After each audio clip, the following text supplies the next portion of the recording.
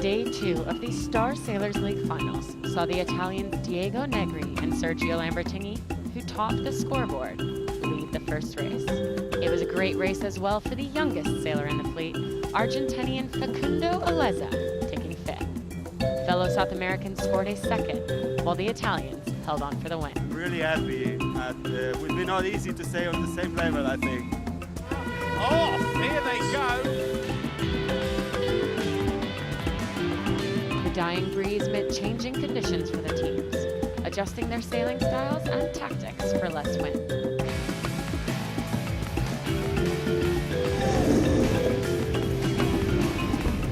That is an incredible sight. 16 Olympic medalists.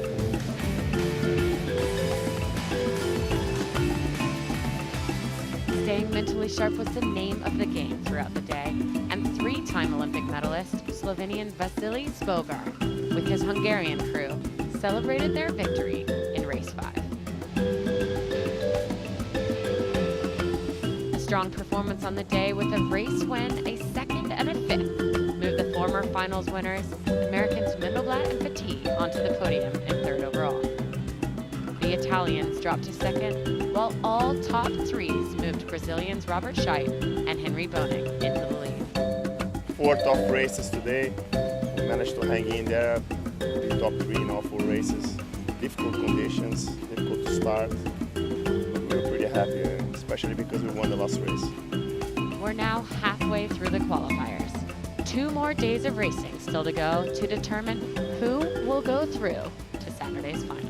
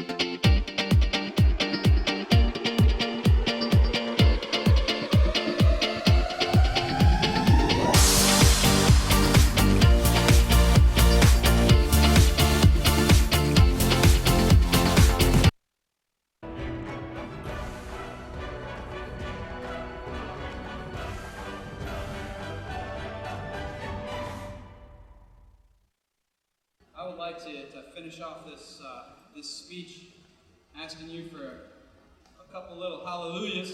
I think we can give a hallelujah for the Star Sailors League. And I think we can give a hallelujah for the sloop sailors. We give a hallelujah for everybody who's been helping us to organize this. And finally, a big hallelujah to you guys. Thank you very much for welcoming us here. And thank you for Mount Calvary Baptist Cathedral for letting us come over here and speak to you guys. Thank you very much.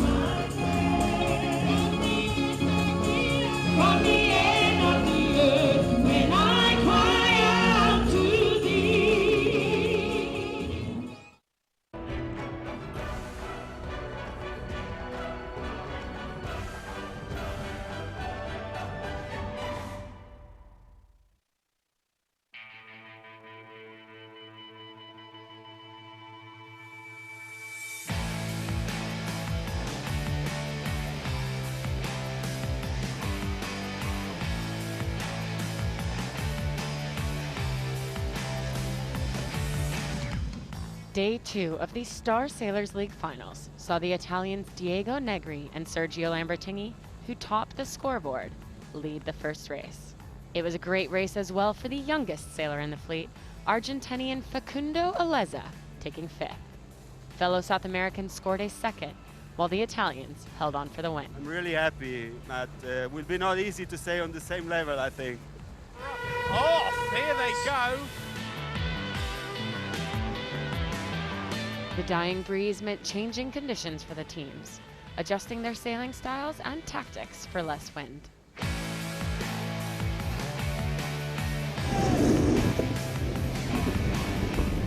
That is an incredible sight. 16 Olympic medalists.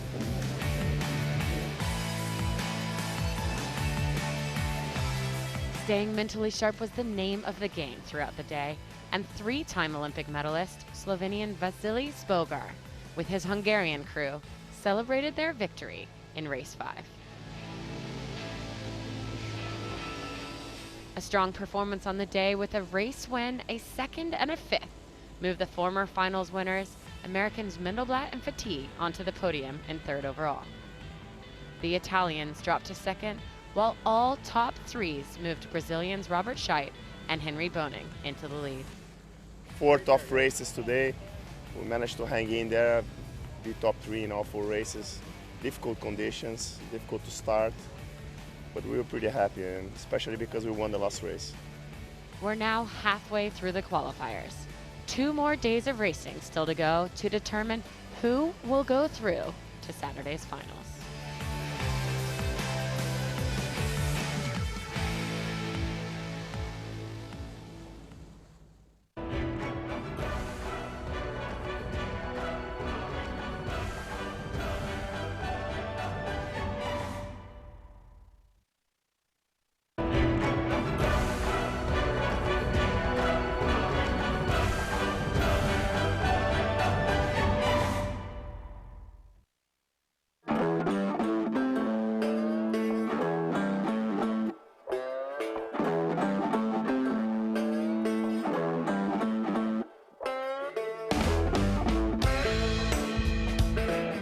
This is Fort Montague. It's the oldest standing fort left in the Bahamas, but it was the 2nd fort built. So the first fort was Fort Nassau, which is on the site of where the British colonial Hilton stands. Fort Montague was built as the eastern defense to the harbor of Nassau. And Fort Montague was 2 complexes. So you have the fort which we're in now, and there was a little battery called Bladen's Battery just to the east of the fort, but that doesn't exist anymore. Montague especially was built because there was a lot of fear of attacks from the Spanish. The Bahamas is very close to Cuba and Florida, which was a Spanish colony, and so there was always sort of this fear of Spanish invasion, especially since this was a British territory. And a lot of privateering and pirating actually was based in the Bahamas, and they would attack Spanish ships and Spanish galleons. So the Spanish was always attacking the Bahamas as a sort of revenge.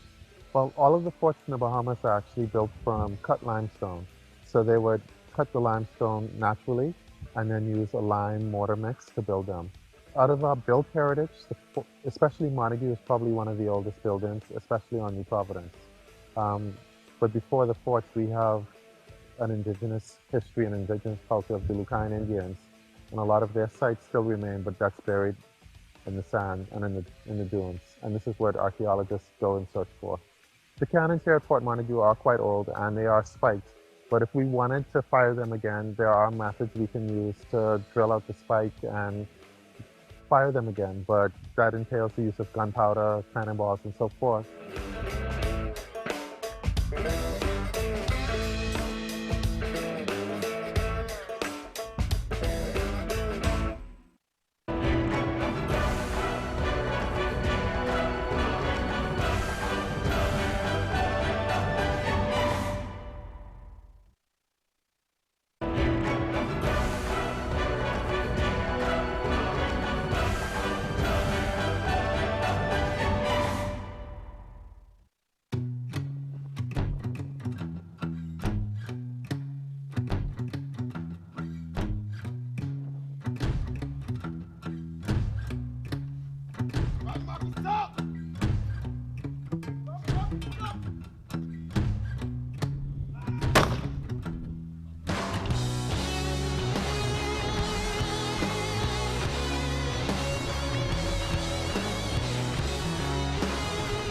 Fort Charlotte is the largest fort in the island. It's actually 3 forts in one.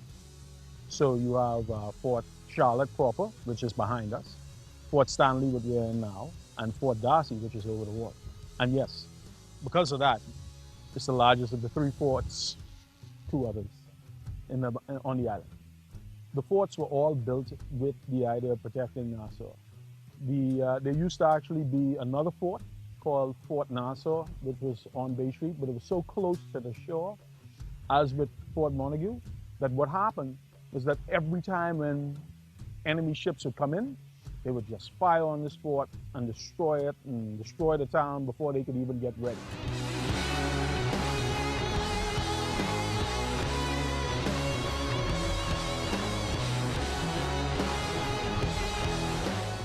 Lord Dunmore built Fort Charlotte and Fort Fincastle.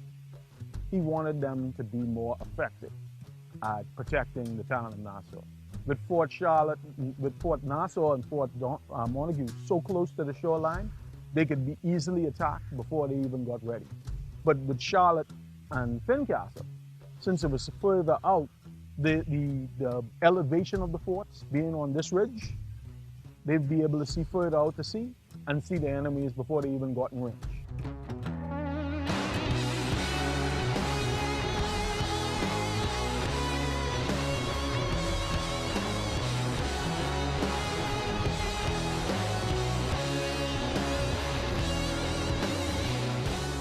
But the strategic point of the Bahamas is that the Bahamas is sort of like when you're giving directions and you use landmarks instead of street names.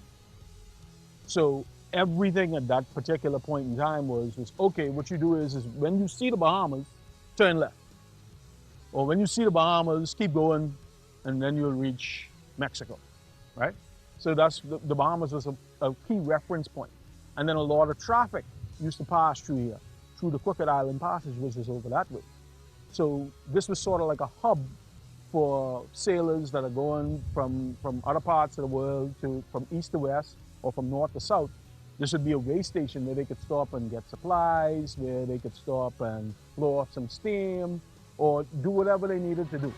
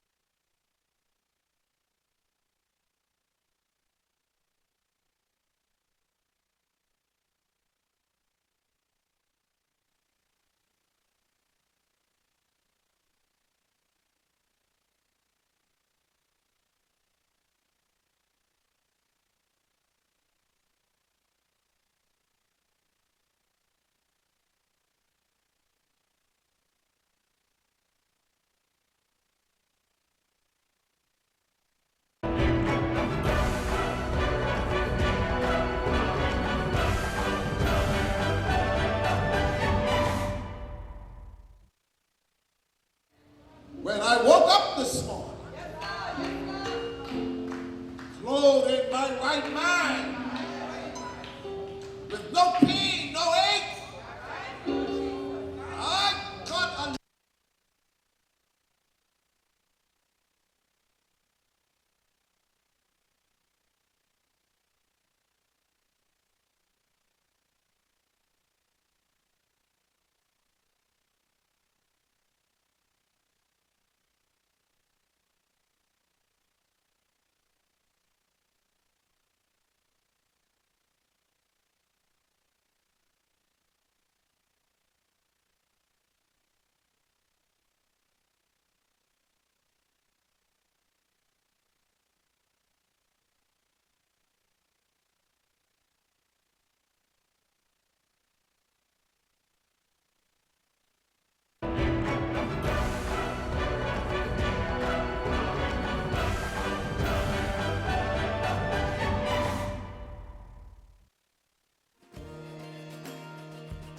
"25 teams, 16 Olympic medalists, 2 America's Cup winners, 2 Volvo Ocean Race winners, 1 World Match Racing Tour champion, 5 days of racing, 10 boats qualify for the final day.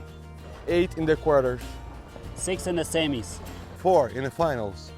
$200,000 prize money. That's our Christmas bonus. Not in my house. With this level of sailors, we're all here to win. And we love this brutal format a lot.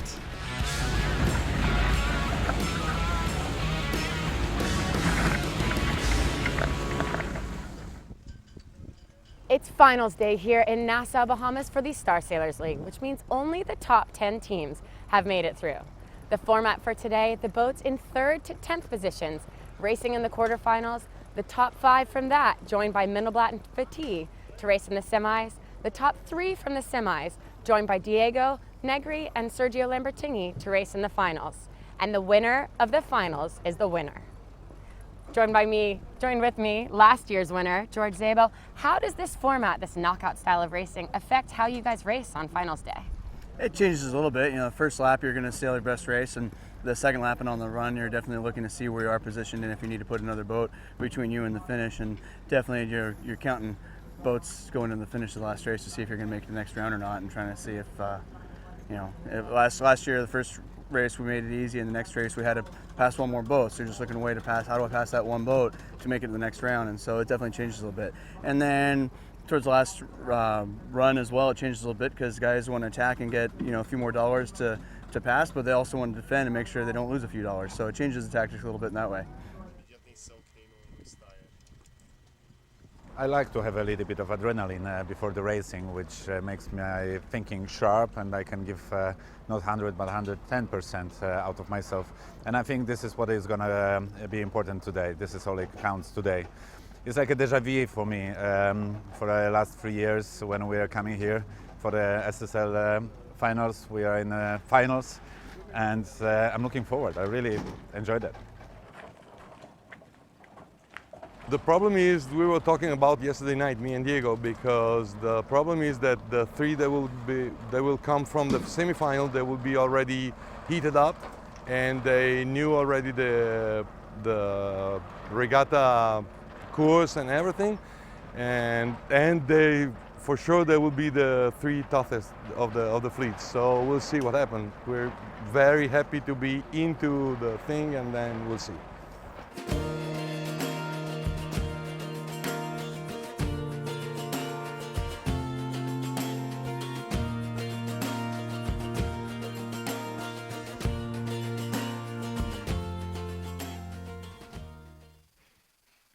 Well, fabulous colours there. Welcome everybody to the Bahamas and the grand final day of the SSL final here.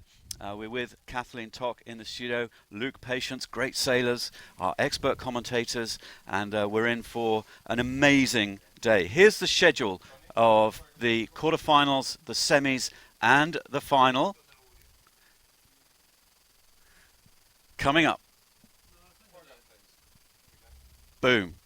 Quarter-final. So, the top 10 have made the final day in the SSL. And in the quarter-final, we have Robert Scheidt with Henry Björning, Shime Fantella with Antonio Adapovic, Rohard and Ponceau, the Frenchman, Kuznedovic and Jitski, the Poles, Polgar and Coy, Ho Christensen, the Dane, with Stevie Milne from Ireland, Zabo and Natucci, the defending champs from last year, and then Stepanovic and Sičić, another Croatian team. So that's the schedule there. Mendelblatt and Fati came second in the round robins, so they get a jump to the semi-final. And then, of course, the Italians Diego Negri and Sergio Lambertenghi get a jump to the final. So we saw them, Sergio and Diego. Everyone had gone out and they had a bit of time to spare, and so they're having their little cappuccinos and psyching themselves up. They're now going out onto the water. That is our live shot through the lovely Bahamian flag and the Star Sailors League flag. Those are the kind of conditions we have out on the race course. And the weather, well, it's looking a little bit like this. 14 knots of breeze from the northeast, little cloudy and probably quite patchy out there, Luke. Yeah, and I actually took a look out this morning, and we can see here behind the shot that these clouds are really having an influence on the racetrack, and there's moments where it's really quite breezy, 14, 15 knots, and then there's big holes. It's going to be the kind of day where you just have to attack the course, I imagine. And once again, it's going to be extremely hard to read, and you're going to be trying to think about the other boats in the course. So a real challenge, and I think that makes for great viewing again. We'll have heaps to talk about, I imagine.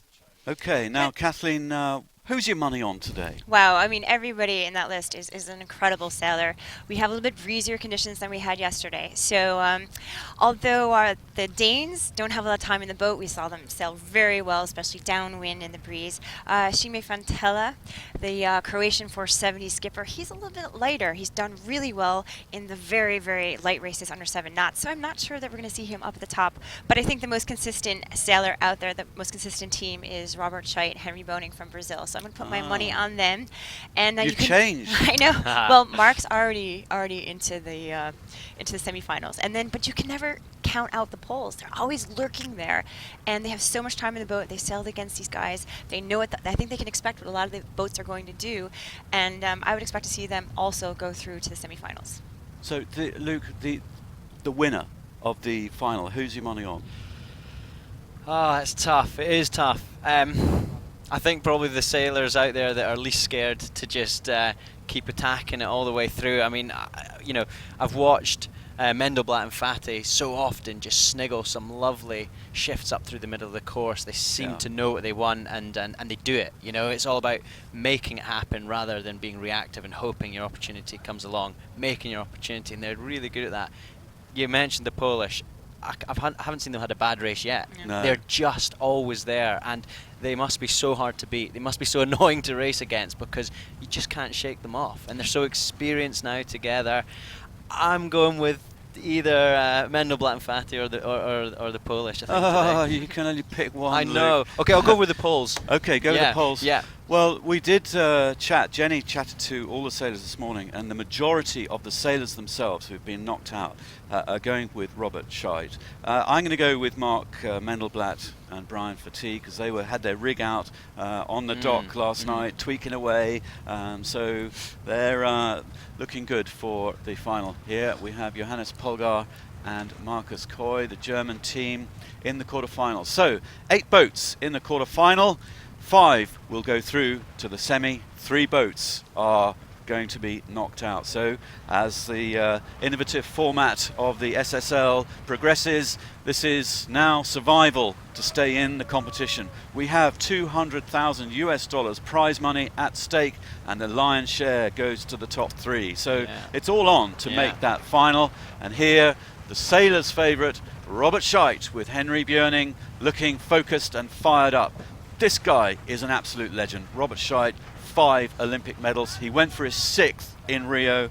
He's a fireball on the water. He stokes himself up. He's a true gritty competitor, and the sailors themselves think that he's going to win this one because he's been here before. Relentless, and just relentlessly wants it, and you can just see it. He was standing up in his boat there. He's looking to see what's going to pay, and I think that he'll be revel in this format as well. Really will revel in it. Well, look at his stats there. He's been ranked number 1 on the SSL leaderboards. Olympic titles, 5 Olympic medals. World Championship titles, 12. That's an astonishing record on its own. And World Championship medals, 17. So Robert Scheidt, he won this event in 2013 with Bruno Prada. Now he's sailing with Henry Björning. And these guys are the defending champs. George Szabo, he's sailing with Eduardo Natucci. And look at George Szabo. Yeah, George Szabo has been sailing the boat. He did an Olympic campaign. He's a world champion, sailing with also an excellent crew from Italy.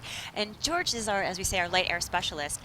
In the first 2 finals we had a lot more breeze in Nassau. He didn't fare as well, but on the late Grand Slam in Switzerland, he won it, and also the finals last year here in Nassau, he won very light regatta. So we'll see how he fares in this breeze. 3, 2, Well, never discount George Szabo, one of the most successful sailors in the short history of the Star Sailors League. He's a winner, sailing with Eduardo Natucci. He just scraped into that top 10 yesterday. He started he did. in 12th By 1 point. yesterday morning, and that dramatic final 11th race, wow, it went down to the wire, down to the line. You can you can watch the replay on YouTube, it's all there, and it was really exciting, that final run. And we were jumping up and down because the point scenario to make that top 10 cut was just ridiculous. And I think that will, you know, talking about the mental state going into today, you know, I think you'd be feeling rather lucky and rather chirpy about your day before, and I can only imagine that's going to allow for a nice, relaxed, loose approach to today, you know, because he was so close to not even being here. That'll maybe play into his court a wee bit with that. We just saw the Croatians.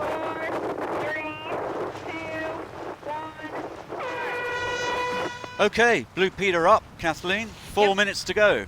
Yeah, we just saw the Croatians on the right-hand side of the screen. They were adjusting their side stays, which are the wires that come off the mast, and it seemed like we know that they're one of the lighter boats out there today. And when you adjust the tension on your shrouds, it means you're a little overpowered. So I don't see any of the other boats doing that. So this team might struggle a little bit in the breeze relative how they've gone yesterday and the day before. I think you're right. You know, having done this in 2014, and it was blowing pretty puffy like this every day, and I was heavily underpowered and really doing everything I could to depower the boat. And like we talked about yesterday, I know from racing Shimei Fantella himself that he loves to tweak the boat, he loves to change, and he'll really enjoy himself today trying to make the boat go fast when he knows he's underweight.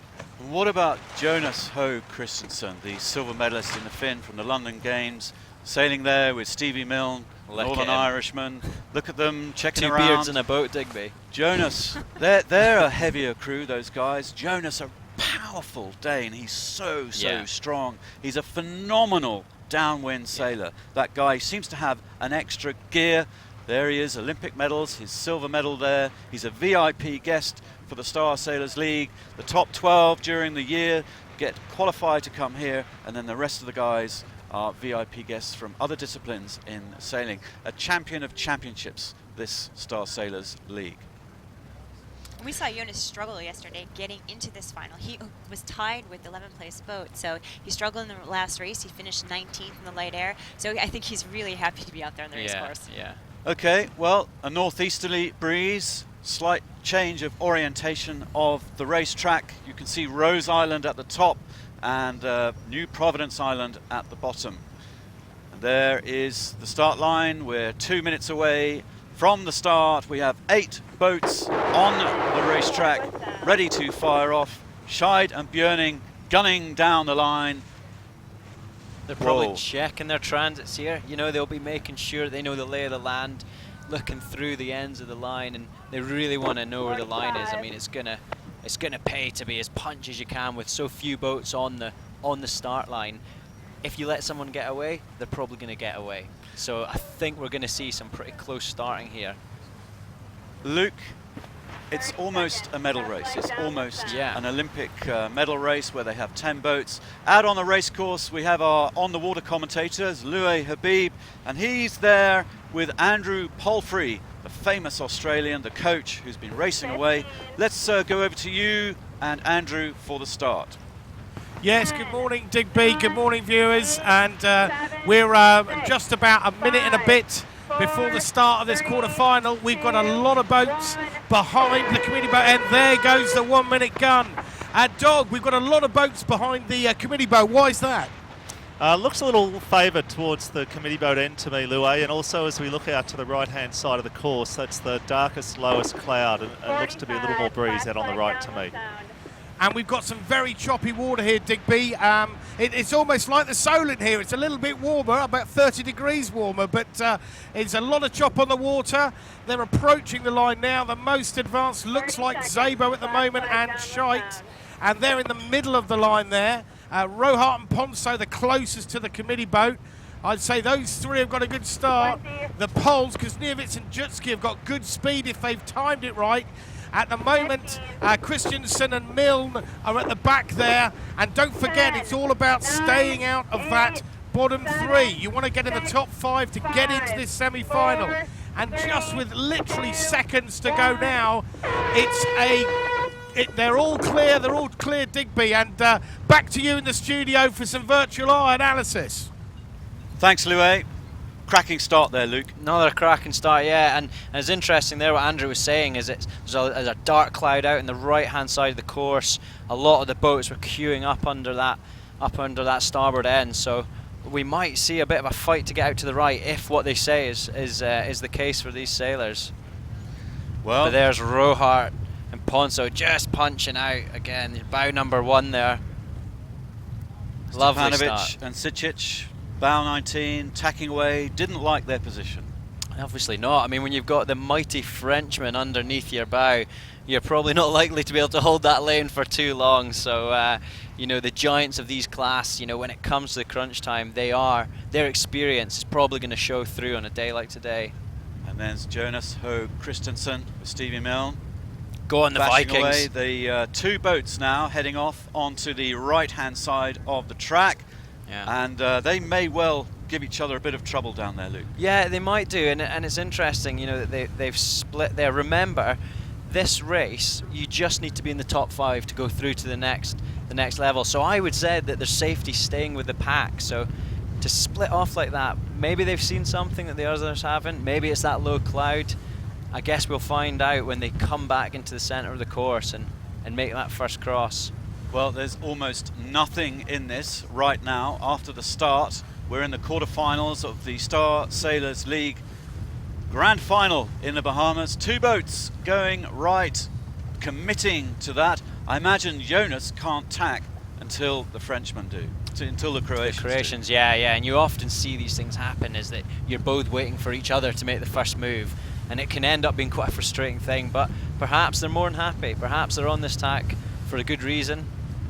Look, it's getting choppy there. You can see the Danes just bouncing through that. This is great. This is Stars starting to light up now, you know, big heavy boat, but boy does it go when it gets going. Well, in the studio we've just been joined by Sam Meach, bronze medalist at Rio in the laser. Sam, you've done quite a few medal races. What can you tell us about, you know, 8 to 10 boats being on that start line? It's a completely different game than they've been racing in all week, so I guess they'll be looking to, well, for me, I'd be looking to try and stay quite close, you know, to the fleet as the bottom couple of boats get knocked out. So I'm a little bit worried for the Danish and the Croatians splitting like that. I'd like to be in the middle of the pack, you know, well, close to the pack anyway, just to stay a bit safer. But we'll see how they come out. Polgar and Coy running that middle course, and that's feels sensible to me, Luke. Well, and what I was just thinking there, it's interesting, you know, they've still got a long beat here. It's I think it's 1 nautical mile we saw earlier, and now that we've only got 8 boats on the track, there's loads of room. We saw yesterday and the days leading up to this, there's no room, you know, and today, you know, look, you can see on the tracker here, you can see on the virtual eye, there's just heaps of space. This will be quite a boat speed orientated race now that sort of close combat kind of tactical sailing is not as dominant as we've seen. Well, Polgar and Coy now coming back into the left-hand group, and I think they're going to be passing behind them because bows 98, 96, the Brazilians and the Croatians, Šime, are going to be crossing ahead. So a little trouble there for the Germans, Polgar and Coy, and our ranking on the left, you can see them dropping to last position at the moment. But Virtual Eye is giving us Rohart and Ponso in the lead, just ahead of the Poles, Kuznierovic and Jitski with Scheidt and Björning. And Šime Fantella, 470 gold medalist, there he is in the running, fighting for survival, Luke, and you know this guy very well. Yeah, and he's doing what, you know, Sam had mentioned there. He's just staying in the pack. He's just making sure he has a chance. He's probably quite aware that his boat speed might, not necessarily, might be down compared to some of these more experienced guys. So if he can just stay close, that'd be a good thing for him. And there he is, just nicely tucked in, surrounded by everyone else. It's low risk sailing. It's quite sensible, smart sailing, I would imagine, for this. Okay, now, Sam, when you're with fewer boats on the racetrack, what general strategies are you employing in these medal-type races? Well, I guess just trying to be in phase with the wind and going the right way on the shifts, and yeah, again, just trying to stay close to the other boats. It looks like the French and the Brazilians have really good lanes there and kind of in control of this race at the moment. Okay. There's the Vikings there. Coming back. Coming back, the bearded lads swinging it down. We've finally seen them back on starboard now, so this will be interesting to see how much they might have either gained or lost as Ho Christensen and Milne there back on starboard. You can see Steve really leaning into it. Yeah, two big boys in the boat Yeah. there, so they'll be going quick. I would imagine so, yeah. And they talked last night. I was having a conversation with them, and they were thinking, I hope it's breezy tomorrow. You know, the more the better. And so I think they'll be happy that the boat's overpowered and that they're really having to lean into it. Coming into their own. Yeah, quite possibly, yeah. Well, at the moment on the leaderboard in this race, they are in final last position. So they've got a lot of work to do, and we'll see virtually how this is going to pan out and whether their right-hand tactic is going to pay off. But we can see our live shot there, all the boats on the screen, the poles poking away ahead with the Frenchman, but Szabo and Natucci are also in this game. Tell you what, we're seeing again, even though all these lanes are clear, we're often seeing this lead changing again. And there's the Frenchman, just ducked the poles there.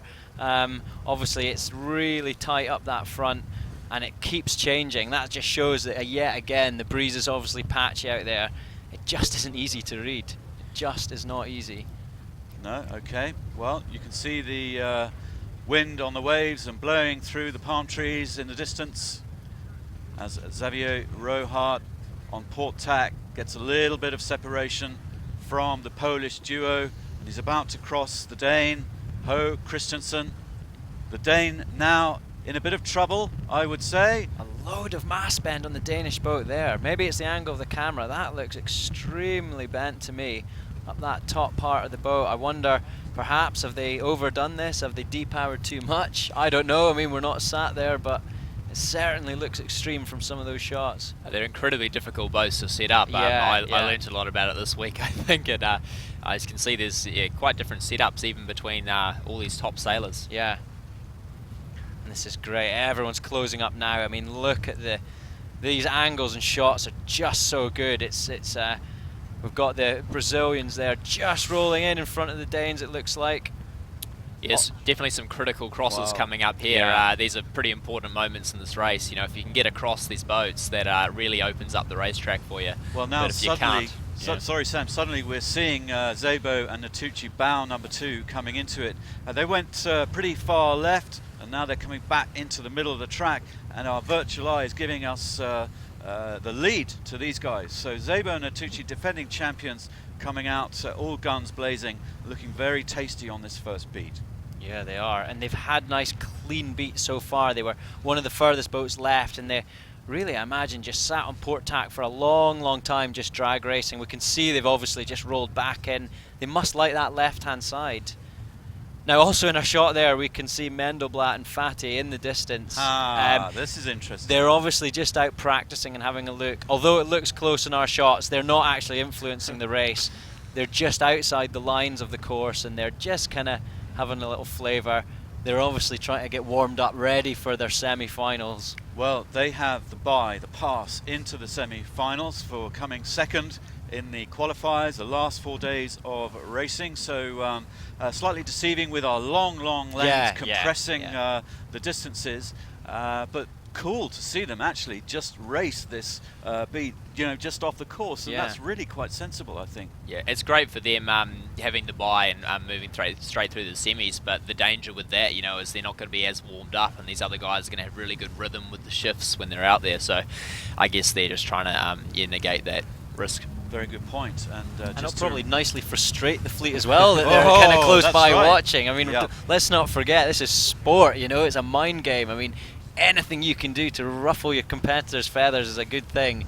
We're not here to make friends, we're here to have a good race and hopefully go home with that prize purse. Yeah, well, top prize, $40,000 US.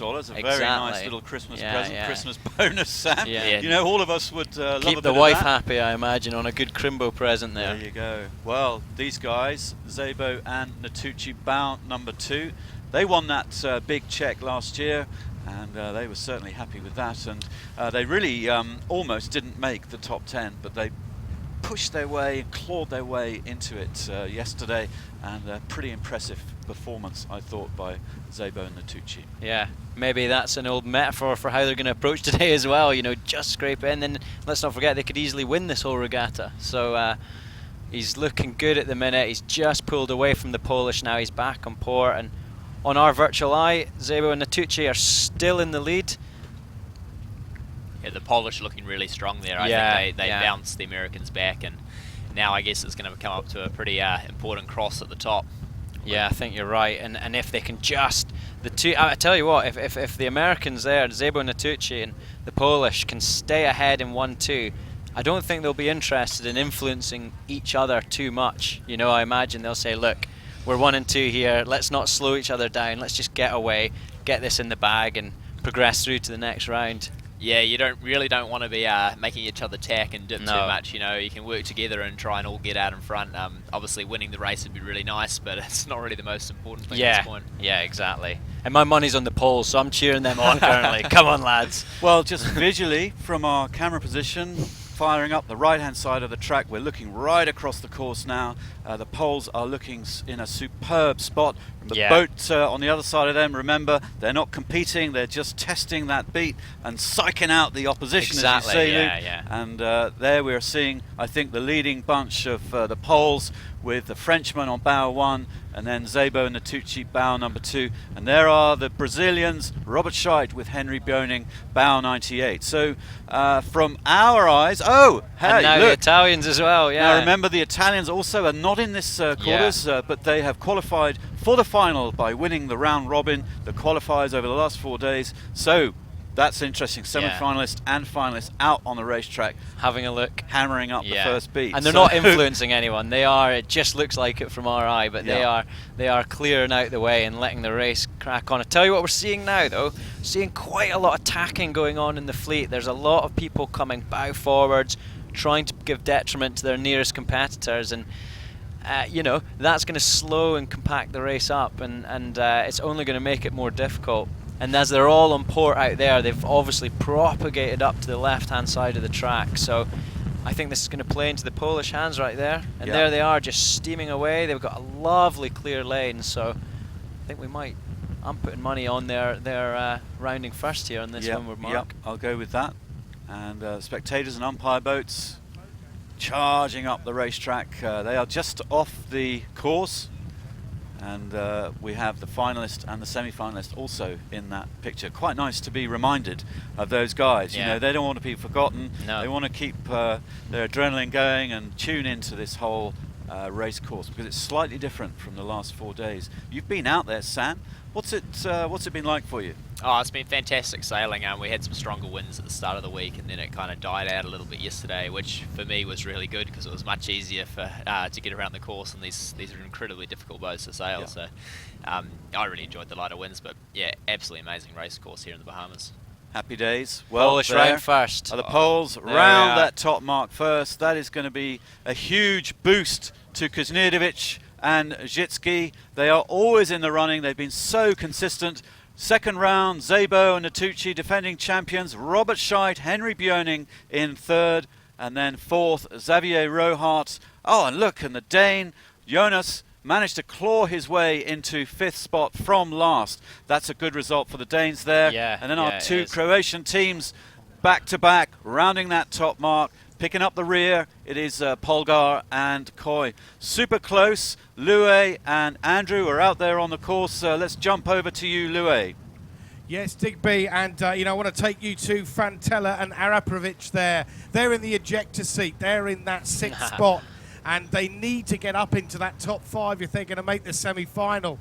I've got Dog with me here, and he was looking at the strategy coming in there. Dog, what can you tell us? Oh, it was interesting, you know, and I think a lot of the gain in the left was due to the flatter water under the lee of the island. It'll be interesting here to see if the boats that do jibe earlier, if they can get out into a bit more waves. Yeah, thanks a lot, Dog. And back to you in the studio, Diggers. Thanks, Lue. Well, we are seeing an interesting battle here with Šime Fantella, the Croatian 470 gold medalist, battling away against his countryman, the fellow Croatian Stepanovic and Sičić. So the two Croatian teams in that ejector seat at the bottom of the table, fighting amongst each other, trying to overtake. And Šime, just a marvellous sailor, and Stepanovic looking like they just glided past and rolled them. Oh, yeah, it's all pretty close in there. I thought there might be a bit more of a spread, but I guess with just 8 boats in the fleet, you know, coming into that top mark, it all compresses and it's all on for this downwind now.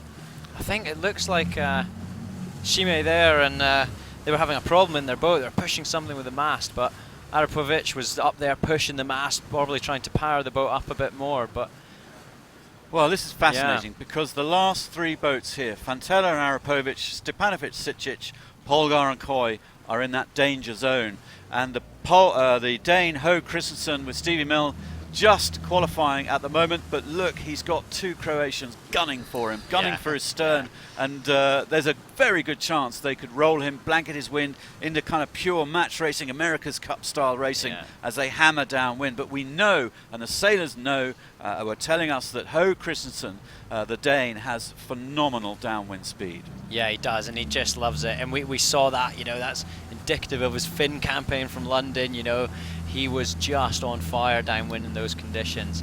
You know, this is what we're seeing today, and here we now are on the poles. They're out in front at the minute. I imagine feeling pretty calm at the moment. You know, they've got the jump they need. It's a lot of meters back to that 6th spot for them right now. So they've done a grand job into the start of this, and you can really see Mateus rocking him. Look at that, pulling that huge mainsail. It takes raw power. Yeah, that mainsail is very heavy. Yeah. And so when the breeze gets up like this, yeah, he's going to be working hard. And by the 2nd or 3rd lap, you know, he's going to be really, really tired. Yeah. It just looks great. I mean, look at the influence they're having on such a big boat. It just shows the power. It's really, really nice sailing. 7 knots, the fastest we've seen them all week. So the final day of the Star Sailors League final, the 5th day of the championship into the quarter semis and finals, giving us the strongest breeze and the best conditions. And I wonder if Szabo will have a little difficulty today in the stronger breeze. Possibly. I mean, he's been spoken about as the light wind specialist for so long, and but you know, you've got to be good at everything, so we'll see. You know, maybe perhaps downwind here. He's out on his own there, right up at the top of our screen, and he's still going pretty quick. So he's maybe out in the overtaking lane on his own. You know, hoping for a nice passing move. Well, Scheidt and Björning there, bow 98. Smashing downwind, Robert Scheidt with Henry, Robert on the helm at the back of the boat. Look, he's never stationary. Wow, it's phenomenal sailing this, Sam. Yes, he's super smooth. I mean, I think Robert's pretty quick downwind in any boat he sails, and yeah, to watch him in the Star is really, really cool. Yeah, so smooth, and look, they're both working together on the main sheet. Yeah. Crew coming back to lend a bit of a hand. Yeah, exactly. Yeah. It's obviously pretty windy, you know, but getting the crew back there in the boat. So yeah, it's really neat to see them working. You can see the effort these guys are putting in. You can see Robert taking huge lungfuls of air, you know, and then pulling that massive main sheet in, rocking the boat in rhythm, looking behind him. This is a great picture. It's quite a unique style they've got going on here as well. I haven't seen another team working together in the same way as Sam pointed out. Look, there Björning is on the main sheet there, helping Robert do it. It's just making it as efficient as they can do. And as we've been watching, Robert Scheidt and Henry have moved up into 2nd position. Kuznerovic out at the front in 1st. Szabo and Natucci in the same shot just beyond the Brazilians. You can see Eduardo Natucci standing by the mast, the more familiar spot for Star Cruise, as George Szabo begins to work his way back into the middle of the course for the downwind gate. Oh, now there our virtual eye is showing a half his distance is gone. I mean, earlier he was up at 32 meters clear, so Scheidt and Björning have really closed him in, and I imagine it's starting to make him twitch a little bit. And we saw how hard Scheidt and Björning were working, a unique style. So perhaps they've just, as you said, he's so smooth downwind, they've just found something nice there. Here's a question for you, Sam. Andrew Palfrey, Dog, who's been crewing the gold medalist Tom Burton during the week, now out on the racetrack, says it was a little bit flatter. He thinks it's a little bit smoother and flatter towards the island side, the further side. Do you think that makes a difference downwind?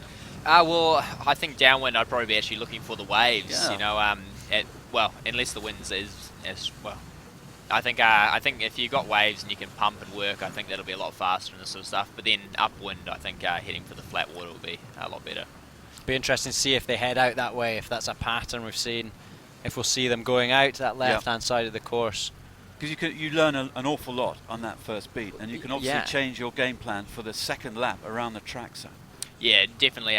You try and take as much information from the first beat and then get it right on the second.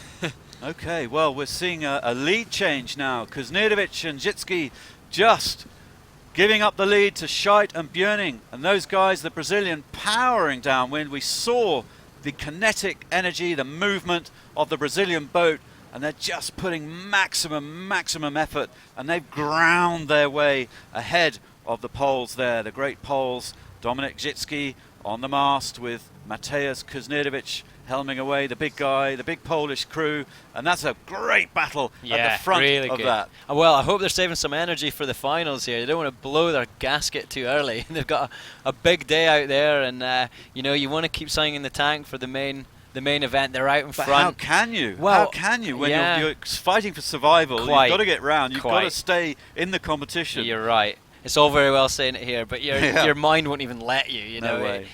race every race run like it's your last here, and they're obviously doing that. And you just see the work rate of those Brazilians that's really paying dividends. You know, Yeah. they're going really hard, and obviously they've just had a fantastic run down here. I can see Robert talking a lot there. They're Yes. obviously communicating heaps, and I don't know if they're deciding about what mark to go to or if they're talking about their style, but there he is rolling into another jibe. Seems a well thought out execution right now, and they preyed upon the Polish and have taken them. It's good. It's so cool. Well, out on the water we have Louis and Andrew Palfrey. Louis, what a great battle at the front at the moment. Yeah, absolutely. And I'll tell you what, Robert Scheidt's been suffering from a head cold. He said he was feeling a lot better this morning. And I tell you what, he's looking a lot better this morning. So fantastic. 4 boat lengths he's pulled back there on the Polish.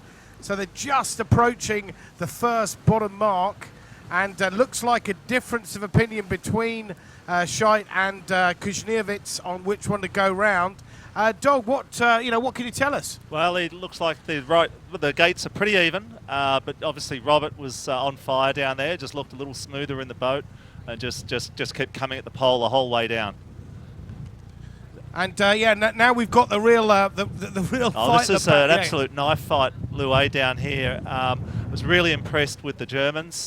They took a low road out of the top mark and made that work all the way down, and the French also worked aside. And coming into the bottom mark, owning that left turn mark was really important. But super close, and I'm really impressed with the Croatians, the way they hung in down there. So, but obviously a whole lot of pressure on them now. Okay, we've got a split in the fleet. Back to virtual in the studio, Diggers. Thanks, Louis. 3 boats heading left up the track and 5 boats heading right. We can see Fantella. He had to tack away. He was getting into some trouble there.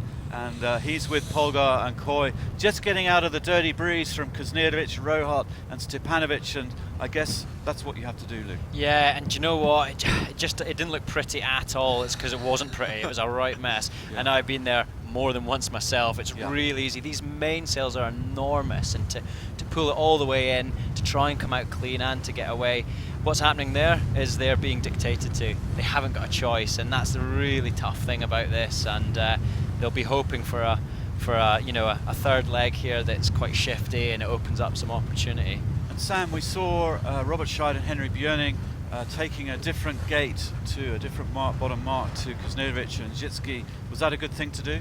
Oh, for them it's good. They'll want to try and keep in control of the fleet and go with the bulk for this race. I think from now on. And for the Poles, it was good to go to the other one just to get a bit of clear air and not be dictated to, like you're saying before. Okay, well, Jonas Ho Christensen, who had that phenomenal battle at the 2012 Games between him and Ben Ainsley.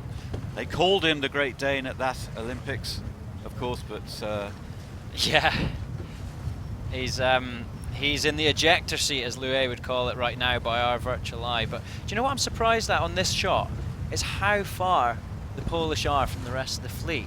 I mean, I hope they've seen something we haven't, but it just seems mad to me to be that separated when all you have to be is top 5, and here they are way out on their own.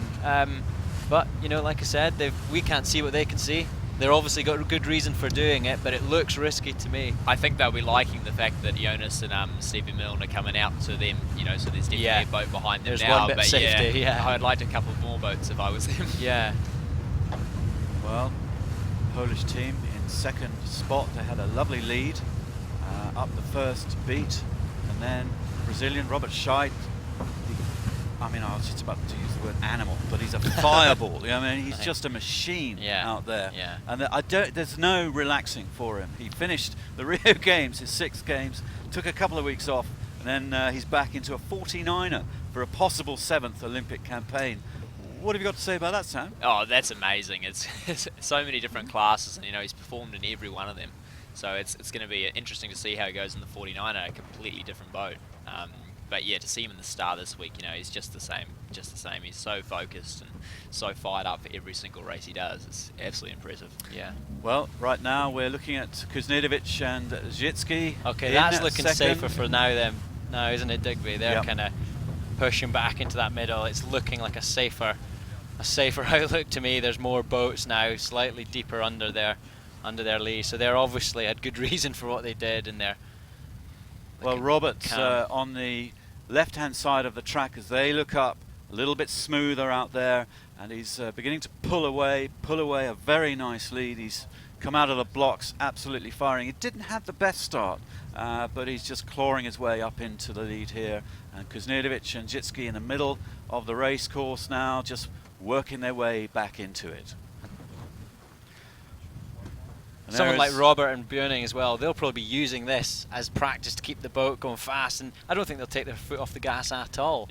They'll be thinking, right, well, we can keep tuning the boat, keep understanding today's conditions, racing it hard, and even though they're out in the lead, they'll be using this to try and pattern match ready for the next race.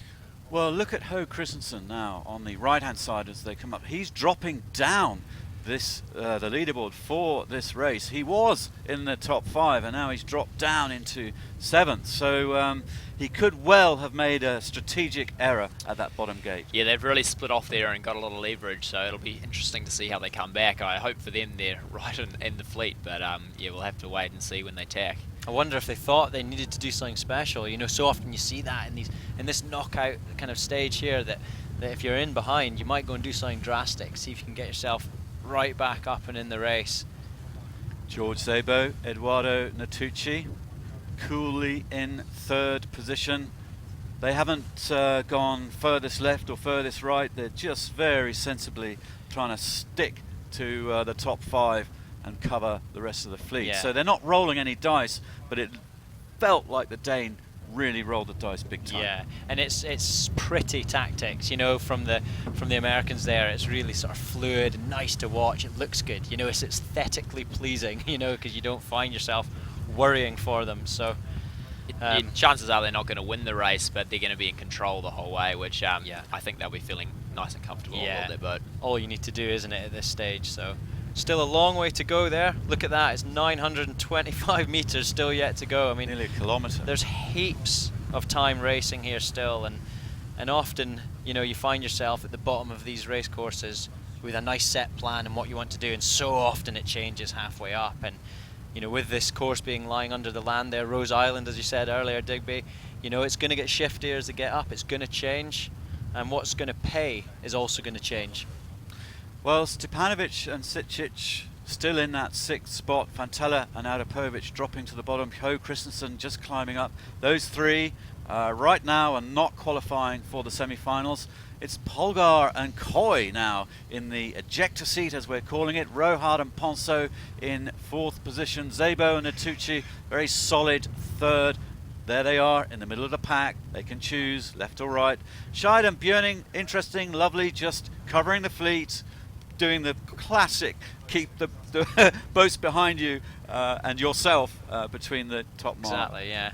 Got their shepherd's crook out, don't they? Just getting that flock where they need it to be. Good description. Stay between them and the mark, and you should have an easy ride. Well, there we see Stepanovic and Sičić in 6th spot, battling away with their fellow Croatians. Jonas now at the far side, tacking onto port with Stevie Milne. They've dropped again, haven't they? They're now on our virtual, dropped into 8th place overall. So Ho Christensen and Milne really need to do something now. They'll probably be hoping for quite a few shifts, open up that track for them, create some more options. But yeah, I imagine it's feeling pretty tense in that boat right now. Yeah, these bottom 4 boats, are going to be super close, and it's going to be one hell of a last leg. Here we see virtually the big picture. It's such a great tool, Virtual Eye. You can really understand what's going on the racetrack. Yeah. Who's ahead of who's taking the right and the left. Szabo and Natucci now striking out towards the ley line in the cone, just underneath that top mark. Scheid and Björning looking really tasty on the left-hand side with good speed, and the boats behind them. Kuznirovic and Zhitsky drop down to 3rd now. Szabo and Natucci here, bow number 2, just climbing up into 2nd place. So clearly they have a nice gear and a nice mode. Yeah, and we've just given the poor lad some jip about being a light wind sailor. And here he is absolutely launching himself with Natucci back into this race, back up into a 2nd place spot. So, he's put that to bed, talking about light wind sailing, which is nice to see. Rohart and Ponso there. Again, they seem to be in that position like they were in the overalls, just in a nice, safe manner. Every boat's on port, incidentally, at the minute. I'm wondering if perhaps they're in a left-hand shift at some point. Has it just happened? I mean, there's Szabo just tacked over, but we've seen the whole fleet on port up to this point, so there's obviously been a change on the race course that's influenced every single one of them. I'm a little worried for the Americans here, actually. I think with the leaders going over to the left, I think they might have seen something, and the Americans got a little bit far right, in my opinion, there. So I think it's going to be quite tight for them at the top. Yeah. Well, let's get an opinion from Louis and Andrew out on our TV chase boat for an update of what's going on the racetrack, Louis. Yes, indeed, Diggers, and deja vu. We were just literally talking about a left-hand shift just before Luke was asking that question. A lot of cloud coming over Rose Island. Let's hand you over to somebody who really knows what's going on. Dog, what do you see? Yeah, it's interesting, Louis. It's a really interesting racetrack, and it looks like the flat water in the left side to me is a big factor. Every time someone goes left, they gain. Okay, yeah, the Danes look a little buried there. They started off on the right-hand side, probably got out of shift, Diggers, and that's put them back down the pack. Back to you in the studio. Thank you, Louis and Andrew. Andrew Palfrey, who's been competing in this competition over the past 4 days with Tom Burton, grand Australian crew. They had a stellar result yesterday, a couple of wins so far. Steep learning curve in these boats, Sam. Oh boy, there's so much to learn. And I guess we already had a few days, but yeah, towards the end we started to kind of get the hang of it. And one of the coolest moments of this event actually for me was in the last race we rounded the top mark just in front of the Australians. Beautiful. We had a little bit of a lead, and I looked back and kind of waved to Tom, and he was pretty stoked. To be out there yeah, oh that's wonderful. Unfortunately everyone caught us up pretty quick, but it was a nice moment while it lasted. Well, we were waving the Antipodean flag yesterday and enjoying that moment as well. And I hope you're enjoying this. If you're at home, at work, wherever you are, watching the Star Sailors League final. This is really the showpiece of this whole movement here. It's the quarterfinal where the top 5 go through to the semis, where they will meet Mendelblatt and Fatih with 6 boats in the semi, and then the top 3 will go through to the final where they will meet the Italians. So plenty more sailing left. We're going nearly at the top mark in the second lap. They'll have one more leg downwind to the finish. Ho Christensen, interestingly, climbing up into there. 6th spot. So the Dane with the Brit making a charge. The 2 Croatian boats are in trouble at the moment. Shimei Fantella, the 470 gold medalist, never sailed a star before, jumped in and has made the quarterfinal, made the top 10 cut. Phenomenal result for Shimei. That's just unbelievable. His goal coming into this was to be top 10, and he launched himself up to 4th there, and I imagine him and Antonio are just really happy with how that's gone for themselves. Really happy. Well, back to the race leaders. Robert Scheid with Henry Björning about to round that top mark. Robert looking behind him. Thank you very much. There's Yeah, everybody. That was a Nobody clean ahead. beat. And it's interesting to hear Dog say that every boat that's been getting left has been paying, you know, and Sam mentioned it there that Szabo there was maybe in a bit of trouble. He'd got himself slightly further to the right of a lot of these boats and made a loss. So obviously that top left is now shown twice now to be a good place to be, and I think we might see that pattern throughout the rest of the day and hopefully see a good fight out towards the left. There's the Polish background in second again. Just yet again, steady Eddie. So hard to beat. There they are. They are always in the mix. Yeah, it's great. It's not easy to do that, No. you know, and it's often overlooked because you're looking at winners or, you know, but they're always there, and that consistency is the key to this sport a lot of the time. Szabo and Atucci round in third, Rohart and Ponso fourth, and the Germans now coming into their own in fifth spot, qualifying at the moment for the semi-finals. So that's great to see Johannes Polgar and Marcus Coy leading, flying the German flag, and at the moment in fifth spot, qualifying for the semis. And really now we're into the danger zone. Ho Christensen has clawed his way from the back of the fleet, so that tactic obviously paid off. Yeah, it did, but the problem for them is there seems to be a bit of a gap to the guys up in front, so I think they might be defending the whole way down this run from the two Croatians, chasing them down. They're really going to be hoping that the three boats in front of them slow each other up and allow the Croatians and the Danes to get back in the race. And it's certainly something that you would see. You know, that's so often the case. As you slow each other up, the guys behind can get an opportunity to come back in. Final leg here. I mean, it's going to be all on. They really are going to be looking to make this work now. You can see Tonchi there jibing away, just trying to get some leverage and do something different. You know, they've got to make quite a big move to catch up here. So, yeah, they'll split and hopefully one of them comes back, I guess. Yeah, why wouldn't you? Yeah. Well, Shimei on the helm there. Shimei Fantala, 470 gold medalist. Come straight from Rio to here to compete in the Star Sailors League in the Star for the first time. Phenomenal result for a VIP guest, really to make the top 10. And he's working for his life now. Wow, him and Antonio, they've really had a great experience. You know, I know Shimei's loved the boat, and they've been doing a bit of training back in Croatia, getting ready, which in my mind is cheating. That's not the point of being a VIP. You come in and do it day one, but there you are. It's clearly paid off for them. Yeah, both Tonchi and Shimei seem to know exactly what they're doing out there. I think, I agree, a little unfair doing that training before exactly. if you're a VIP. Yeah. Yeah, it's definitely helped them, and they seem so comfortable out there. Yeah, and they're working quite well together. And you know, as we see it, you know, physically, for not having spent much time in the boat together, they really seem to be in tune with each other, and they've got this dialed, especially for a boat that's so new for Shimei anyway. And great boat handling there through the jibe, getting going so quickly. Yeah, and working hard. I mean, we're just seeing this from all the skippers have got that main sheet in their hand. They're really having to rock the boat, pull it with the help of the crew, who's really timing the rock of the boat in these waves. It's so important that the crew's job in this weather. It's so important that they rock the boat, make sure it's flowing all the time. And especially with a 470 helm, you know, it's going to be a little bit lighter. It's really important that both the crew and the helm are in time, because being a lighter guy, you're not going to be able to move the boat. So you really need that crew to help you out. Well, Fantella Adapovic bringing up the rear, fighting for survival, as are Stepanovic and Sičić Tonči. Stepanovic from Split, he was the silver medalist in the road, just pipped you on that podium, Sam. And there they are, fighting to stay in the competition.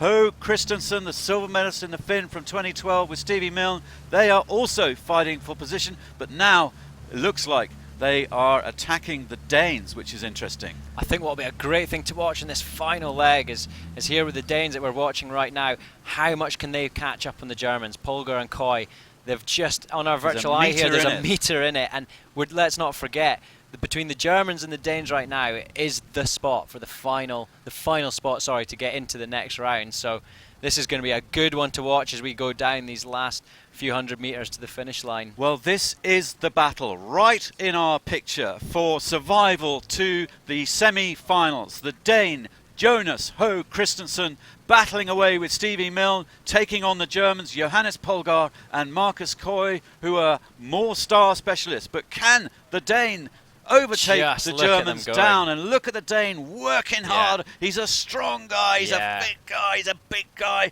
and he's an absolute animal. He's Yeah. a Dane, he's got that Viking, he was built blood for this. firing through his veins right now. This is a cracking battle. Lue and Andrew out there on the water. How cool is this? Oh, it's just completely amazing. I mean, this is one hell of a battle for that ejector seat. I do not have the strategy, but I tell you what, I know somebody who does. Dog, tell us about the strategy with that early jibe on the Dane. Well, you know, as we said, it's gain to the left upwind of the flat water, and it's the opposite downwind. You know, the first boat out into the bumpy sea there's an advantage there. And there's a little more breeze coming from the right-hand side. We can see it's right shifted wind, looking like they may even get down to the finish in one. So I think I'd rather be on the Danish boat right now. But nevertheless, the Germans, totally different technique, and they're actually going pretty good. Like it's you know, they're a bit smoother in the boat, and it's not like the Danes are sailing away with it. So. The Croatians are behind Jonas. I'd say Jonas would prefer that the Croatians weren't there, because that's affecting his ability to sail totally free. Thank you very much, Dog. It's a fantastic battle for that 5th and final spot for the quarterfinals. Back to you in the studio, Digby. Thank you, Lue and Andrew. Well, good point that the Germans, Johannes and Marcus, are in clear air behind, as we say. Yeah. And if we just pull out a little bit, we'll see who is behind the Danes there. It's the two Croatians. Oh, wow. Now, this is interesting. Virtual giving us the Croatians taking a middle spot there through the middle. And I think Virtual is a little lagging on the Danish boat. There they go. There they go. Yeah.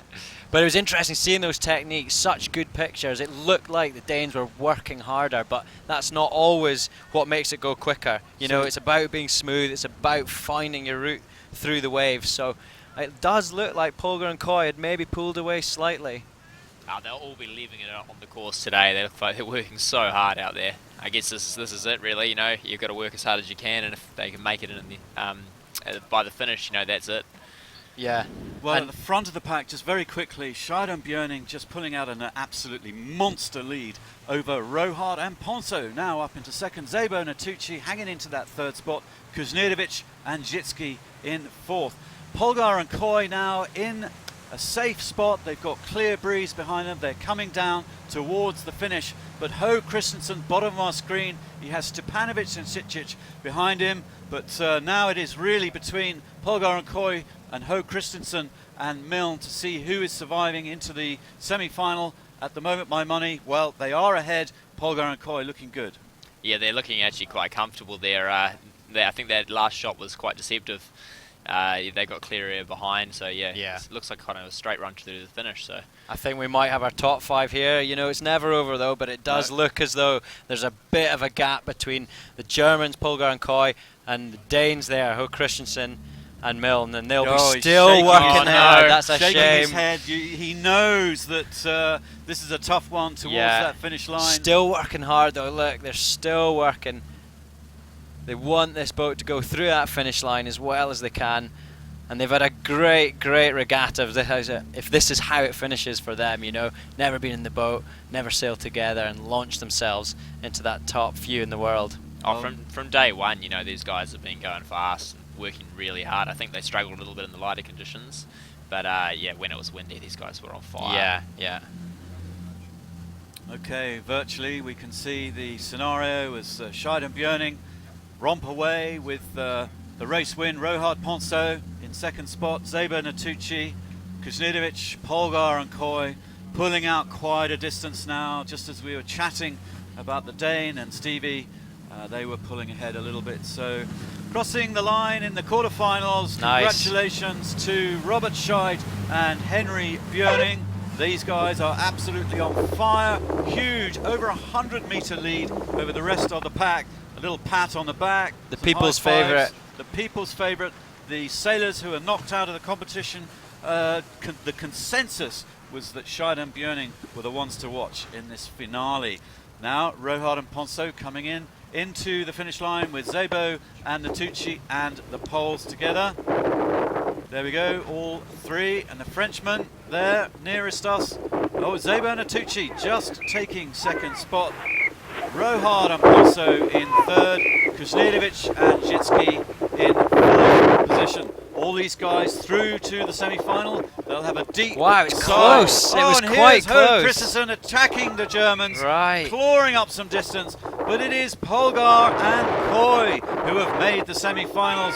Oh, look at Jonas. That's anger coming out. thumping Yeah. the deck there, Luke. Yeah, and I guess they'll just be frustrated. They might have only needed another 100 yards to try and create that passing move. I don't know if that was disappointment there. I think it probably was, wasn't it? So Stepanovic and Sicic coming through, and then Šime Fantella with Antonio Adapovic, the two Croatians who made the top 10. Well, they made take a the bow. quarterfinal. Yeah. We will all take a huge bow to those guys, because just qualifying for this quarterfinal, not easy, Sam. Oh, I mean, they've sailed so well all week. Obviously, frustrating for them not to make it through to the semis, but yeah, I think when they look back, they'll be pretty proud of what they've done here. There's a close-up of the angry Vikings there, and they were disappointed with that in the end. But again, yet another VIP that has just launched themselves into top 10. And as you said, you know, it's not easy just to even be in this final stage of the regatta. So I imagine once they come back, settle on it, have a beer, go, well done. That was a good regatta for us. Wow. Polgar and Coy there. Marcus Coy, the big man, Yeah. just sighing a huge breath of relief, almost. Yeah. With Johannes Yo-Yo. And Johannes, he's works for Audi, so a bit of sponsorship for him. But he's Good got on a him. smile on his face there. Yeah, smiling. He's a lot, always a thinking- smiler, that boy, isn't he? Yeah. Loves that's it. My goodness, that was by Yeah. the skin of our teeth just Exactly. getting through there. Let's not do it like that again, is what I imagine they're saying. Let's give ourselves a bit more wiggle room next time. But a great run for them, and what a great thing to see, how hard the two boats were working, but how differently they were working down that last run. And as Sam said there, that's not often about how hard you work, it's how smoothly you can do it and pick your route through the waves and just make it all flow and happen. Well, they picked a very nice route downwind, Sam, because they didn't have anybody behind them, so they had nobody blanketing their wind, and that could have been the secret. Oh, tactically, they looked like they did a great job there, and yeah, they really made it work. Even maybe they weren't expending quite as much energy as the Danes. They were smooth and tactically sailed. And look, there was only 6 seconds in it in the end there. Polgar and Coy on plus 48 from when Scheidt and Buening finished, and Ho Christensen and Milne just 6 seconds behind. You know, after a 45-minute race, it's not an awful lot. So and close. a minute between top to bottom, so very, very close racing in the quarterfinals. So there we have it. There's the quarterfinals. The top 5 going through to the semis. They will be meeting Mark Mendelblatt just in just a few moments. Just for a little recap and some observations, back out to Louis and Andrew on the race course on our TV CAT. Yeah, just a fantastic race there for that 5th spot. Robert Scheidt looked fantastic as well right out the front, but what a battle, and that just shows what a great format we've got here. You know, the real fantastic, you know, real adrenaline pumping battle, and that was just for fifth spot. I hand you over to Dog. It's the first time you've seen this competition, Dog. What's your analogy of it? What do you think? Oh, it's a great format. You know, I think it just builds to the finale in a really good way, and the races are interesting from back to front. You know, as you could see the cutthroat nature at the back of the fleet. So quite often we're looking towards the back of the fleet more to the front of the fleet because that's where it's quite interesting. But it was look, it's a very tricky racetrack. Lots of decisions to make, and what was interesting for me there was the smoothness or the contrast of the two styles downwind between the Germans and the Danes. The Danes obviously very, very physical, but the Germans were smoother, and looked to me they were linking the waves together better. So you know, less up and down in their boat speeds, but a more constant speed. Yeah, and we saw Stevie Milne there with Ho Christensen going through the line, and he was probably muttering some Anglo-Saxon. We saw him put his hand up there. It really means a lot to these guys. It does, yeah. Oh, for sure. There's there's a lot at stake. You know, there's personal pride. There's prize money. I think Stevie's probably overspent most of his winnings already in the casino, you know, so there's a little bit of that factor as well. But you know, it was interesting too, Louis, that the top 5 there were the more regular star sailers, and I think that as going down that run, that was showing out. Okay, and then just talking about the conditions here, we have got. Louis, sorry to cut in. Forgive me, but we have Jonas Ho Christensen on the line. Apologies, Louis, but it's quite hard to get these guys on the line. But here's Jonas. He's got the microphone. He's with Stevie. Jonas, we were getting incredibly fired up. Probably not as fired up as you on that last downwind run, but it was just about 4 seconds or so between you and the Germans in the end. Phenomenal performance. Thank you. Of course, I mean, we gave it everything we had on that last run. Big thanks to Steve. He worked his ass off, and we just missed out a little bit up that second beat in the beginning, and it was just a little bit too much distance to the Germans to make it back up on the run. Okay, we saw you round the gates on the second lap. Just at the bottom gate, you took a right-hand side, and that looked quite difficult for you. Was that a tactical error, or did you have to do that?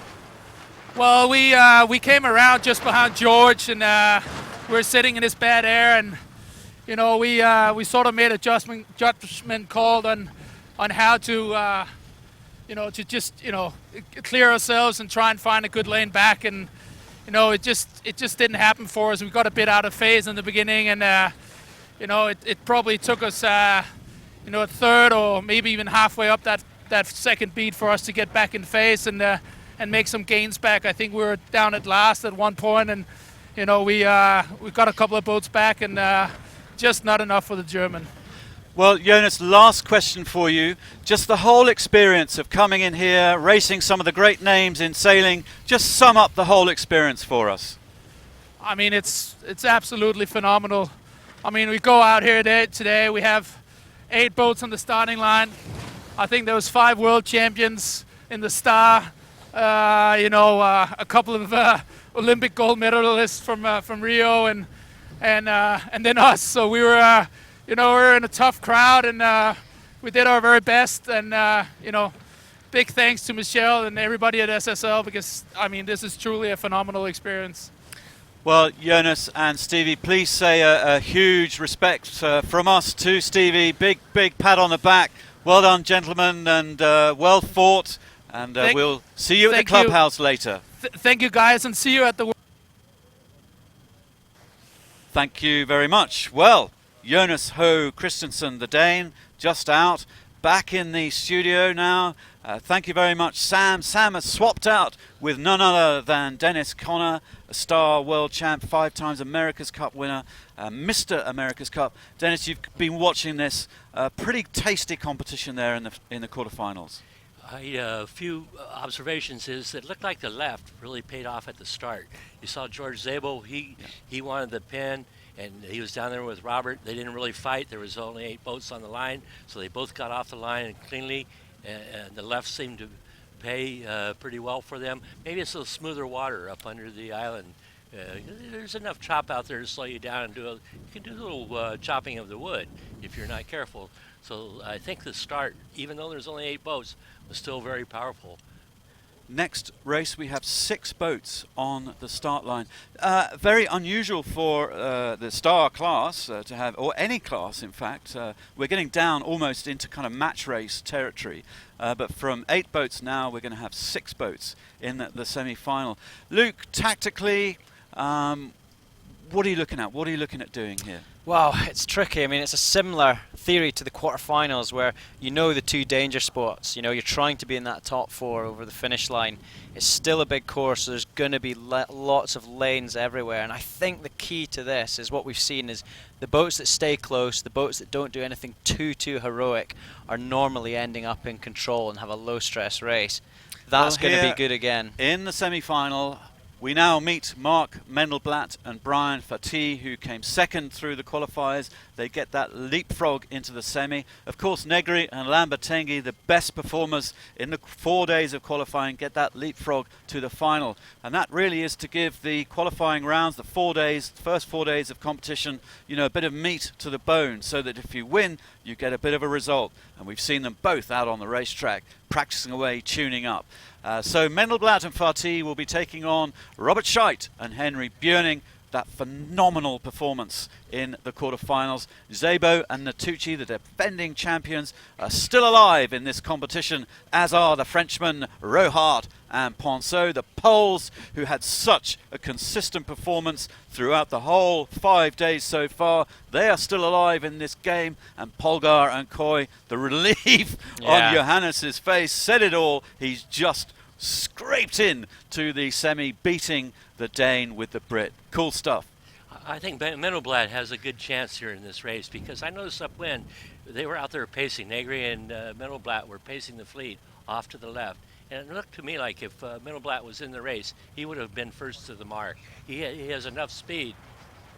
He has enough speed to go in this stuff. The all-around sailor. We know he can sail strong in this breeze. So I like the chance of Mendelblatt. Okay, your money's on Mendelblatt. No, oh. I didn't say that. Okay, I said I like alrighty. his chances, but Robert, he's so strong. Yeah. Did you see he went around third, and by the time he got to the leeward mark, he could take either side he wanted of the leeward mark. He's just a step above everyone else. Yeah. He's an incredible sailor. He's an incredible sailor. And we'll have a little chat. We had a little chat with Robert Scheid before the championship, and we can find out a little bit about that. But Dennis, it's great to have you with us at the final.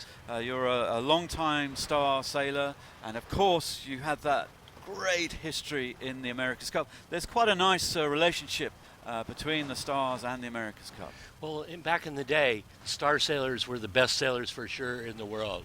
The Lowell North, Bill Buchan, Charlie DeCardenas, Derwin Knowles, they were the best, the cream of the crop. And that's really why I got my chance in the America's Cup, because I won the Star Worlds, the Congressional Cup, and that's why I got invited to come aboard into the 12 meters in the Cup. But they weren't as good as the Star Sailors, so that's why I was able to shine, because I was just one of 20 good Star Sailors at the time.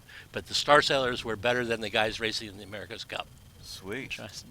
Well, wonderful history there from the America's Cup. And I understand you're the only man to have lost it and won it back, which was Do you have quite to say that? an emotional roller coaster for you. But over the years, you know, all sailing fans around the world have enjoyed your involvement with the America's Cup. It's absolutely awesome. And, you know, all the sailors here are just thrilled to have you. And I don't know, you know, it's just great. You know, I love it, Luke. Yeah, it's great. Yeah, I mean, as a kid, you know, I watched Dennis doing everything that he's done, you know, and way before I was born as well. And it's, you know, it's something that only I could hope to do one day, and have such a long career in the sport. Well, you can do it now. You don't have to, with your talent and all the help of the computers and all the design teams, you could win the Cup just as much as anyone. So it's about the money. Yes. Show me the money. Yeah, it's all about the money. Because yeah, it's very exactly. expensive. So if you can find the money, you can win the Cup. Yeah. Well, hopefully I can find that pot of gold somewhere, eh? Dennis, while you're here, let's just generally talk sailing just for a moment between ourselves. There's a huge movement in sailing for foiling and speed. We see the America's Cup, great example, going 50 knots, you know, hammering around. We see the Moths hammering around. We see the world match races in these fast catamarans. We see the extreme sailing series on foiling boats. It's all about speed at the moment at some of the top levels of our sport. What are your thoughts on that, Dennis? Well, really, it came down from Larry Ellison, who pays Russell. And Russell and Larry had this vision of changing the America's Cup from these 12-pounders, these slow America's Cup boats, to something more exciting, a whole new deal. So they thought, well, we'll do this with the catamarans. They wanted a catamaran or a trimaran. So they thought, well, we'll introduce this. We'll get the kids starting to sail, and it'll change everything. And it has.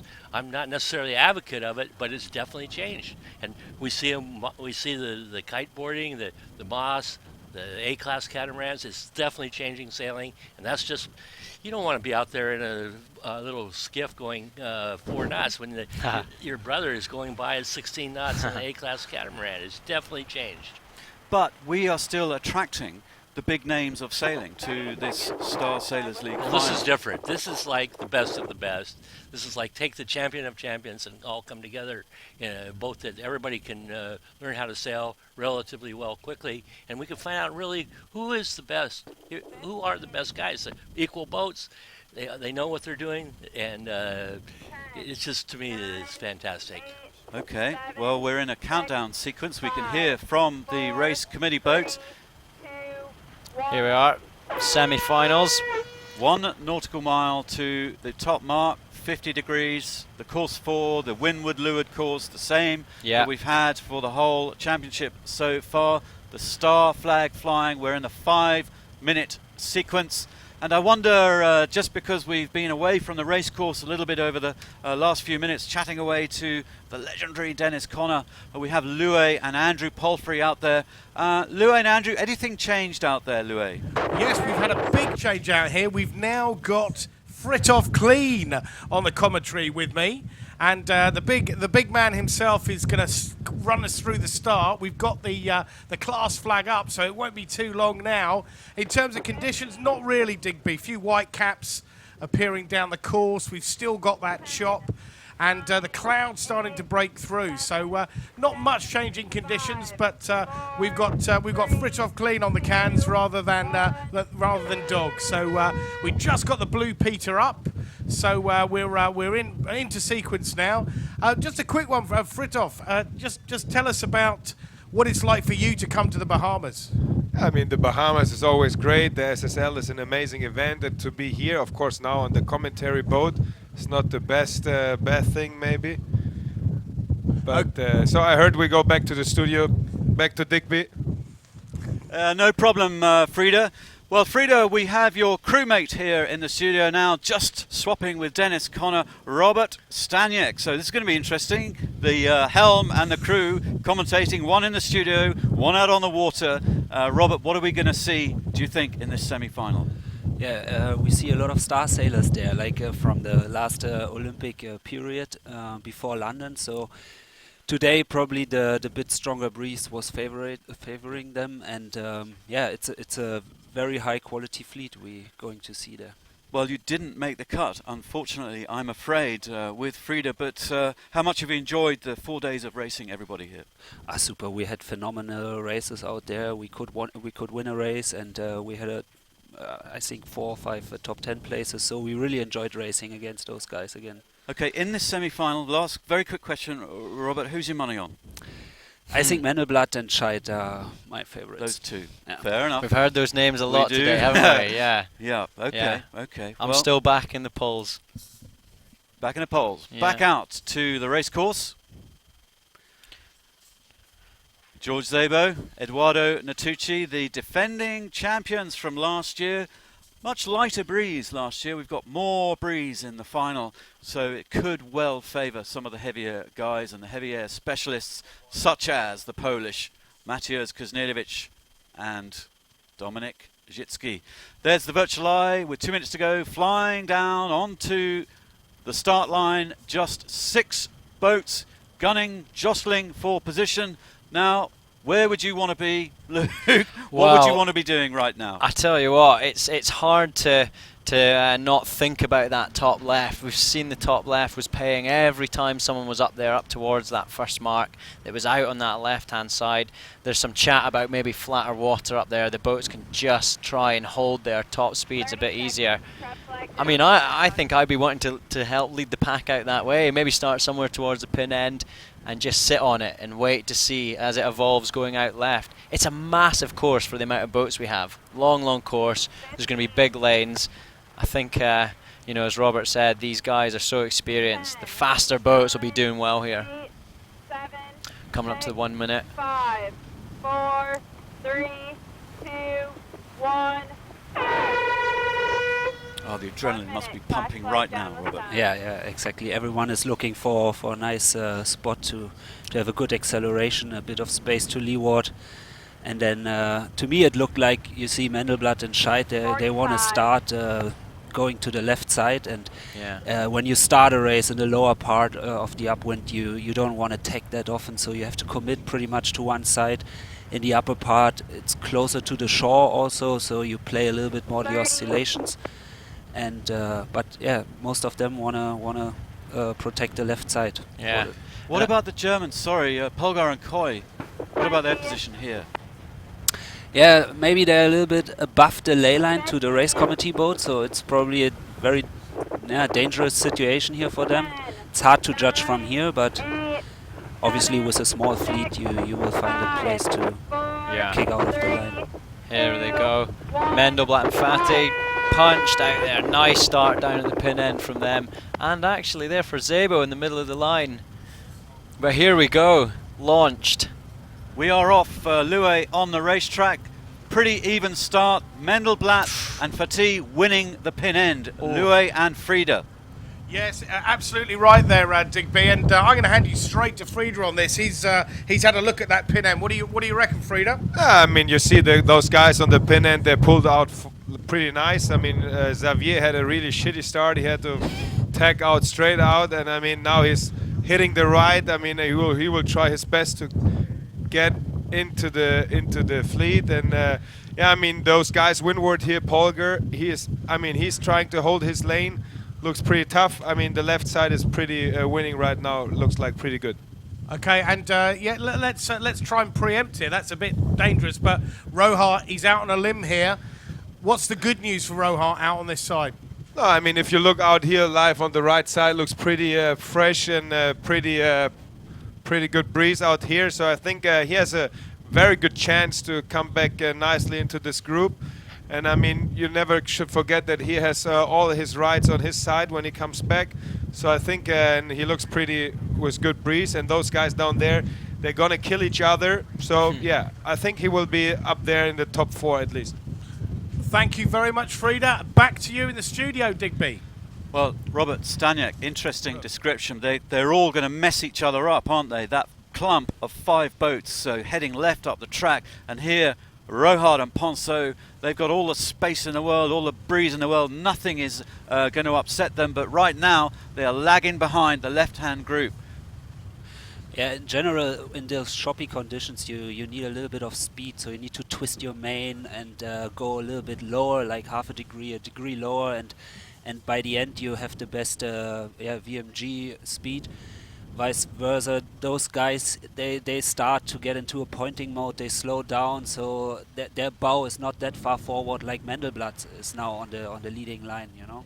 Well, Mendelblatt, who won the pin end, he is firing ahead, mathematically in the lead right now, ahead of Scheid and Björning. Kuznetovic and Zitsky in that 3rd spot. They've tacked away into some cleaner air, Luke. Yeah, and I think actually what was happening there was the boats were starting to slow each other up, you know, and it was started to take effect.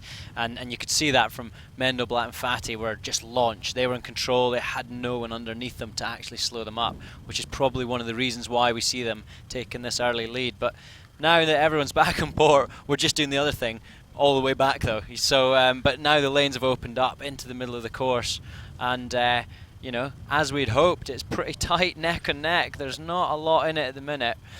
Very little distance. Rohart and Ponceau are just coming back. I wonder how this stint has been for them. It looks like, from the virtual eye, that they are perhaps still struggling behind a little bit, but we'll find out when they get closer. Well, there are the boat speeds. We can see 5.5, 5.6 knots, a little bit slower in the middle of the pack. So Rohart and Ponceau okay, up to 5.8, coming in with some speed, about to engage with the Germans, Polgar and Coy, and they have the rights of way.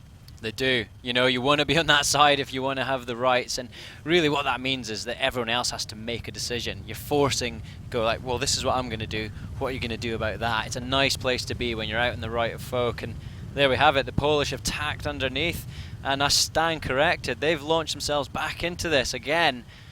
Look at Rohart and Ponceau now mathematically up into 3rd spot. This is great sailing by the Frenchmen. They took decision, a very decisive move to go out to the right. Now they're coming back with rights of way, and they're managing to cross some bows. And look at that, now up into second, and everyone else having to tack underneath them. Yeah, this shows us that at the moment we're seeing a right shift. That's why probably the fleet decided to take over again. Yes, Xavier is a very heavy helmsman. He has a lot of weight, like close to 110 kilos. So his total team weight is above 200 kilo. If we look towards Scheid and Bürning, they are probably 195, 194 kilos. So that makes a difference when you have more than design wind. When you start to depower your rig, then you can bring all your kilos into the game, you know. Okay. It's quite a clean race this at the minute. Everyone's Very. sort of kind of following each other. It looked indicative of some smart sailing where no one's too willing to separate. Although Rohart and Ponso were separated, they've brought themselves back in. It's quite pretty to watch, if I'm honest. Very beautiful. Yeah. Let's fire out to our commentators on the water, Louis, Habib and Fritjof, Clean, Frida. Louis and Frida, what are you guys seeing out there? Well, obviously, only 3 of these boats are going to go through to the final, and I'm going to hand you over to Frida about how it's going out there. I mean, first of all, I think I was pretty right. I mean, the French guy is in front. So, yeah, I mean, we see the biggest surprise that Robert is struggling a lot, and we hope he's coming back. And, yeah, I mean, it's all about those top 4, right? So, I mean, you have to get the top 4 spot, and you don't want to be in 5th or 6th. So, I mean, Louis and me, we're looking out here, and we see a lot of right pressure still coming in, strong breeze, and I think it's all on. So, thanks for that, and back to you, Digby. Thank you, Fritjof, Clean, Star World Champ with Robert Staniek in 2014. You guys are class act. Didn't quite make the top 10 cut this time round, but here we are into the semis, and we're enjoying the commentary with Luke Patience, silver medalist in the 470 from the London Games, former Star World Champ Robert Staniek, and there's a lot going on here, Robert. Yeah, now you can see that the how you call it, the cone is getting more narrow, so the boats are forced to meet more often, and the lanes are getting narrower again. So now it's more about tactics, how you position to other boats. We could see that Scheid got dirty wind from Mendelblatt. He tacked straight in his face, so that really forced him back in the fleet. So yeah, now it's all about positioning and looking out on the water to face the shifts and probably the pressure lanes, and yeah. Well, Robert Scheid, the Brazilian 5-time Olympic medalist, he is now fighting for survival in this competition. As Louis mentioned, the top 3 go through to the final to meet the Italians, Negri and Lambertenghi. So really, half of these guys are going to get flipped and half are going to go through. So you want to be in that top 3, and it's changing all the time. Because Nirdovic and Jitsky, probably the most consistent so far. Szabo and Natucci were up there, and now they're down the bottom. Robert Scheid was up there, now he's in trouble. Polgar and Coy in the middle, but Rohart and Ponso, beautiful, striking out into the lead, and that's where they want to be. But right now we're looking at Scheid and Björning, and they have a lot of work to do on this first leg. Yeah, and I'm curious to see what's going to happen here as we get closer to that cone, because the left has been paying all day so far, but yet Rohart and Ponso made their gain from being on that early right. So the fleet had started to split a bit more as we've got closer up there, and Robert and Björning were one of them to do that. And here they are coming back in. Just They've taking crossed a Szabo scalp and there. Natucci. They've just taken Szabo and Natucci, who are dropping to 6th spot. So here we're looking at the defending champions from last year, the winners of last year's final in much lighter breeze, and they have dropped to 6th position. On the red button. Ejected at this rate. I mean, they're really going to be looking for something, aren't they? I think that you can see on our virtual eye it's quite a big distance that they're behind at the minute, and they can't afford to let that go any further, so they'll be looking to get out here and just get some clear wind, I imagine, try and look for something to get back in. But there's the Polish right out in the top left, up in that area where it had worked so well for them the race before. They like it. Life's obviously good out there for them. You know, they're happy to be out there. We'll see if that brings them up. Well, Zebo and Natucci tacking just after the French team, Rohard and Ponceau.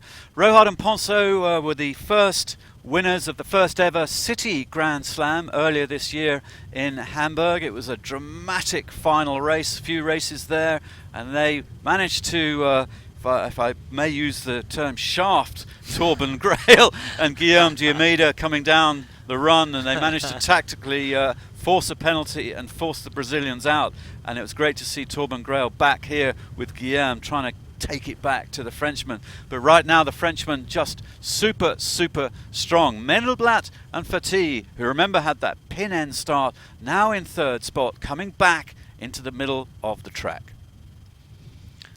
Yeah, what you want to do, you want to keep your options open, so you position yourself closer to the rump line. You need to play the shifts, the oscillating shifts. So once you commit to the ley line too early, you also need to take a header, which is not good for you. So what they are doing very smartly, they keep their options open, playing the middle of the course, most of them. And it's all quite kind of, everyone's got the same idea at the minute. Everyone's on port tack. I quite like the look of the Polish up there in that top left at the minute. Obviously Rohart and Ponceau and our virtual eye are still out in the lead, but they in the middle? Yep, and in the middle, just low risk. Like Robert's saying, it's low risk.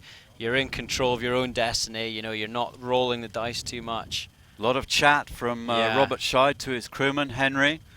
They're looking around. Robert, look at him. He's eyes and ears. One of the most alert sailors I've ever had the pleasure of watching. And there he is with his traditional yellow cap, hammering away, came out of the blocks. Beginning of this competition, he won race number 1. He literally smashed it. And it was like a statement to everybody else saying, right, I'm here, we're back. And that happened on the downwind, didn't it? And they were just, so they had a different technique from everyone. Be interesting to see here when they round, if they are a wee bit behind, which it looks like they are at the minute, how much they can claw back in. I imagine most of the fleet don't want Björning and Scheit behind them on that run. No. It's not going to be a very calm run for whoever's sat in front of them. The Sharks hunting. Robert is playing a lot with the upper backstay, which is pretty much the gas pedal here in these conditions. So it's choppy and it's also puffy. So you need to play it a lot to have the perfect balance in the boat. You see he's immediately adjusting it again and holding it. And explain a little bit more for our viewers. What is that making? What effect is that having? So you have the check stay and the back stay. With the check stay, or let's start with the back stay, you bend the mast a lot and you open the main and the top, so you generate twist, and with the check stay you straighten out the mast a little bit more, so you keep the profile down below stable. And yeah, that's basically, you need to play those both. So when you tighten the upper backstay, you need to tighten the check stay as well, so otherwise the mast would collapse in the middle.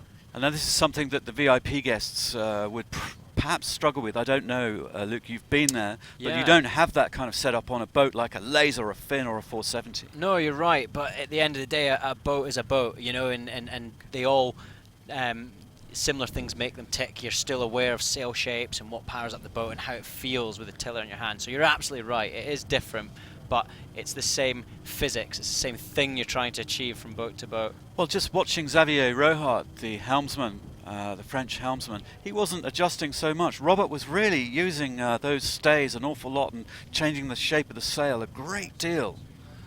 Yeah, maybe Xavier he's a very heavy helmsman, so he can also, whenever a gust is filling in, he can hike out, bring more weight on the rail. So maybe it's different philosophies in using it less or more often. Okay. Let's swing the old girl down. Round the top mark, the Frenchman just ahead of the Poles, and there the Americans coming through. Mendelblatt, class act. He was leading the qualifying rounds for so long, just got pipped by the Italians in the final race yesterday. It was an absolute drama fest. Johannes and Marcus, Polgar and Coy coming round just ahead of the Brazilians. Robert Scheid really leaning out, really pulling in that main sheet, trying to grind out as much speed as he humanly can. The photographer's getting a great view there. No. We'll see those pictures on the website later. And then coming through the defending champs, Szabo and Natucci, rounding in a dangerous spot. Well, and for just the first leg of the race, it's actually quite far behind. You know, I think they have a lot on to try and catch this up. Here now we're going to see a really good battle between the German crews and the Brazilians here. Robert Scheid, he is famous for being a fireball downwind. Yeah, exactly. That's absolutely his strengths. What he's so good at, he's pumping the boat with the rudder into the waves and sitting very far back in the cockpit, so he has a maximum amplitude and pulling the double main sheet system. You can see it here. He and just scalped Polgar and Coy there. He just rolled them. Beautiful. Now he's got Mendelblatt and Fatih in his sights. And there they are working through the shot. The Americans and the Brazilians. Scheid and Björning now in fourth spot, attacking the Americans. And they're just so aware. I see these two looking round more than anyone else in the fleet. Every time our camera zooms in on the Brazilians, either Henry or Robert are looking around, trying to understand what's going on around them. Then you see them talking about it. In my mind, they just have this team polished and honed. It's like a well-oiled machine. Beautiful. It's so nice to watch. Finding their clear lane. You can see the Polish, they've got Mendelblatt and Fatih right behind them, right on their stern, blanketing their wind. So Mendelblatt and Fatih attacking the Poles. Super close in this phase of the game. Mendelblatt, Fatih, Scheid and Björning, Polgar and Coy losing speed behind Mendelblatt and Fatih and the Brazilians. And there's Scheid and Björning. That gives us a really good view of the Brazilians in their own lane. I like that soaking lane. downwind. Yeah, I like that lane. They're clear. They're away from anyone behind them. I mean, we've got the four boats there at the top of our screen. There'll be some influence on each other, whereas Rohart and Ponso, Scheid and Björning, they're way out the pack.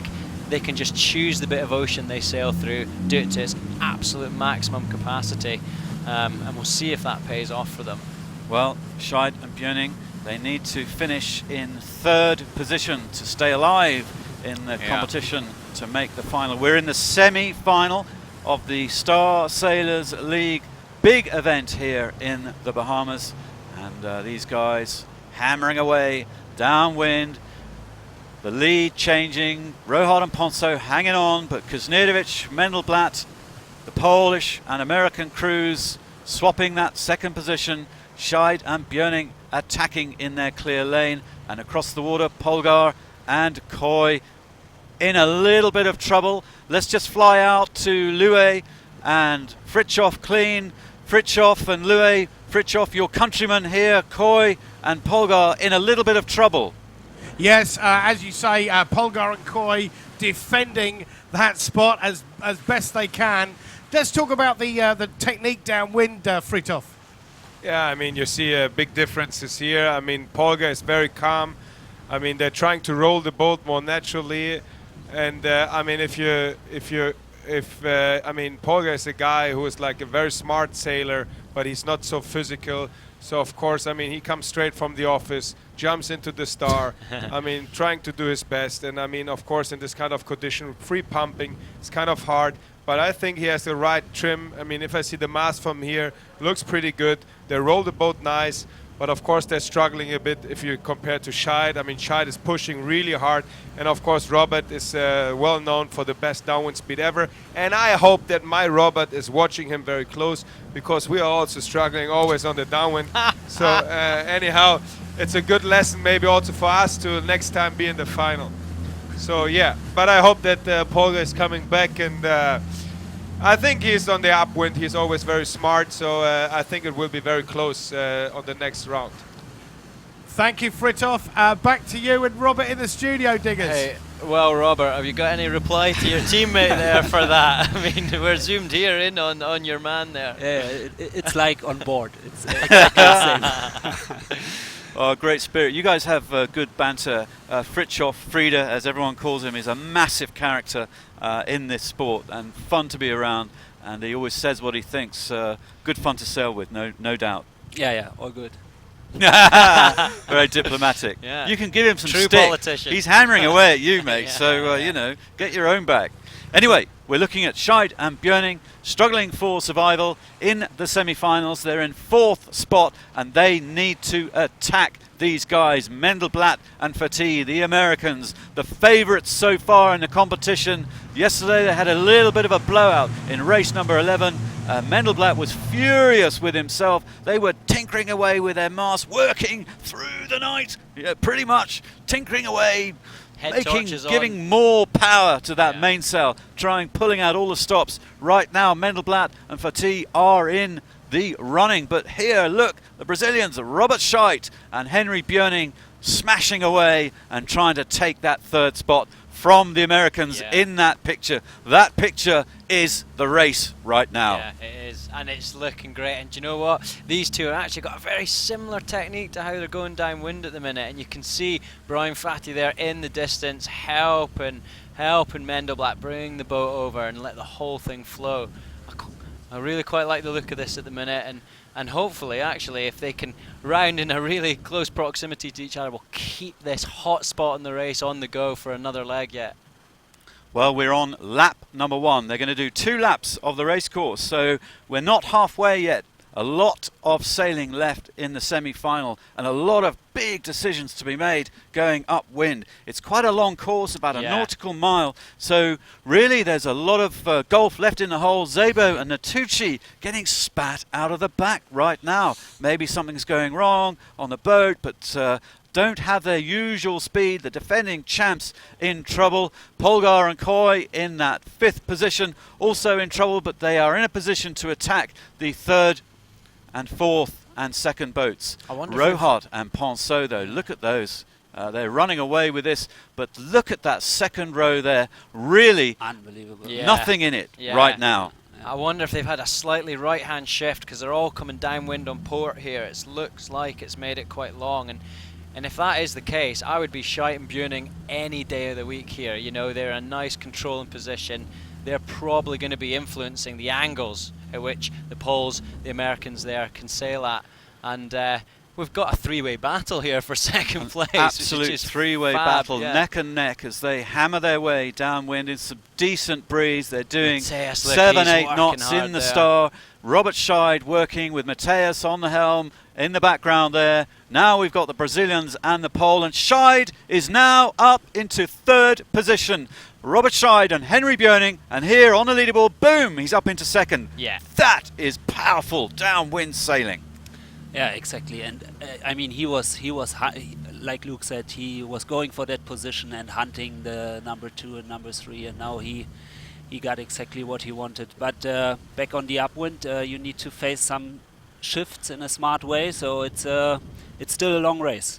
We need the music from the film Jaws, don't we? When the Brazilians start coming downwind, you know, that would be apt for watching how much they come through, and they're just controlling That's the thing about it, is they're just making their own, creating their own options the whole time, and there they are, rounding 2nd place after the Frenchmen that coming round. You know, they are now right back in the hunt.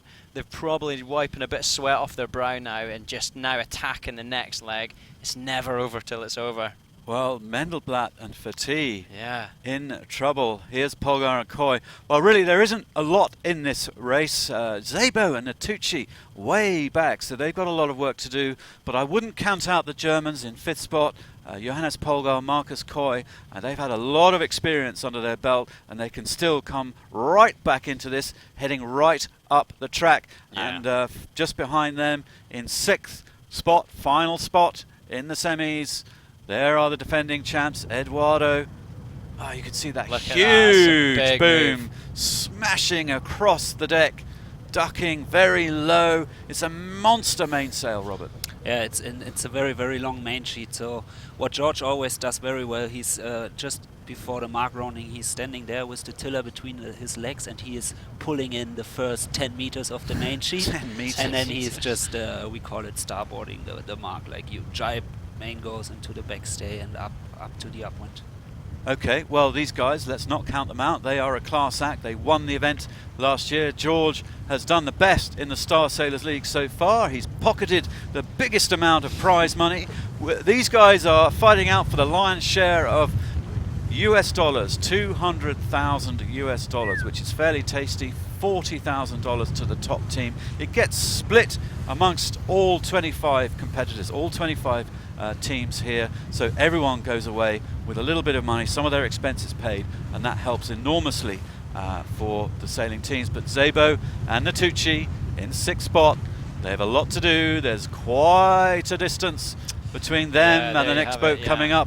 Scheid and Björning taking a middle track there. Rohard and Ponso looking comfortable. Polgar and Coy now tacking back into the middle of the race course. Mendelblatt and Fatih having their own little duel up there with the Poles, Kuznirovic and Zitsky. So Johannes Polgar helming away with a big man, Marcus Coy. It's not all over for them.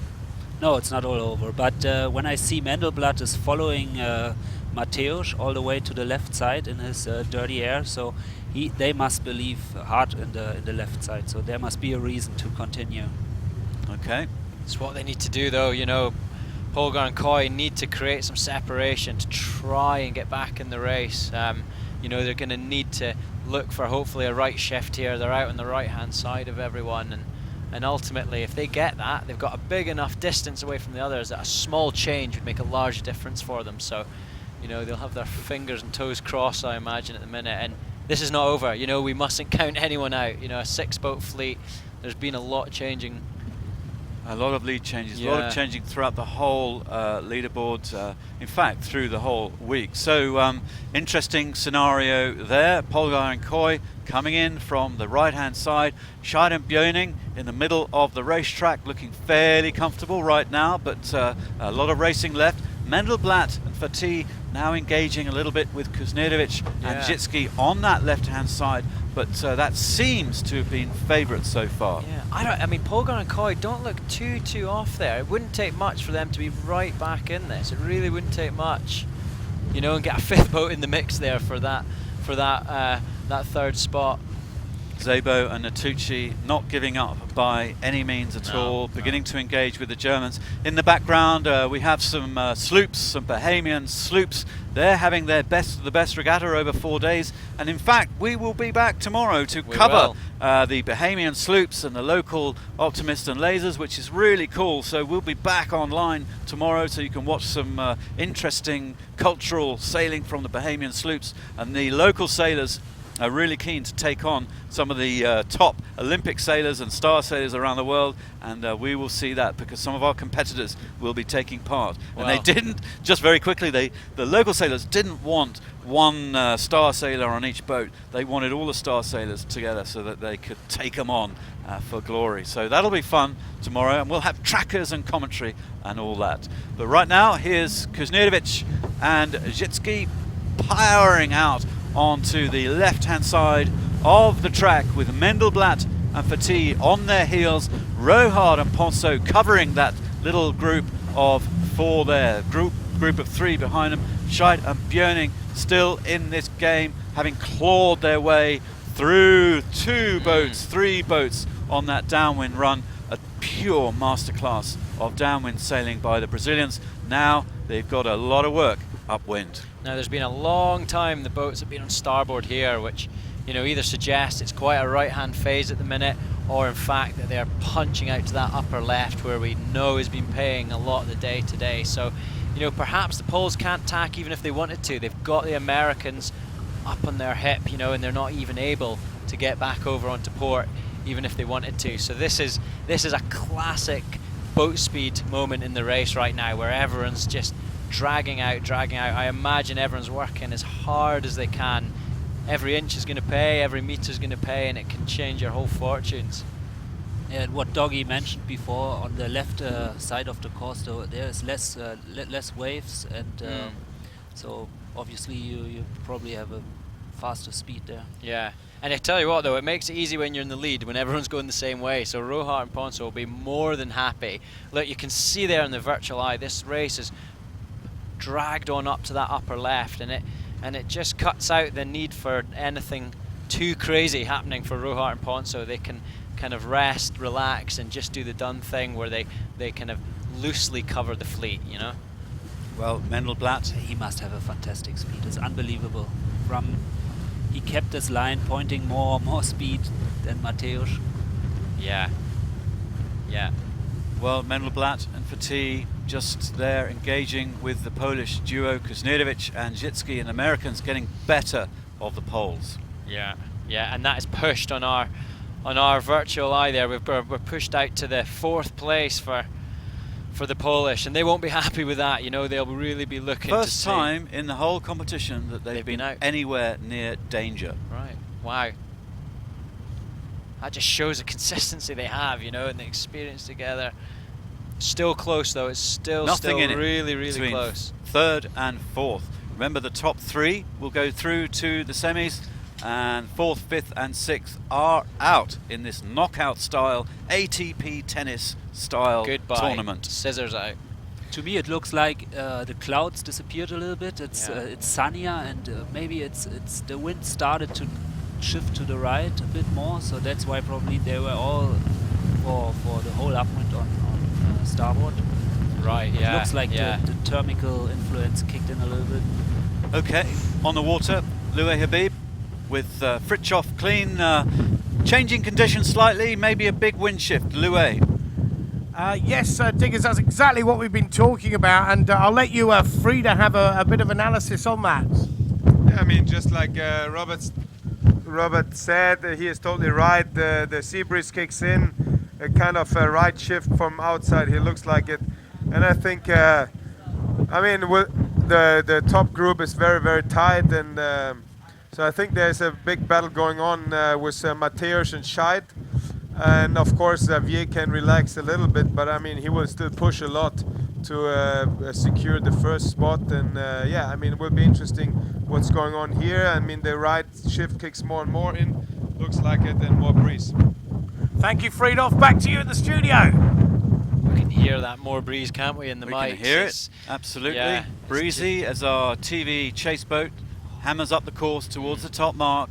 We're on the 2nd lap of the semi-final. They'll go around the top and the spreader mark and gun down towards the finish.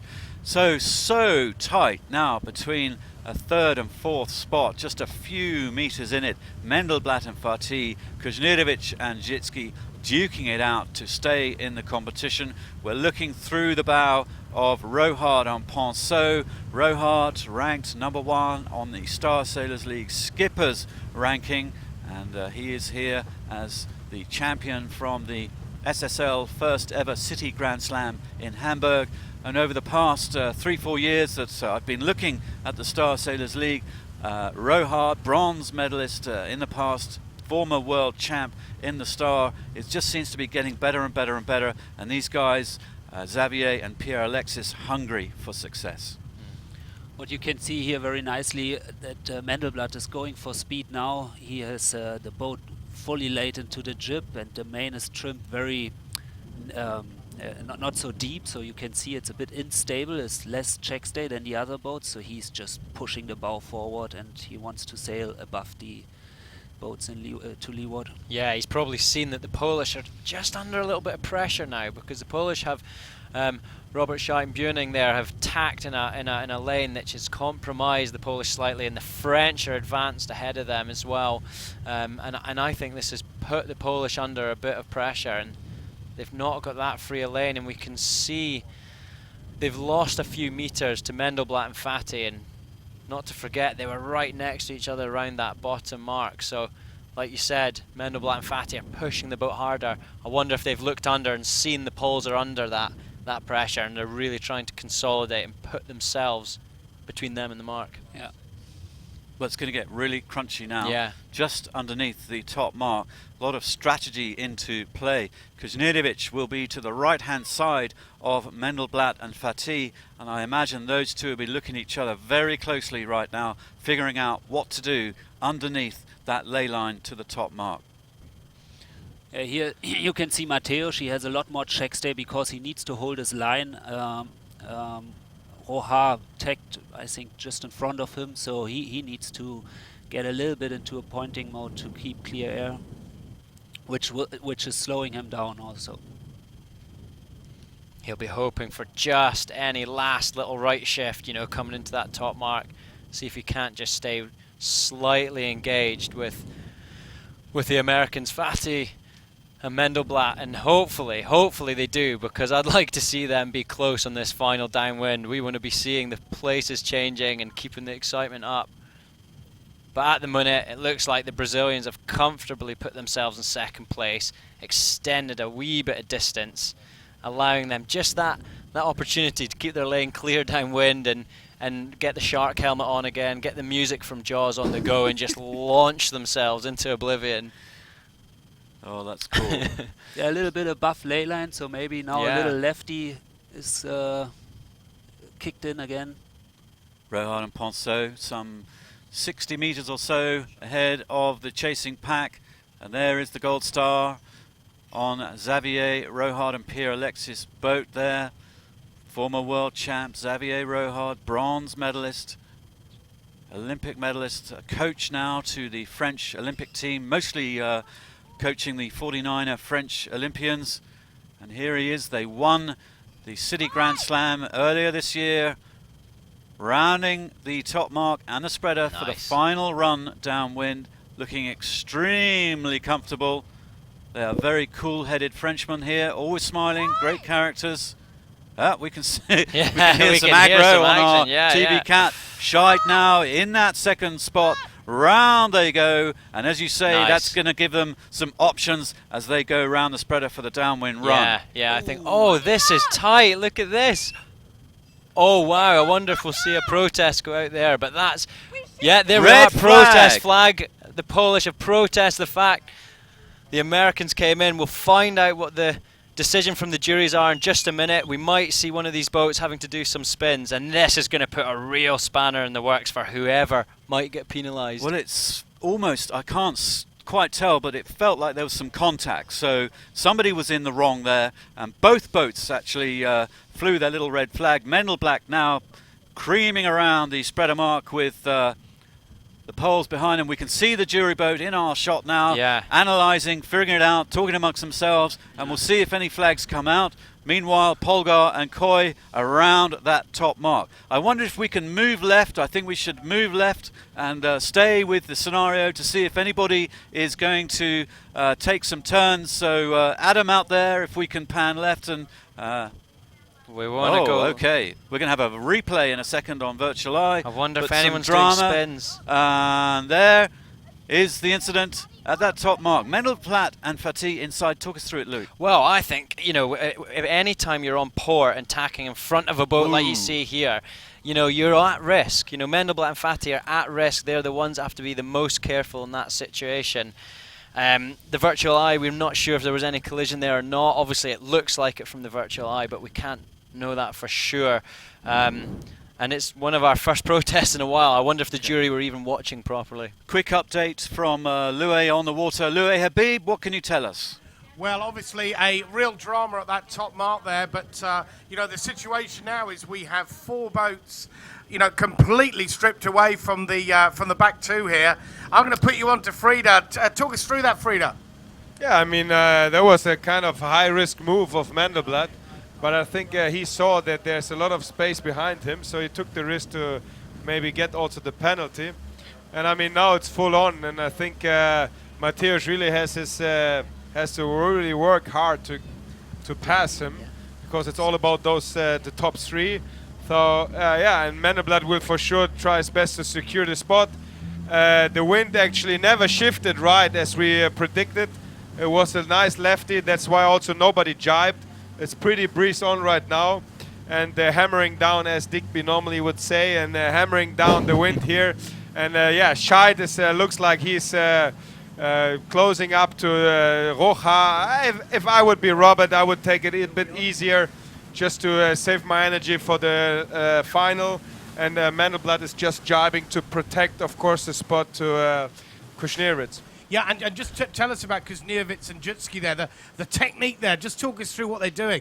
Yeah, I mean, Mateusz is a former gold medalist in the Finn. At his time, there was no free pumping. But of course, he knows all this downwind technique. Mandelblatt is an extreme clever sailor, but there are normally two different styles. Mateusz is more active. Mandelblatt is more the trimming guy who trims the boat in the correct way, tries to roll it. So I think he should stay calm and just sail the boat as he normally does, and don't get into this mode to roll it too much and pump it too much, because then maybe he gets slower. But he looks already like that Mateusz is on a good spot to pass him, because if I look down to the finish, it's a very, I mean, it will be super tight, and that's what we all love, right? I mean, that's about the star class, that's the SSL, and we're here in the semifinals, and they're just hammering down, as Digby would say, Louis. Fantastic, Frida. Back to you in the studio, Diggers. Louis, did you see any penalties, any penalty turns from anybody? I don't think there would have been. I can confirm. No, it was green there flag. was a protest, but it's a green flag. Okay. Repeat, green flag, no penalty. Thank you. Well, here in this picture, we are looking at the battle for survival through to the final. Only one of these boats is going to make it, who in the top three. So Mandelblatt and Fatih right now just mathematically ahead of Kuznirovic and Zitsky, but here is Mateusz, a double Olympic medalist, a gold and bronze medalist in the Finn, hammering away, taking on the Americans at their own game slightly, but here they go downwind towards the finish line, and can they pass them, Robert?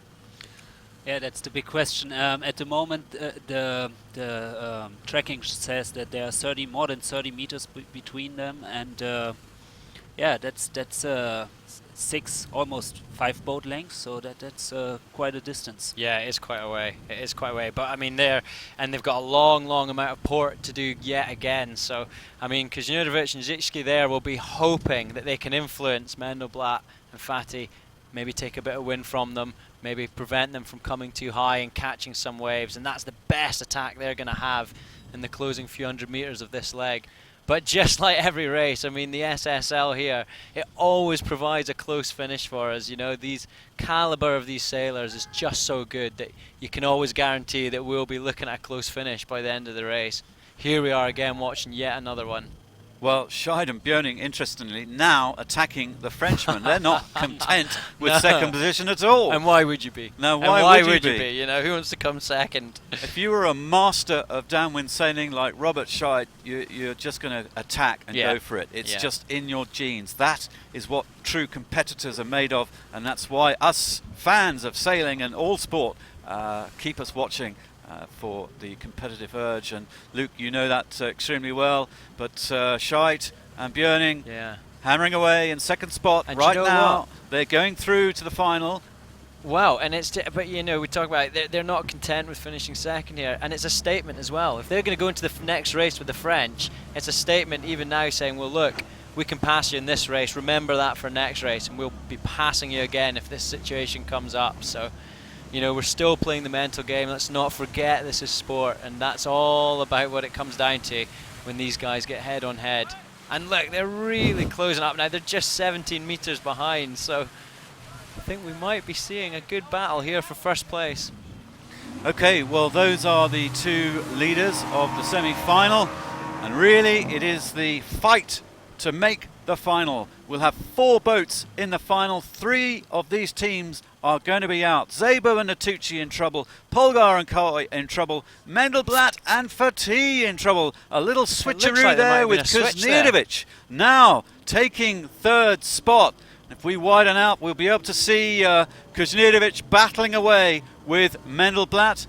The Brazilians just relaxing a little bit, heading down. They know it's in the bag. Yeah. They're now beginning to conserve some energy. Yeah, I wonder what's happened there. We have seen the Polish on our virtual meters there jump in front. We'll have to wait and see when the camera zooms out, see if that place change has actually happened. If it has, that means Mandelblatt and Fatih will not be going into the final, and that would have been a wonderful pullback for the Poles. There's our virtual eye. Well, I think we've got a little tracker issue. Yeah, but I think it's probably that. Rohard and Ponceau, Scheid and Björning taking away 1st and 2nd. But the battle really is between the Poles and the Americans. Kuznirovic and Zitsky versus Mandelblatt and Fatih. Mandelblatt and Fatih winners 2 years ago, and there it is in our picture. Mandelblatt and Fatih ahead of the poles in the far distance. We see the Italians getting ready to jump into the final. They got that leap, but look at the poles attacking the Americans. Their pole. It looks like the Polish guys here have lost their jib pole, which holds that front sail out, keeping the boat powered up. I don't know if that's the case or not, but they have got close. They really have got close to hopefully have a chance of keeping this tight to the finish. Okay, so the first two through the line, back to the battle to stay in the competition. Pan right, Adam. Let's have a look at the battle to the finish line between the Polish crew It's and so tight. I think Americans. the Americans have got this. Mendelblatt just holding off the Polish team. Wow, the look Polish at team that. coming down on a wave. Look at that. They're within sight of each other, crossing the bows, but it is Mendelblatt and Fatih who retain their spot in the final, in third spot there, within a boat length. One And look at second in Mark it. Mendelblatt. He is fired up. He's made it. And Kuznirovic and Zitsky in a little trouble there. Looks like Louis out on the water. What are they doing? What's going on? Yes, I can tell you that we were watching that, and Kuznirovic and Jutski bust their pole within 100 meters of the line. Frida, talk us through what happened there. I mean, they came super close. They were really attacking, and then out of sudden they hit the pole with the water. Looks like the pole broke, and then the crew, Dominic, had to hold out the jib for the last 300 meters, and I think that was really tough. But it went really close, and yeah, the penalty, I think in the end, we couldn't see it so good from here, but in the end, they got the penalty maybe because they were too close to Mendels. And yeah, now they are out. That's really sad, but it was a super tight semi-final, and that's great. And now yeah, that's it. And yeah, it's bad for them. Polga is finishing now, couldn't manage, and George, the winner who won last year 2 times, I mean, he is out. That's a surprise. Yeah, but yeah, Robert Scheid made his way back, and now we see all those legends of this class in the final. Fantastic. Frida, back to you in the studio, Digby. Thank you, Louis and Fritjof Clean. So here, George Szabo, Eduardo Natucci, the American-Italian duo, defending champs. They won the big check last year at this event, and now they are out. But they're George Szabo's countrymen, Mendelblatt and Fatih, are in. And Robert Staniak, we're about to go into the final, and we've just seen an amazing performance by the Americans. That took a lot of effort. It took, I think physically it was a very hard race, and also on a very high tactical level with these oscillation shifts and also the persistent shift which kicked in. So it was a very, very interesting race. And yeah, now a few teams, they have already 60, probably more, 80, 90 minutes of full energy in the body. So it's I'm excited to see the final race, how they do, if they still have enough energy to fight against Diego.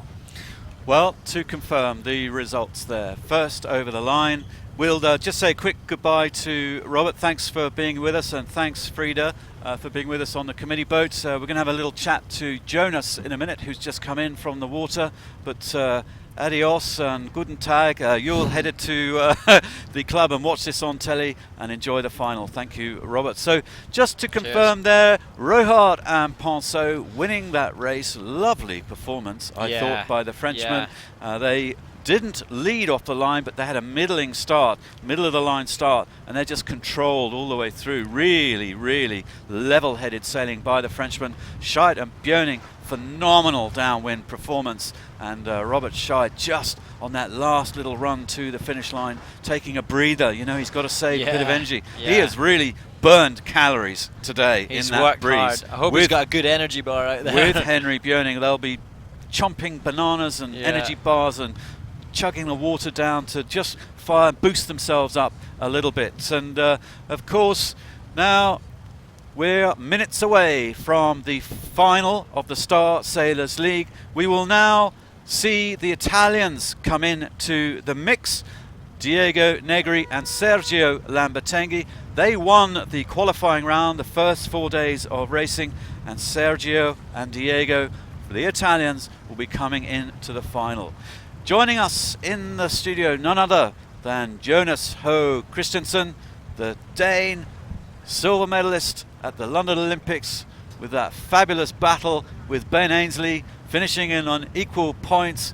Jonas, you've just been out there. You're still damp from your shower.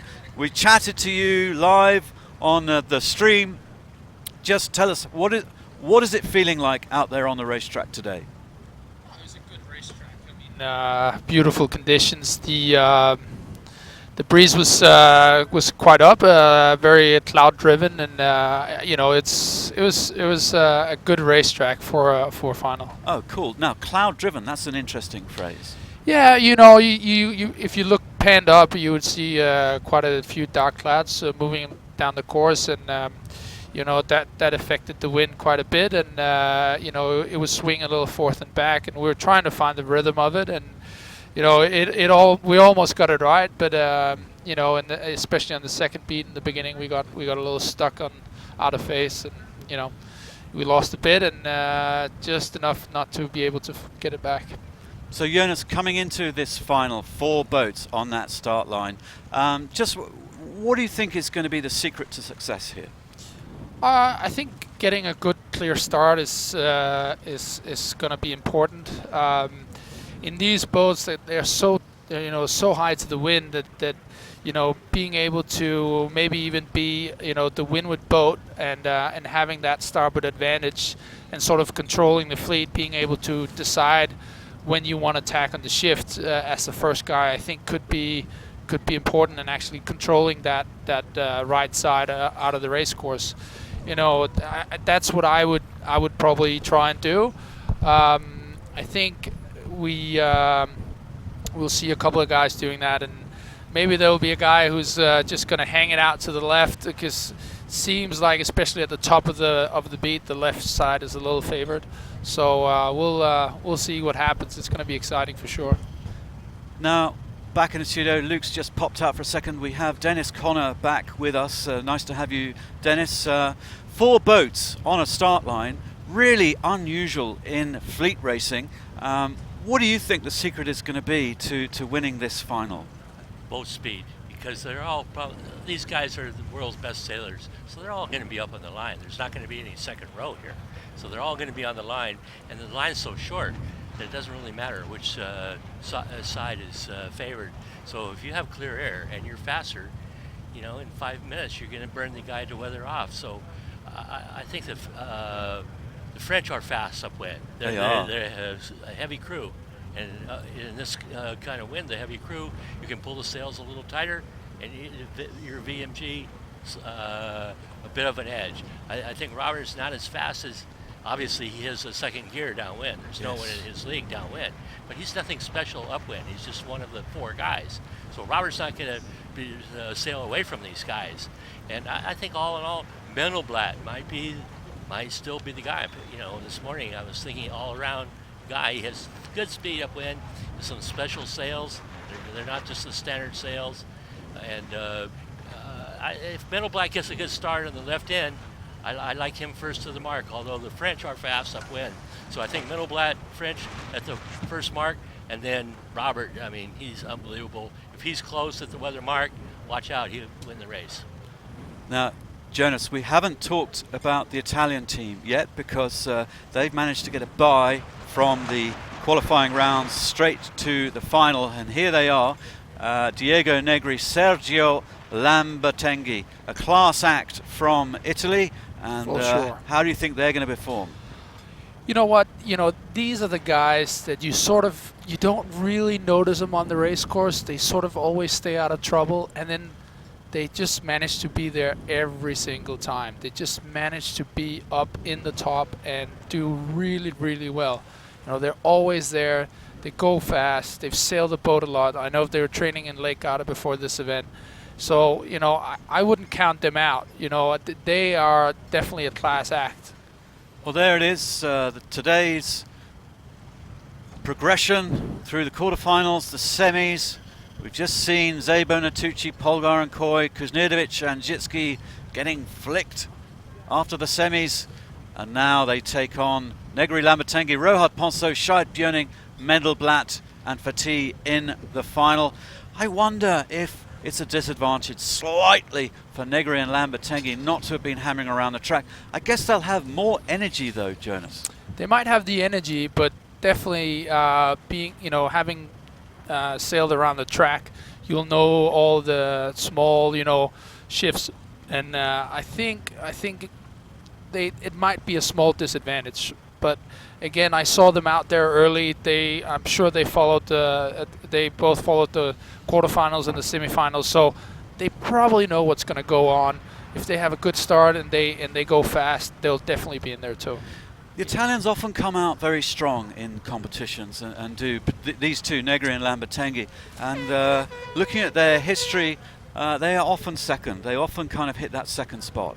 But if you're not out there in the race, I noticed at the top of the last race that they all overstood. So maybe the current is a small factor up there too. But I saw them, the whole fleet overstanding on the left. So you have to be careful with the current. And you might not know that if you weren't out there on the course. So I think it's a bit of a disadvantage missing those first two races. Okay, well, we can see the Italians just behind the committee boat. Now they'll be testing that start line. We're minutes from the start of the final race of the SSL final in the Bahamas. Beautiful conditions now. It started a little grey, sun's popped out. There's a really nice breeze out on the water. It's perfect conditions. This is like what you dream about when you want to go sailing. This is absolutely amazing. 5 minutes coming up here, and it's going to be what a show. It's going to come down to this. Well, on the water we have Louis Habib and Andrew Palfrey, the coach for the America's Cup Team Artemis. Over to you briefly, Louis and Andrew. Well, we're in sequence now, Digby, and there's only 4 left. And, you can feel the tension out here. It's quite amazing. We've got a lot of spectator boats. You might have seen a few of them in camera shot. And there's a lot of people out here to watch the SSL final 2016. And as you say, we've got Negri and Lambertenghi back out here racing. I'm gonna throw you straight over to Dog. Dog, let's talk about the conditions at the moment. Well, the clouds lifted, Louis, as the day's gone on. It's the race course is definitely less cloud affected now. There's white caps all over the course. It's hard to distinguish the favoured side. But again, you're going to have a little more bump in the right-hand side, a little flatter water in the left. But as we saw in the last race, there is that oscillation every 3 or 4 minutes. And I think also what's going to be interesting about this start for me is that I think there could be a little more combative behaviour from the competitors. Previously it was about staying alive and not making a big mistake to be at the back of the fleet, but now I would expect to see boats taking each other out. All righty, and we've got the tension's really building here, and there's going to be 4 boats out there. A lot more clear air. Would that be a fair one? Oh, for sure. I mean, it's a very, very, there's plenty of racetrack. As the other guys have been saying, speed's going to be absolutely critical to hold your lane to get to the next shift. Yeah, and the right side has often paid early, then the left side's come in. Is that the pattern we're seeing? Yeah, I think so. I think so for sure. I also do like the left a little for the flatter water as you approach the top of the leg. Okay, and just so you know, in the studio, the line is, how long would you say that line is? It's got to be, what? How much is that, Dog, you reckon? Oh, it's probably about 8 lengths, Louis. Yeah, I'd say there's plenty of room for everyone, to be honest with you. Just about. Anyway, we got the Blue Peter. It's still flying. I'm going to put you back to the studio, and Diggers. Thank you, Louis and Andrew. Andrew Palfrey there has been competing for the last 4 days with the laser Olympic gold medalist Tom Burton, who is now making his way off to Melbourne and the Sailing World Cup there. And here we are coming up to 2 minutes to the race start of the final race. 4 boats in the final of the Star Sailors League. This is the championship moment in the SSL. All 4 boats circling around just below the line. Jonas Ho Christensen, silver medalist in the Finn from London. Jonas, tension in the air, tension in the studio, the adrenaline firing up from these guys. Look at Robert Scheid on the right. Now we're looking at the Italians coming into the mix, all trying to find their spot. Where would you want to be on that start line? I mean, I would definitely try and figure out what phase we're in and make sure that, you know, if we're in a left-hand phase, maybe actually be to windward. So when it's shifted to the right-hand phase, you'd be able to, you know, to stay there and hold the guys out all the way to the left and not be able, you know, not be forced to tack. Again, speed will be key here. There's no doubt. And if you get off, if you just get like that half boat length forward on people, you'll be able to squeeze 1 or 2, 3 guys off, and then you're sort of in control of that race. It's going to be very, very exciting to see who gets that notch and who gets off that line. Well, Dennis, here they are. They're lining up. Scheid and Björning looking like they want the pin. Negri and Lambertini there next to Mendelblad and Fati. Rohard and Ponso wanting the committee boat end. Under a minute to the start. Scheid and Björning just working their way up. We can see all 4 boats in the picture now, just slowing down a little bit, Jonas. Yeah, I mean they're just setting up and they're trying to get, you know, position themselves as best as they can. Try to make a little gap to leeward and make sure they can, you know, put full speed on. You see the French is sort of getting squeezed a little bit by Mark, but you know, he might try and get underneath him or at least accelerate up so he can build a little speed and get up here, right? Rohart, committee boat end. Scheid, pin end. 6, 5, 4, 3, 2, 1. Boom! Off they go. Clear, clean start. And this is the final of the Star Sailors League, the big event of the year to share the main chunk of the $200,000 prize money pot. And here they go, hammering upwind. Wow, look at Robert Scheid and Henry Björning in the distance, looking like they're pulling out a nose ahead there, Jonas. Yeah, definitely a good start by Robert, and I would say Rohard has made a good start as well here. He's in a good position. He's almost going to roll Mark, and I'd be either with Scheid or with Rohard right here. It's both the Italian and Mendelblad are a bit stuck in the situation they're in right there. Well, Dennis Conner, 5 times America's Cup champ. Scheid looking like he's firing off that start line to the left-hand side of the track. He was a little behind the line with 10 seconds to go. Then he was able to pull the sails on and be at full speed right on the line. It got him that little bit of an edge. But I think the French and Mendelblad are going to be able to hold their spot up here. Well, Rohard and Ponso bow number 1 nearest to us, the furthest right of the boat. Oh, and somebody's tacked. Mendelblad and Fati tacking out onto the right-hand side of the track there. Maybe they got squeezed out there, Jonas. They definitely got squeezed out, and you can see actually Robert is trying to put the squeeze on the Italian as well. He's really, you know, going into a high mode to try and force the other guys to tack off, and Rohard is sort of holding on, but I think in a few seconds we will see the Italian getting squeezed off and having to tack.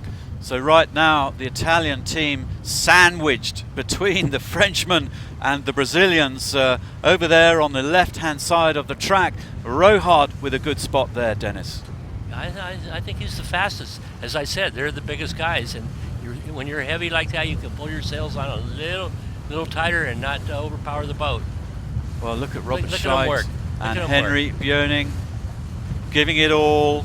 We were chatting just between the races, and Robert Scheid a little lighter than some of these other helms. You can really see physically between Robert Scheid, the helmsman there in the green, and Xavier Rohard, as you mentioned. Dennis, those guys, the Frenchmen, big guys, big fellas, but Robert Scheid, look at him, look at the focus and concentration on his face. He is a fireball on the water. The Brazilian is going for the win, and it's great to see this, Jonas.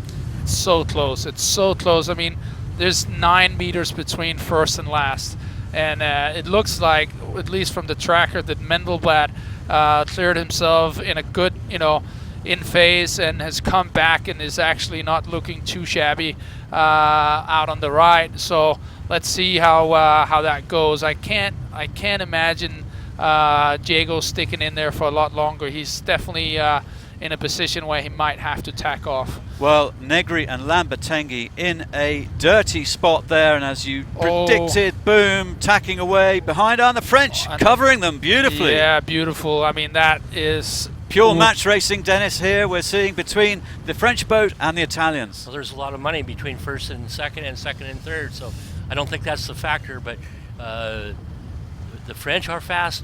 The French are fast up wet. And here's Mendelblatt and Fatih Bao 17, the Americans, winners in 2014, coming across, carving onto the stern of the Frenchman. The Frenchman Lee, almost Lee Bao, tacking underneath them. The Italians now trying to strike out to the right-hand side, getting out of the dirty air from the French and the Americans. So a lot on for the Italians right now. They've been sitting out the quarterfinals, they've been sitting out the semis, they got this leap, and now they're in trouble. Over to Louis and Andrew on the chase boat on the water. Louis, it looking like the Italians are having a hard time. Well, it's very difficult for us to say anything about that without Virgil in front of us, but Robert Scheidt, Henry Boning, wow, what a start. And, you know, they're now in clear air. I'm going to put you on to Dog. He's going to fill you in the blanks on that. Yeah, well, clearly it's been right shifted breeze. You know, there's been a high priority for everyone to stay on starboard. And as we get over here towards the flatter water, we've seen a left shift pretty much every single beat. So Robert's in the box seat. Diego hung in for as long as he could and did a pretty good job hanging in, but eventually had to stop the bleeding. Yeah, let's stay with Diego on that, Dog. You know, have a look now. He's tacking over now. Talk us through, well, you know, how you see it. Yeah, look, I think he's had to throw the dice a little. You know, he's clearly you know, in last place there in that lineup. Mendelblatt did a little dig out to the right and gained. So he's had to throw the dice a little, and so he's got a little separation into a little nice little right shift. I mean, he for us right now, he looks pretty good. He's going to have to hope that righty holds in. Okay, well, that's the eyeball here from Dog. What is Virtual Eye saying? Back to you, Digby. Thank you, Louis and Andrew. Well, we're looking at the Italians now, and they've got a fight on. Virtual Eye is giving them, well, 25 metres behind the leaders, Scheidt and Björning, and a lovely description in the box seat there, Dennis. Diggs, you know what's going to happen here is if Robert gets around that mark first, this regatta is like history because he's not going to let those guys sail by him downwind. So this is races for Robert to lose. Right now, a lot of racing left, but right now, Scheidt and Björning in that controlling position. They are now coming across, and they have that shepherd's hook out that Luke used. They can control a little bit, Jonas. Definitely controlling the race here, and you know they're sort of they have Mendelblatt in the window and Negri as well as tacked underneath them, so they're very controlling the race here, and I even see Rohard is tacked up on their hips, so they got this in the bag as it is right now, and as Dennis is saying, it is their race to lose. But you know the French are on the inside here, and they are going fast upwind. You know, a little left-hand shift that we've seen at the top mark, they might get back in and only be a couple of boat lengths behind Scheidt. And who knows, if they sit hard on them on the run, maybe they can stop the bleeding downwind. And then there's still a race on for the second beat. Have a quick look at those tracks between Rohart and Negri and Lambertenghi. Rohart looks like he's getting a little lift there. Yeah, you can see that he's probably lifted 5-10 degrees, and Lambertini just got that header, and that's why he tacked. And you know, he's going to try and decrease the loss here, but it's not looking too good. I'm quite sure he will have a hard time.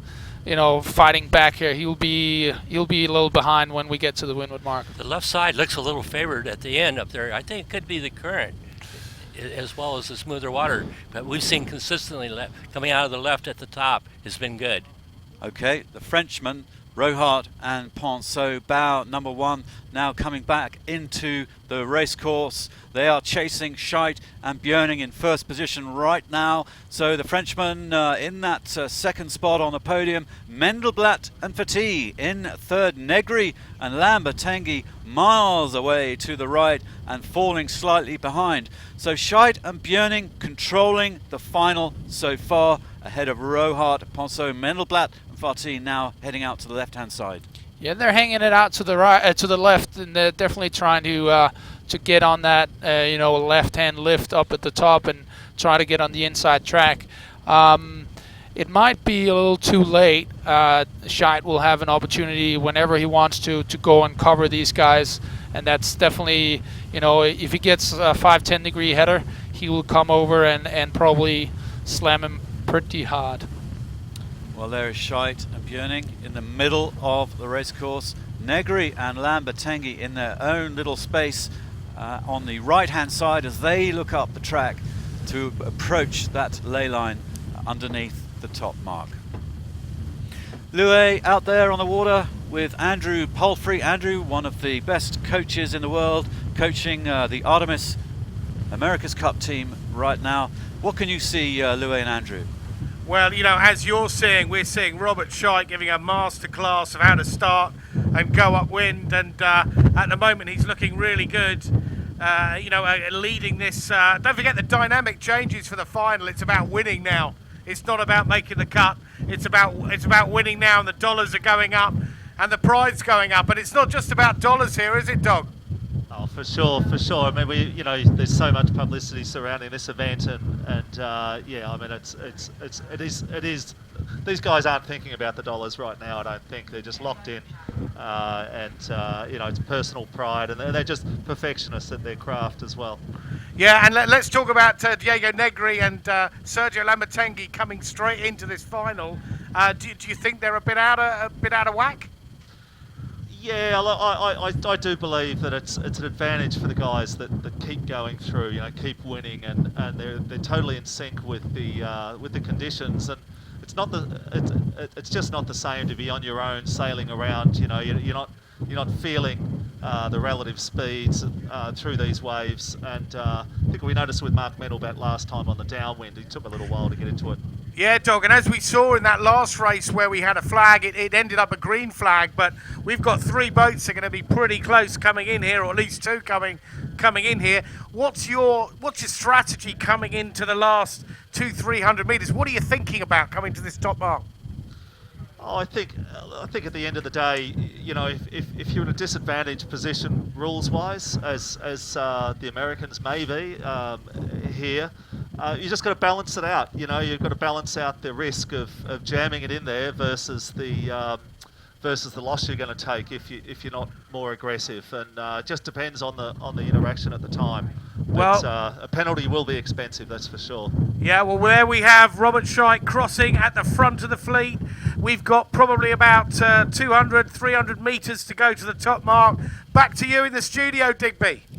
Thank you, Louis and Andrew. Well, there in the picture we see the race, the final.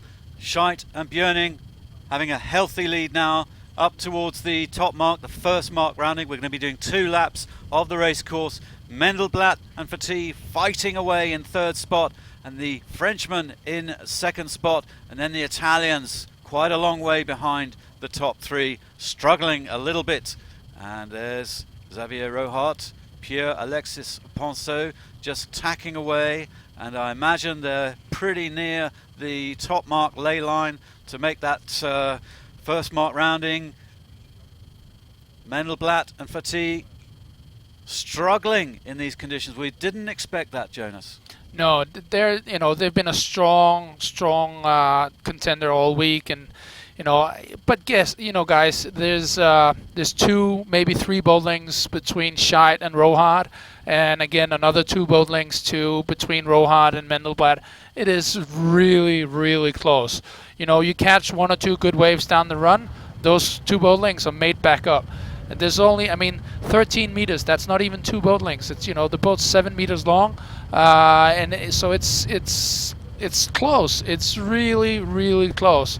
Rohart now getting on the inside, getting close to that ley line. I think Scheid's going to keep going and save attack and go to the starboard ley line and just put it in the bank and try and get as far ahead as possible so he can scream away down that run and try and extend as much as possible. It is what he does. It is a little smoother than I thought it would be for this much wind, so the big waves won't be there. Might negate some of the skill that Robert has downwind without the waves to play. So the smoother water, he might not have his normal, extraordinary speed downwind.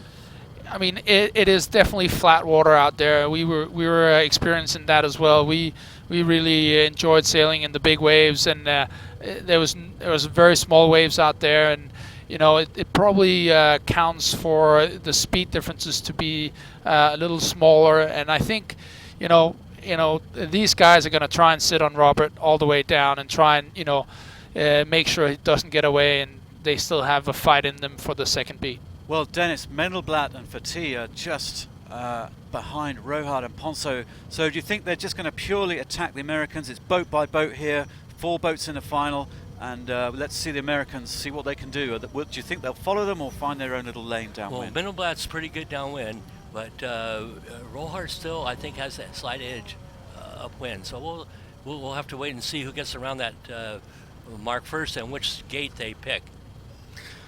Well, interesting for Mendelblatt and Fatih. They are on the attack and they have a lot to do. There's still more than 2 legs to go. They're heading down to the bottom, and then we'll have another lap of the racetrack in the final. So an awful lot of sailing left in this final match. Scheid and Björning up front, Rohard and Ponso being attacked now by Mendelblatt and Fatih. And let's fire out to Louis and Andrew just for a second. Negri and Lambertenghi in real trouble, Louis. Yes, indeed. Negri and Lambertenghi in real trouble. But as you say, it's still early in this race. If you were Negri and Lambertenghi, what would you be doing, Dog? Well, they need to split. Really, they're not gonna catch these guys just by following them, for sure. They need to create a split somehow and hope for the best. Okay, so do something different then. And then who are we on right now? We're on. We're on Mendelblatt right now. I'll tell you what. Why don't you do Brian Fatih? Sometimes the crew don't get enough. Don't get enough of the headlines. Talk about Fatih and his technique. Yeah, look, those guys, they've got a little different technique. You can see Brian back in the cockpit. But he's as solid as a rock, Brian.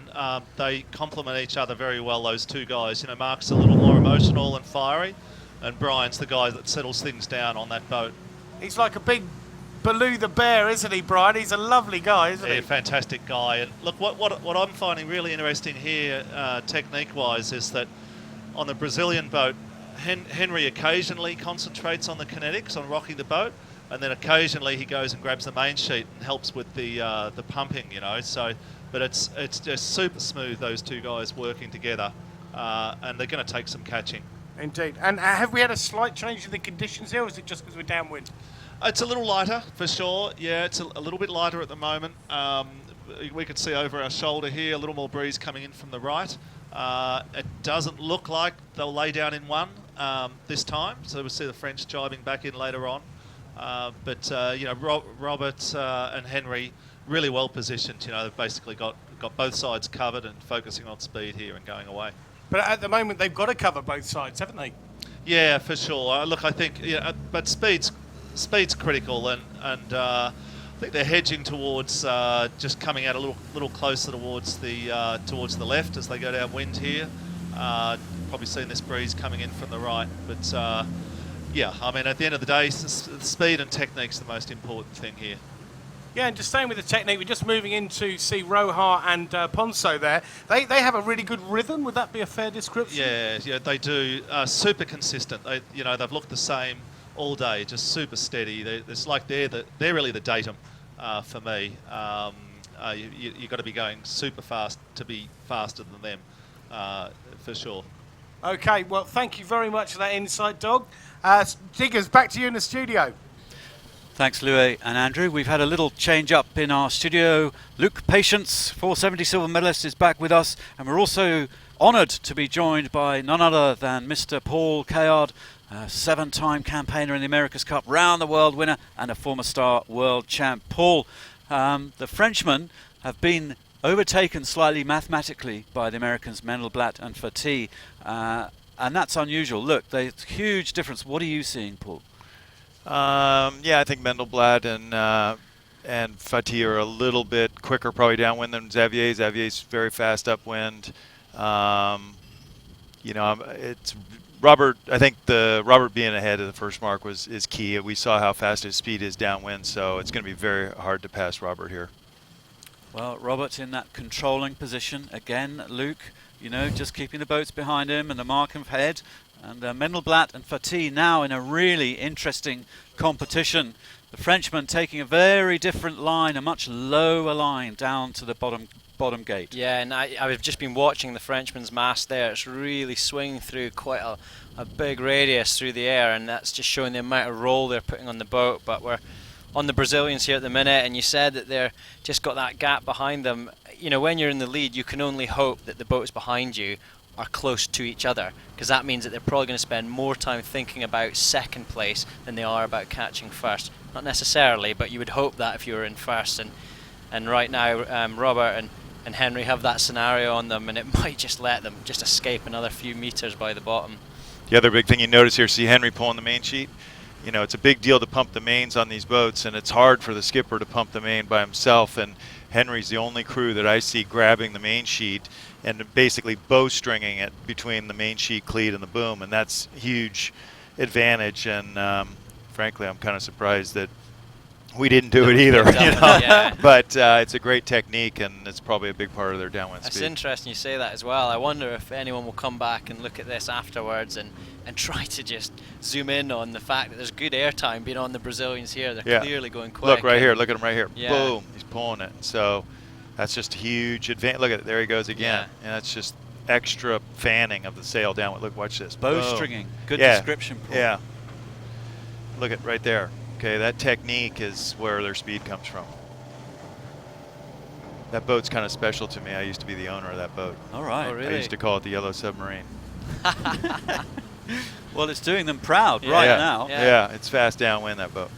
Scheid and Björning came out of the blocks on day number 1 with a first race win. It was a declaration of intent, and it was rather good to see.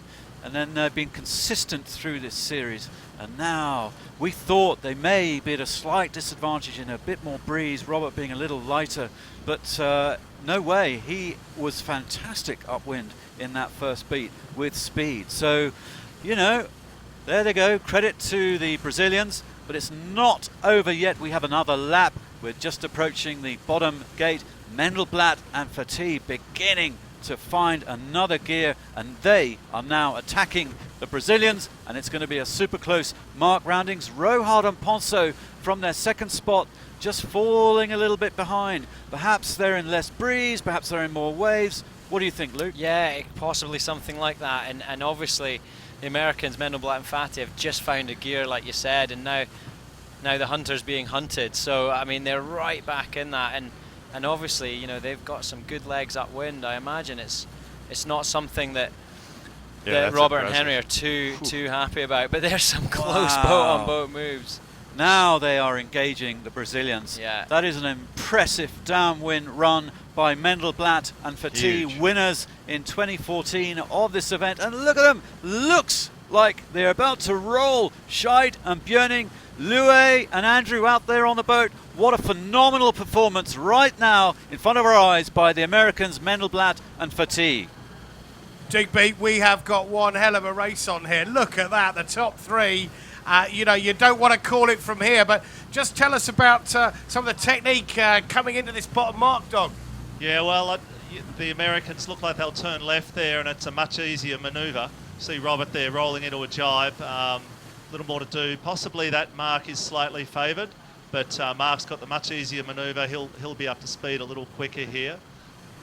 Because that was a jibe set effectively by the Brazilians, whilst the Americans kept the sails on the same side there. Is that what you're saying, Dom? Yes, exactly. It was interesting though. Robert put himself in that position though. Obviously, he wanted to be heading left out of the bottom marks. He had both options because he crossed ahead of Mark earlier on. Yeah, and obviously if you take that, if you don't jibe set, you're over on the right hand side. Do you want to be over the right? I think the right's been fine early. The right's been fine early, and and now like we're locked in for the next few minutes, most likely in a boat speed contest. You know, just fighting for inches. And then just talk about we got Medenblatt and Rohart trying to hold him out to that ley line. Is that the dynamic going on over here on the right? No, not really. You know, Medenblatt's got plenty of space. He's probably not really focused on anything right now except for boat speed. Xavier is for sure just trying to hang in to have a shot at this on the last downwind. But yeah, all about boat speed now for a little while, I'd say. Okay, and we've got Medenblatt here. He looks like he likes the right for now. But back to I'm going to go back to you in the studio, Diggers.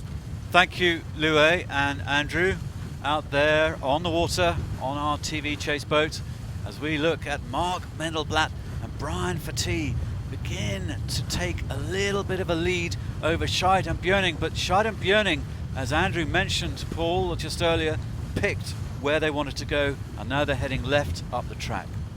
Yeah, that's part of what cost them the last few meters on the run. They obviously crossed over in front of Medenblatt and got a little bad air from that maneuver, so they did that consciously, though, just because they wanted to round that gate mark and head off to the left. So their perception is the left side of the course is favored. We'll have to see here. You know, the virtual is virtual, so we're not 100% sure, but it does look like Medenblatt is going quite well. And the other fact we know is that if they do come together, Medenblatt will be on starboard tack, and so he has the right of way, and that could be huge. So I have to say the Americans are looking surprisingly strong. The amount they reeled in Robert Scheid on the run, we haven't seen that really in years. Nobody reels in Robert Scheid downwind. Well, that is a real turnaround in the final, and they are on lap 2 of 2. They'll go up to the top mark and then run down to the finish. And phenomenal to see the lead being whittled down by the Americans, and it's pretty much neck and neck right now, Luke, between these top two. Rohart and Ponso have got squeezed out, which is fairly shocking for them. But right now, the battle for the win is between Scheid Björning and Medenblatt and Fati. Yeah, I mean, we wouldn't be ruling out Rohart and Ponso just yet, you know. Keeping a beady eye on them. They've been showing some jets upwind when it's been this breezy, and you know, their choice to be on port right now, we're not sure whether it was their own one or whether it was made for them, but certainly any leverage they're going to take might be a nerve-wracking thing for the other two if he's comfortable with why he's on port, what he's going for at the minute. And as Doug said, you know, that early right hasn't been bad. You know, it hasn't been bad, and there's still opportunity to get out into that top left if that's what it is that they're punting for. So we'll keep our eye on them. Medenblatt and Fati, they're the most central boat in the track. Rohart and Ponso beginning to punch out to the right-hand side. Medenblatt and Fati heading out to the left. Scheid and Björning furthest left in the game now. Negri and Lambertenghi, we are not talking much about them, but it felt and it looked like they're beginning to claw a little bit back on this leg. So never discount the Italians, but they have a lot of work to do. Medenblatt, I was just watching him there as it was zoomed in on him. He always looks so still and hunched when he's steering the boat. It's like he really looks like he's zoned in almost like a trance state of what he's doing. It's quite a nice thing to watch, and on such a big boat, you know, and bouncing through the waves, and he's still and he looks smooth. You know, as Paul said, he's out on the right, he's got the starboard advantage. Really, from here, it's probably up for the Brazilians to make the first move. Paul, great shot now of that battle for the lead. Medenblatt and Fati nearest us, bow 17, the Americans against the Brazilian Scheid and Björning. And the Scheid and Björning Brazilians looking like that left-hand side is looking pretty tasty for them. Well, yeah, I think you're judging that off the virtual spectator here. The bottom line is that Medenblatt's in the controlling position here, and he's going to try to drive Robert off to the left side of the course. And if Robert can't cross him when they get to the left side of the course, Medenblatt will beat him around the weather mark. There's no two ways. He's basically shutting the course off on him by driving him out to the left corner. Wow. So that's his tactic, and if Mark ever thinks he's weak on Scheid and Scheid comes back, then Mark will tack for underneath Scheid, leading him back to the right to preserve his clear air and another opportunity at him on starboard at the end. So you're saying Robert Scheid and Henry Björning, they're stuck in that position right now? I think they're because if they come over, they're going to have to go behind Mendelblatt. My read on this is that the virtual line there should be tilted more clockwise slightly by about 5 degrees. I think that Mendelblatt's actually slightly ahead, and I don't think Rohart's that far behind. That's just my personal guess. Okay. Rohart and Ponceau taking that right-hand track up the middle of the course. It'd be really good if they were Here back comes in Robert. there. Here comes Robert. Robert just tacked, so here comes the moment of truth. If Robert can't cross here, Mendels will definitely control him. If he's far enough ahead, he'll tack right on Robert, and if he's not quite crossing, he'll tack right under his lead bow. Either way, it'll be tough for Robert. That's a good cross. This is a key cross of the final. Now it's so a tricky far. maneuver. If Robert has to duck him here slightly, goes Mendels has to be careful not to foul. Oh. Now, that's match racing right there. Yeah. That's America's Cup style. You make the guy bear off just a little to cough up a couple of the meters, and then you tack, but you have to be careful not to tack too late because you'll be fouling, even though you're the right-of-way boat. You call that a lee bow tack? That's a lee bow, and the boats were so close that Robert was going to have to ease the sheets and go behind Mendelblatt. He was not a full boat length behind. Okay, there goes Robert tacking away because of the bad air. So now Mendelblatt's super strong. He'll probably go over and make sure he's comfortable on Rohart, which it shows on the virtual that Rohart's virtually equal. But again, I think I'm not sure that's right. It looks like Mendels is really focused on Robert. He's going to go out here and hit Robert one more time, and then the question will be, can Mendelblatt cross Rohart, who now is in the starboard tack position if anything should be close? Yes, this has probably sucked the French back into the race a bit more as they've been a couple of tacks out on that left-hand side of just slowing themselves Okay, up. so this is really telling. You see, Mendelblatt did not tack on Scheid. That's because Mendelblatt can't cross Rohart here. That's my guess. He's a little worried about it. We'll see now. Fascinating championship. Tactics and strategy. A lot of match racing coming into this final pool. Well, this will make the run the most exciting. The best story for us spectators is Rohart goes around first with Mendels and Scheid hot on his tail, and that'll make a super spectacular final run. And now is another crunch moment right here with the Frenchman and the Americans. Yep, and I don't think Mendels is crossing. Doesn't look like it from here.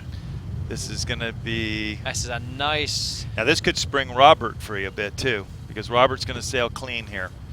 Rohart's going to tack. Mendels is going to survive. He had enough gap. Rohart tacked quite a ways away from Mendelblatt this time, so I think Mendelblatt can sail there. I'm surprised at that. I would have thought he'd push in a little bit harder on Mendelblatt there. Yeah, and make him duck. Yeah, which it'd be a bigger duck by Mendelblatt and a riskier move by Rohart, but you need to make the guy cough up the distance. Well, mathematically, Rohart has just sailed himself into the lead, but Mendelblatt and Fatih are going to have a good position coming into this top mark pool? By the look of maybe, again, it depends on the virtual how accurate it is, but it could be that Robert and Henry are close with them. But again, this is the best setup for us spectators, everybody, is that Rohart rounds first, and you got the two blazing downwind sailors right on his heels, and we could have a really fun photo finish for the big cash prize. While Mendelblatt and Fatih and Scheid and Björning were engaging each other, Rohart just played his own cards, found his own lane, and this is kind of interesting with four boats. If two boats get engaged, Luke, they can slow each other down. Well, exactly, and you know, it seems to be a style as I've watched, you know, Rohart and Ponceau through the last few days, last few races. He looks like he likes to race clean, not get too engaged in a lot of boats, and that suits him, and certainly it's paid for him here, and he played that smart, he got on the good side, and he's allowed Brazilians and the Americans just to engage in each other. We spoke about it on the downwind. You know, if you can have boats close behind you, battling out for second, as it were, then that's always something to be in your advantage if you're winning. Well, I think we've seen 3 leaders of this final we have, so far, which is astonishing, Paul, really. Yeah. Well, it's great. I mean, it doesn't get better than this. No. And you know, this format, again, the SSL format, it's just proving itself to be the best format. Honestly, I think the Olympics has to go to this. You know, the winner of this race will win the event, and it just can't be any other way. Second is second, third is third, fourth is fourth. I agree with that. Crystal clear. Yeah. The other thing noticeable here is Scheidt hung out a little on the right while Rohart went over and collected Mendelblatt there. And despite they did an extra tack or two, they gained on the left. So everything everybody's been saying all day long about the top left being strong proved out here, another 6 or 7 meters to Mendelblatt and Rohart over Scheidt. Well, in the studio we've been analysing virtual and our pictures with this fascinating battle in the final. Out on the water, smelling the air, feeling the wind on their cheeks is Andrew Palfrey and Louis Habib. Just over to you very quickly, Louis and Andrew, as the boats approach that top mark. 3 leaders in this race so far of 4 boats. What a final, Louis. Oh, this is just a tremendous battle. You saw Mendenblatt engaging there with Scheidt, and it looks like Rohart has been the benefactor of that. Andrew, Doug Palfrey, what do you think? I was so impressed by the upwind of the French there. You know, they took a calculated gamble out to the right. They weren't going to get passed by the Italians. The Italians too far back, so they took a calculated gamble. If the wind goes right, they gain. If it goes left, well, they don't lose their 3rd placing. So it did go right. They gained, and then the second thing they did was they had the choice of hurting either the Brazilians or the Americans, and they chose to tack on the boat that they would have thought is the faster downwind, which is Robert. So they put him back some more. So, you know, just some superb calculated tactics there. Yeah, absolutely fantastic. So as we come to the end of the last beat of the SSL finals, they'll turn downwind for the finish. It's going to be incredible. They're about, 200 metres, 300 metres from this top mark. It's going to be one hell of a top mark. Back to you, Diggers. Thanks, Louis and Andrew. So close, this, Paul, coming into this final top mark rounding. Really, any one of these 3 could still win this championship. Oh, absolutely. You got the fastest guy downwind in 3rd place, so the setup couldn't be better, and it's going to be the dash for the cash here. I think you're right as well what you said earlier. We're going to have the Frenchy round first here, and we're going to have the 2 slightly quicker boats, dare we say it, downwind in 2nd and 3rd, and that's exactly the outcome we wanted for this final run. You know, although it's all in their heads, we get the benefit of watching it. Exactly. You know, we don't need to worry about how nervous we're feeling. So. Well, I imagine they are feeling fairly nervous, the Frenchmen, because it's theirs to lose. Horrible position in some respects, Paul. Yeah, and I think you'll see some divergence. My guess is Robert will go and make sure he has clear water. It's very hard to go fast if you're in the wake of one of these boats downwind.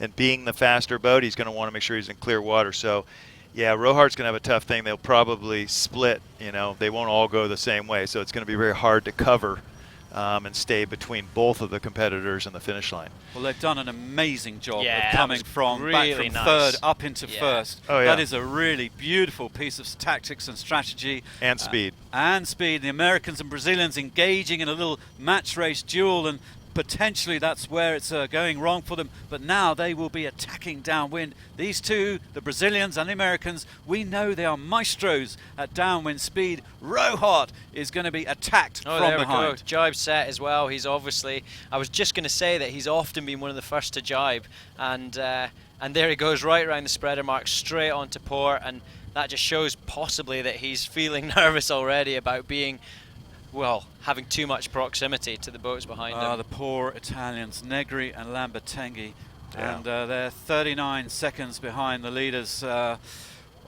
Pretty much out of it, Paul. Yeah, unfortunately for those poor guys. You know, they won the round. We raced 11 races this week over 4 days, and they were the best team. They did qualify straight into the final, which is the bonus you get for that, but in a way, it's not an advantage when you get into this race because you haven't sailed all morning, you don't know all the shifts, and I think Scheidt and all these guys who've had to win their way through to the final are advantaged by that experience. Well, okay, they changed up the rules after the 2013 final, and in fact it was Robert Scheidt who had won that qualifying round, and he said, well, there's no advantage for me. And so they changed the rules slightly. They're tweaking as we go. It's the early stages of the life of the SSL and our format. We love the quarter, semis and finals format. Maybe they'll tweak this little format here in the leapfrogging, but it was Robert Scheidt who said, oh, I think the winner should go through to straight take a leap to the final, and now Robert is perhaps suffering from his own move there. I don't know, but certainly the Italians are taking a big hit in this final 120 meters behind the lead. Big shame. Yeah, but as Paul said, you know, I think this is the way the sailing needs to go, and if the Olympic format was run like this, it would, you know, it's really engaging, and it's how sports should be, cutthroat. And you know, although they came in knowing that if they win that series, they can just as quite easily come out fourth, and I suppose that's just sport, and I think it should always be a bit cutthroat like that. Well, Rohard and Yeah, Ponso now in trouble. They are being attacked mathematically by Mendelblatt and Fatih. If we just chop to virtual eye just for a second, we'll see where they are relative to each other on the virtual eye. And there in our picture, we can see Mendelblatt and Fatih taking a right-hand track down towards the finish. Rohard and Ponso on the left, Scheid and Björning covering it in the middle. Everyone with clear air pretty much behind it. Where would you want to be, Luke? Oh, well, I mean, that's really hard to say from the virtual eye. I mean, you know, as you said, everyone's got clear air. I mean, you could ultimately say that with Scheid and Björning being in the middle there, they're open to the options to try and save themselves. If one boat comes around the outside, they can at least control another Look at boat. that boat speed. Scheid and Björning just over 7 knots there, managing to squeeze. Now Mendelblatt, everyone punching and ooching away, trying to pick up those waves. Paul, we're into a drag race now to the finish line. It's the dash for the cash. Yeah. But, you know, if you have to say anything since the windward mark, it looks like the barroway set and sticking over to the right, looking downwind, is paid. I mean, Mendelblatt is, it shows that he's got, you know, a 20-meter lead. And if that's correct, you know, my guess is it was a lot more pressure on that side is what worked for him. Well, yet another lead change in the final with just the 4 boats on the track. Now Mendelblatt and Fatih, the champions from 2014, beginning to take the lead, 28 meters ahead of Rohard and Ponso, with Scheid and Björning in the middle. The downwind maestro Robert Scheid still with gunpowder in his barrel. Yeah. Oh, well, don't count him out. We know that. And, you know, from this view, Mendelblatt right up there on the outside, one thing you do have in your court when you're on the outside of everyone is you've got the option to heat the boat up. If you've made a jump ahead, you can always heat up and put yourself in between them and the finish line. I'm not saying that's the case necessarily yet, but it's one of the advantages of being out there, and it just increased the boat, game, set, and match. Yeah, I just saw the actual picture, and I'm not sure it's that the Mendelblatt's as far ahead as the stage, yeah. And we need to pan out here and see the picture again, but there they are, Robert Scheid hammering away, working hard with Henry. Yeah, Henry no, doing that it does. string. Yep, Mendelblatt's in the lead for sure. Actually, the virtual's pretty accurate here. Yeah. This dash for the cash. Look at Robert Scheid attacking the Frenchman now. Yeah. He's champing at the bit. So it's Rohard struggling for second position, and he's been beasted by Mendelblatt and Fatih on this final run. Oh man, he's going to rue the day that he jibed away. Yeah, and we didn't think we'd see that, you know, and as Paul said, it's the first time that we've seen someone actually take meters out of the Brazilians and then actually pass them in this instance. So they've obviously found some jets, and they're loving it. They're again on this final downwind. Well, class act. Yeah. Dennis, I think, had championed Mendelblatt and Fatih earlier in the morning, and here they are hammering down in the lead towards the finish line of the final of the Star Sailors League Grand Final in Nassau in the Bahamas. They are going to take the lion's share of the $200,000 prize money at the moment, but still just about halfway down to the finish, still more sailing left. There is, yeah, and the Brazilians hot on the French tail. I mean, you can definitely expect to see some form of attack here at some point. It might not happen yet. There's still, as it shows there, over 600 meters yet to go. And I can only imagine that Scheid and Björning will want to put as much pressure on the French as he can.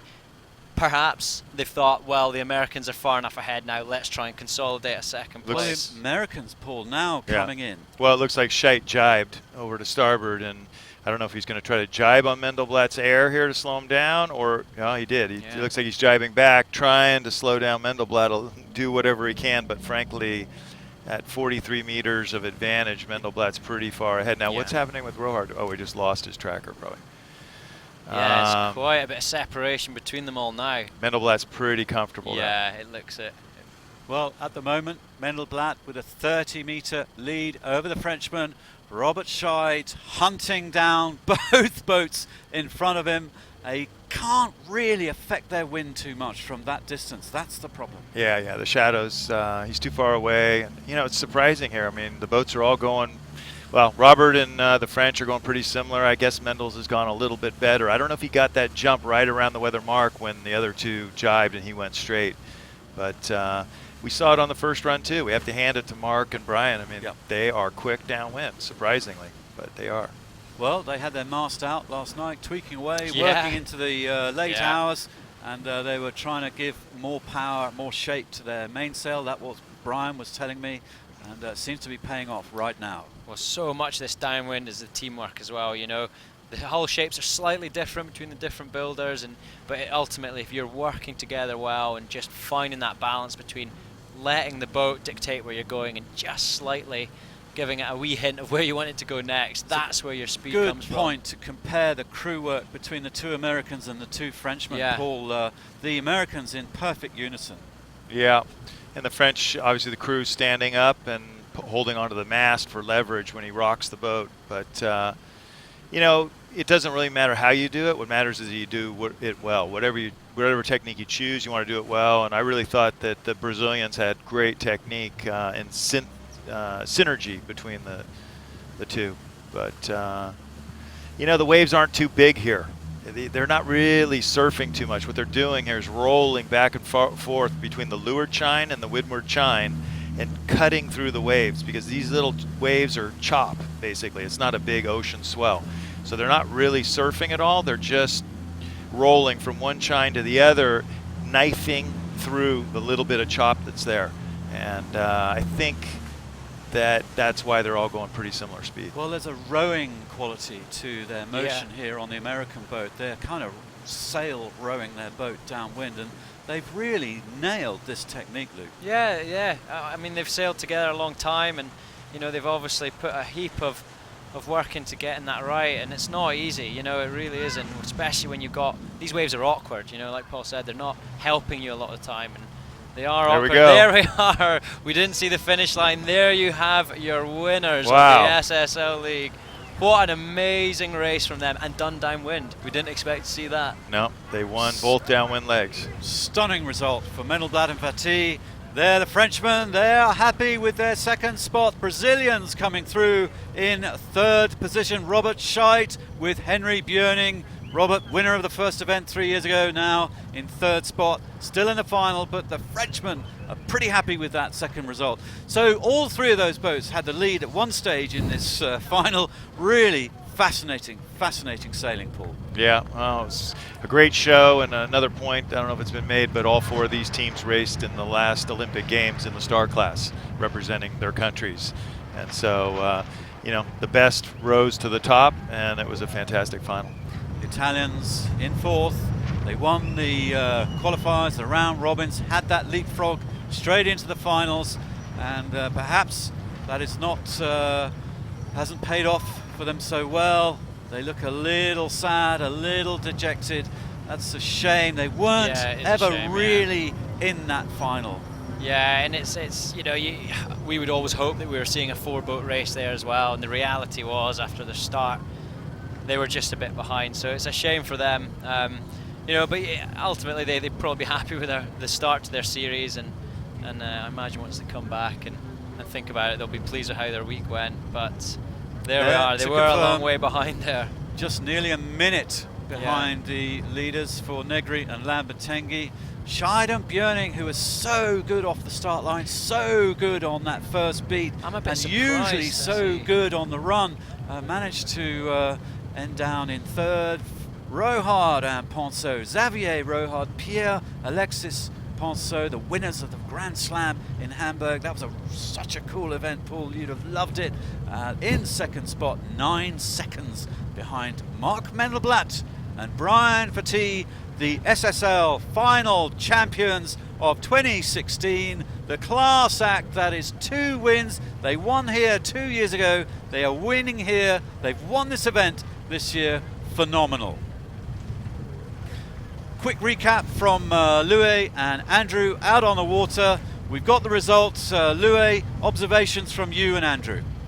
Well, I've just been chatting with Dog here, and I'm glad to say I worked with Dog at the Etchells World Championship, so we know each other quite well. And we just say, what a fantastic competition. Dog, you know, your first time here, what's your thoughts? Oh, it's just a fantastic climax, you know, and that's what the format gives us. I was really very impressed by the mental toughness of well, all four teams for sure, you know, but the Americans and the French to get through.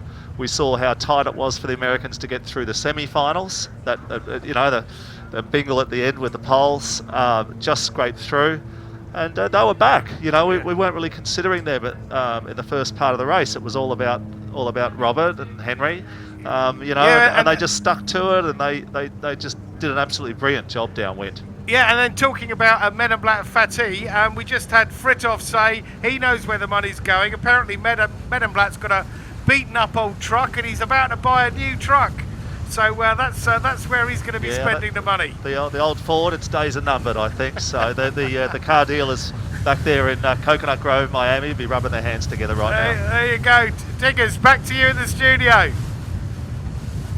Thanks, Louis and Andrew Palfrey, Dog as he's known. As the sailors make their way back, we'll try and queue up a little interview with Mark Mendelblatt. They're trying to get a phone over to him. We'll come back to them in a moment. I should say that we will be streaming the prize giving in an hour or so live online here on online here. We can see the microphone going from Brian to Mark at the back there, plus a beer. That's I saw that. Yeah, nice. That's a new kind of microphone there.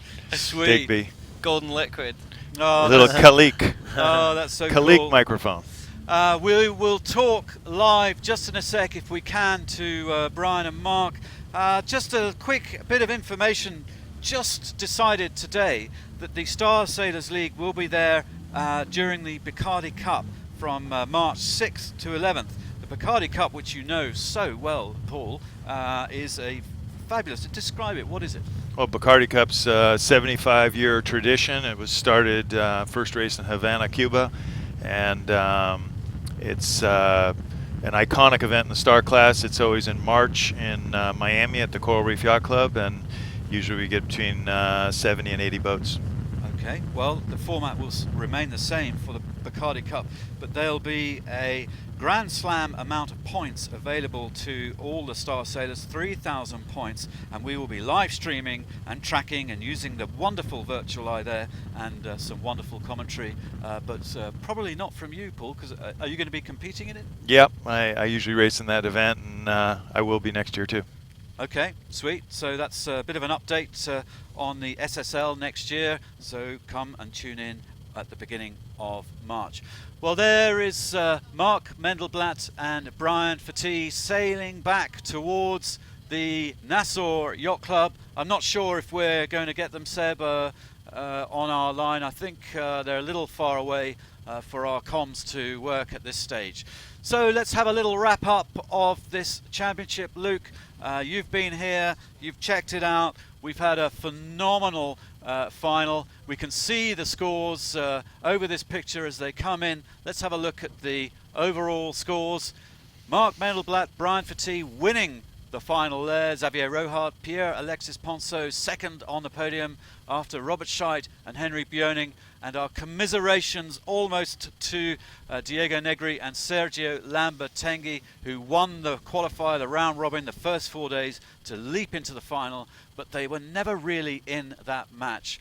Johannes Polgar, Marcus Coy are going to be happy with their fifth result. That's a good result for the Germans in the finals. George Szabo, Eduardo Natucci, the winners of this event last year. They were yesterday looking in the danger zone. They managed to claw their way into the top 10 to qualify in the competition for today, but they finish in 6th spot. Mateusz Kuzniewicz, Dominik Zicki, the Poles. Mateusz, 2 Olympic medals with Dominik, who is now a full-time journalist for the Polish Sailing Magazine. What a great duo, great characters, finishing in 7th.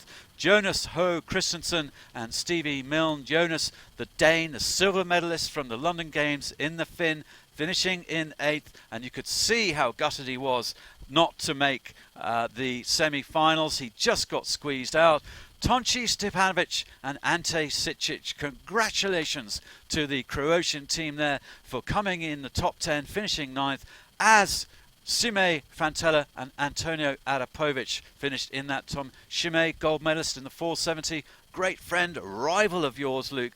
Cool result for a VIP guest to finish in the top 10. Yeah, I mean, just fantastic to see that. He's just launched himself up. 3 race wins. He won more races this week than anyone else, which is impressive to see, yeah. Very impressive. A bit annoying, really, because I've got to race him in a 470. He's better than me, oh. clearly.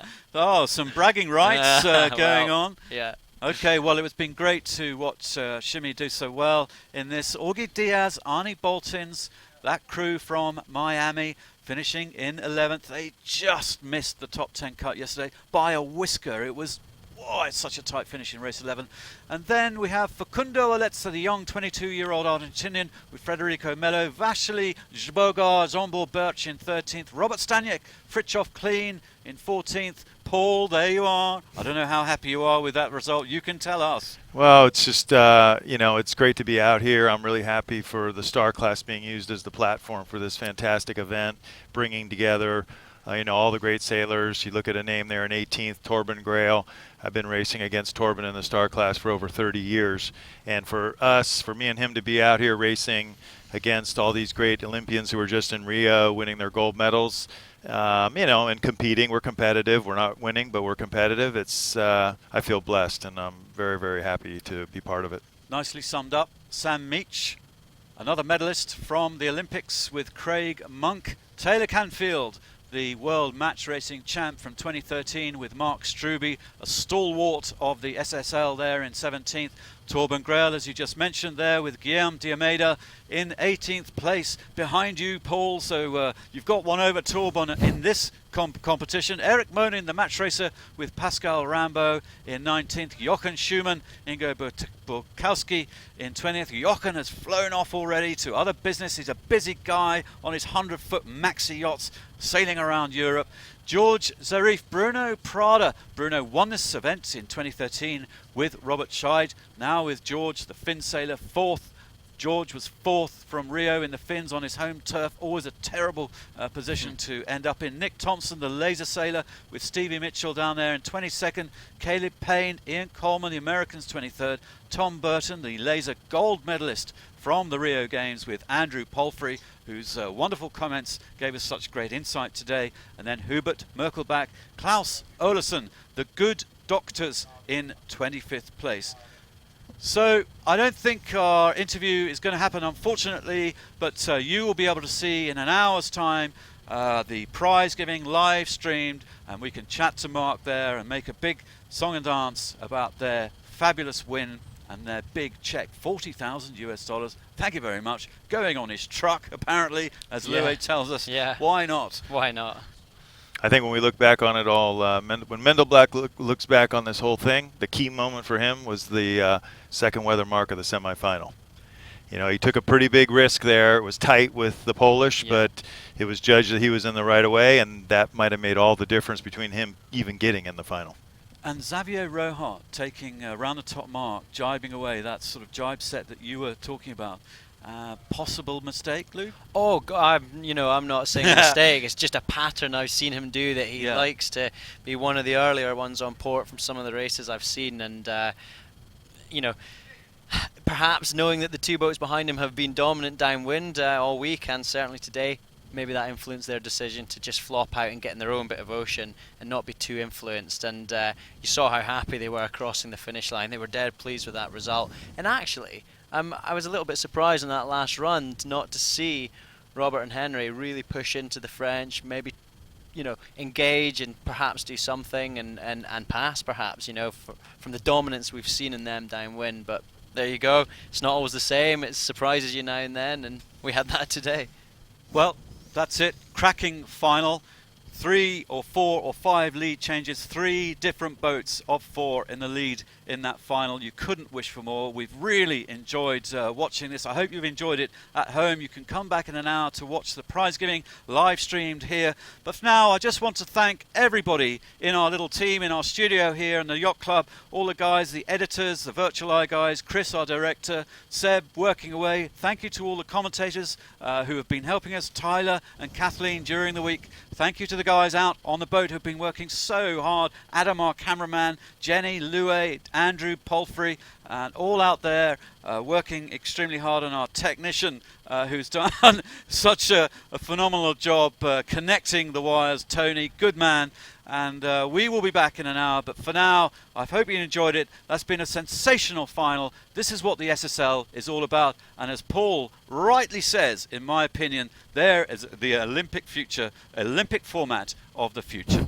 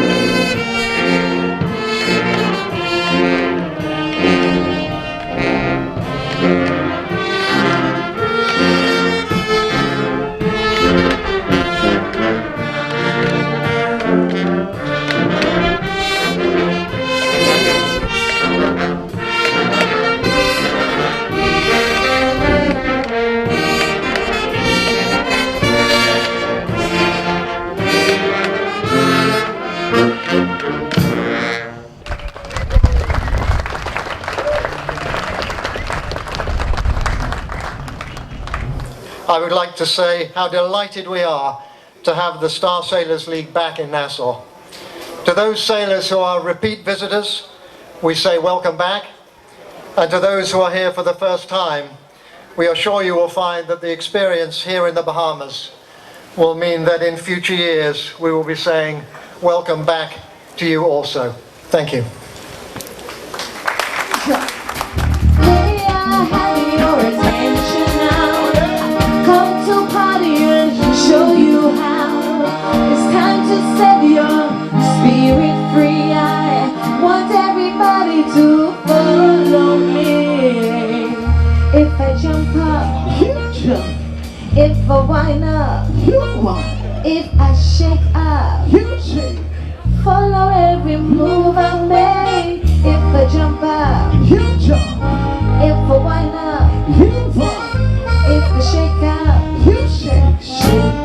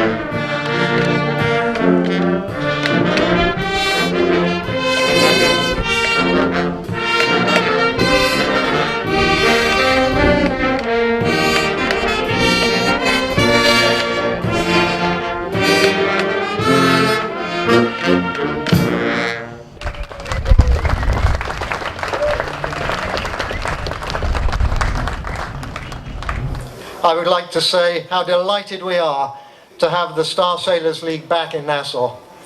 To those sailors who are repeat visitors, we say welcome back. And to those who are here for the first time, we are sure you will find that the experience here in the Bahamas will mean that in future years we will be saying welcome back to you also. Thank you. May I have your attention now? Come to party and show you how. It's time to set your spirit free. I want everybody to follow me. If I jump up, you jump.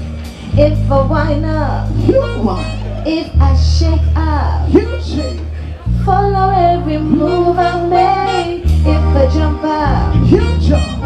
If I wind up, you wind. If I shake up, you shake. Shake.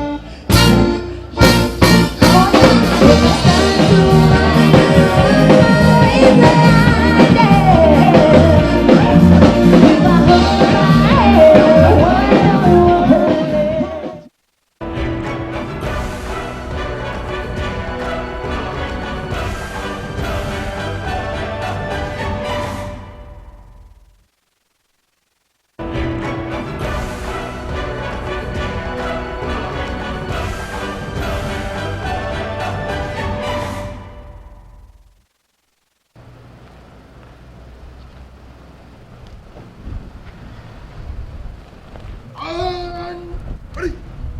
Thomas. Oh.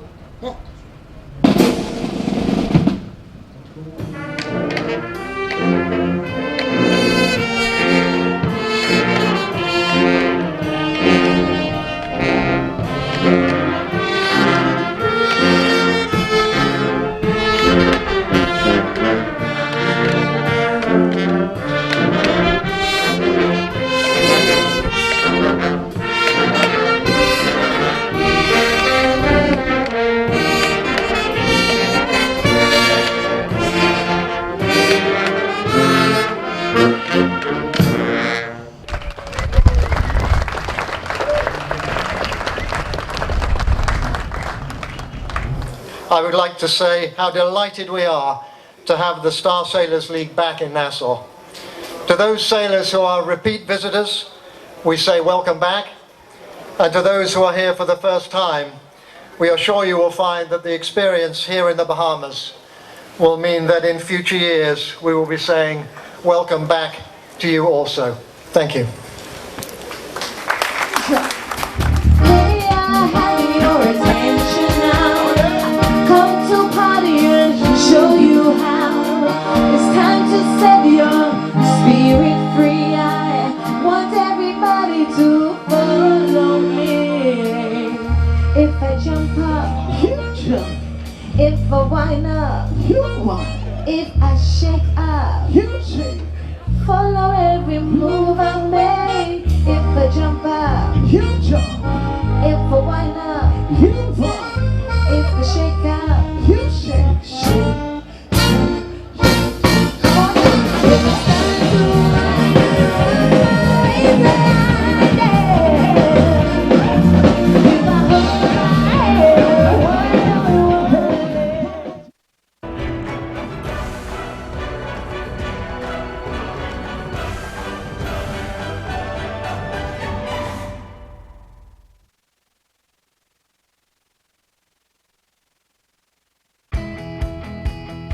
The fourth edition of the Star Sailors League Finals brings 25 teams from 17 countries to compete in the waters off Nassau to battle it out over 5 days of racing.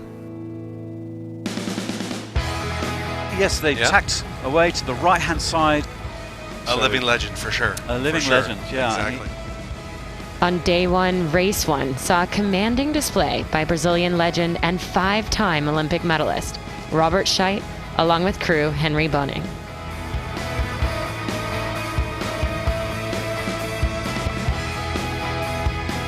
As the teams got used to the light wind conditions, it was quite a tight battle between Americans Mendelblatt and Fati, the Italian team of Negri Lambertini, and the Brazilians, ultimately holding tight for the win.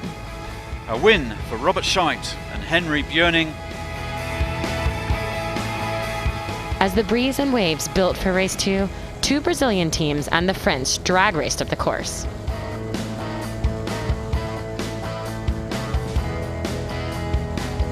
But it's the French that round first. Polgar and Coy take an inside line.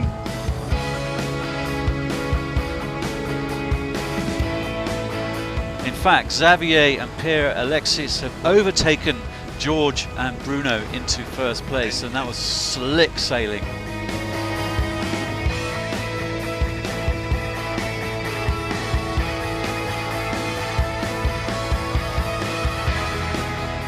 The number 1 seeds took their first win of the event.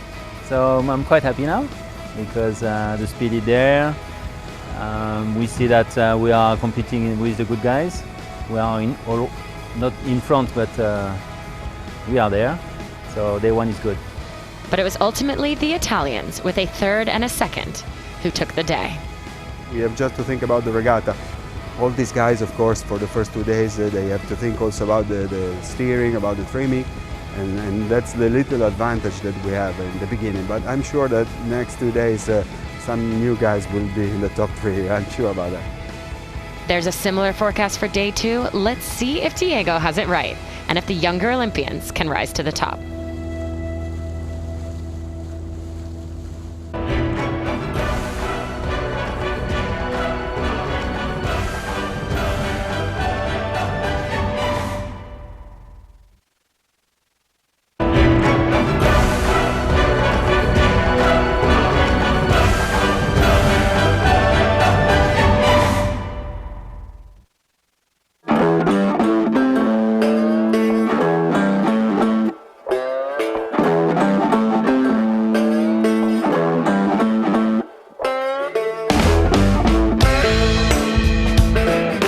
This is Fort Montague.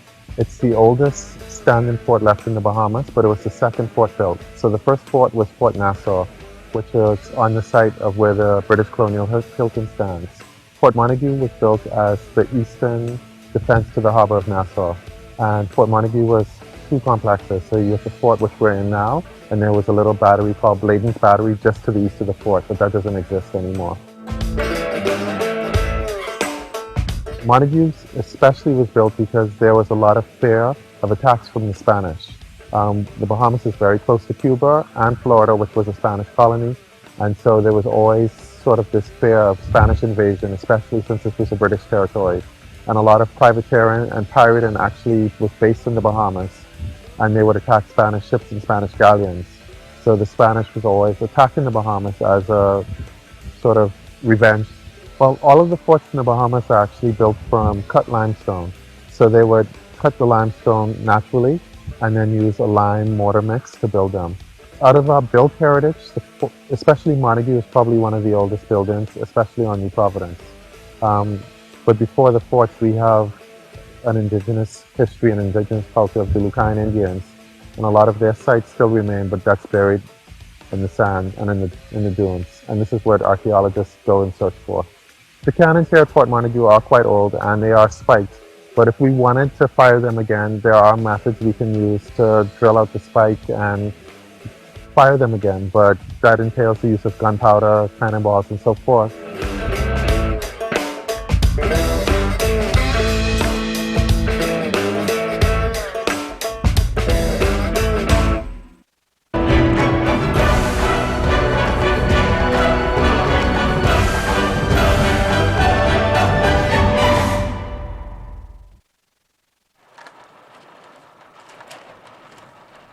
We are down at the dock with Stevie Mitchell, Star World Champion, and 2-time Laser Champion Nick Thompson. Stevie, you're an old vet in this boat, but it is Nick's first time and first day ever sailing the Star. What are you expecting of him? He'll be just fine. He's a great sailor in the Laser. He'll pick it up very, very quickly.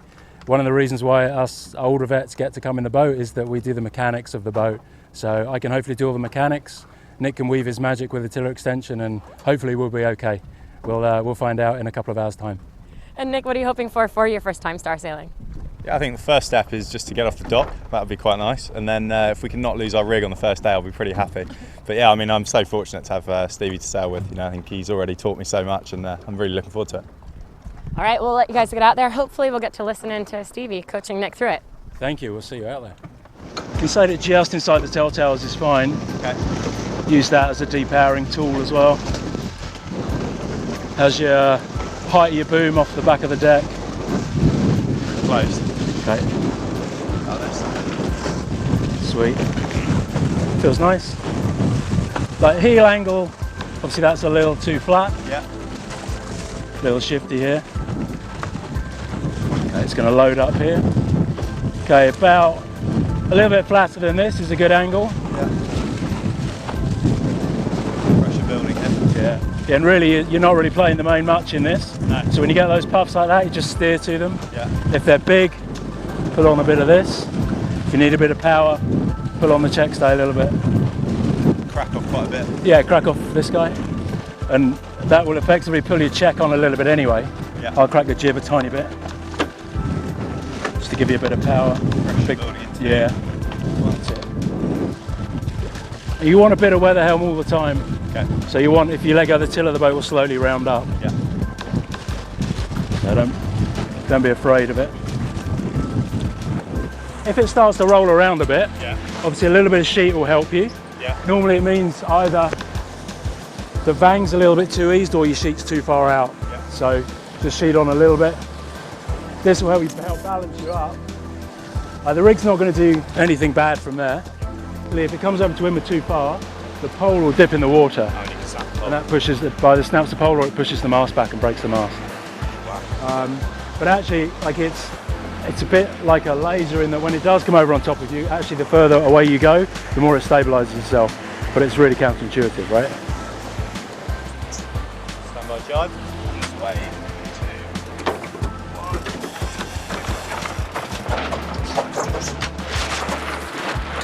Nice, good one. Turn the corner. Yep, fine. Just push it across and go up.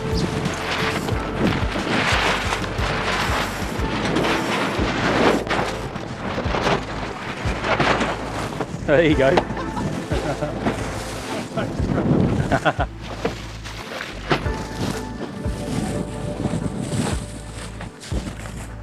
When you get flat spots, use that to get your height. When you get the waves, your priority is just getting through the wave as clean as you can. Just load it up a tiny bit more. That's it, and then go a bit of check. Get till that stops flapping. That's it. If it's ever flapping like that, that's bad. Way more check, and if you need to, put a bit more backstay onto depower. A little bit in those puffs to flatten the boat. Then get ready to pull it away again. That's it. Lovely. That's what you want. Yeah, perfect. Perfect. Day one, star sailing, how was it? Yeah, fantastic. Really good day out. It was really nice to get out there and straight into some racing with all the other guys. We had a little bit on, certainly at the leeward marks, but yeah, we got there pretty quickly. Pretty happy. How would you rate him as a star skipper? Great. I mean, first day in the boat, yeah, we did some manoeuvres. We didn't do any big disasters, and we got into racing some boats, and it was good. Like we had some disasters. I know, Exactly right. We had pretty reasonable speed, and yeah, we were racing rather than just trying to sail the boat around the course. What is the hardest part? Probably the leeward mark rounding, to be honest. It's just so much main sheet to bring in, and it's pretty loaded. It's I mean, there's it's a big main, if you hadn't noticed. So I certainly didn't until I got out there. But yeah, that's probably the hardest bit, but it's good fun. Awesome. All right, thanks you guys. Good luck out there this week. Thank you very much.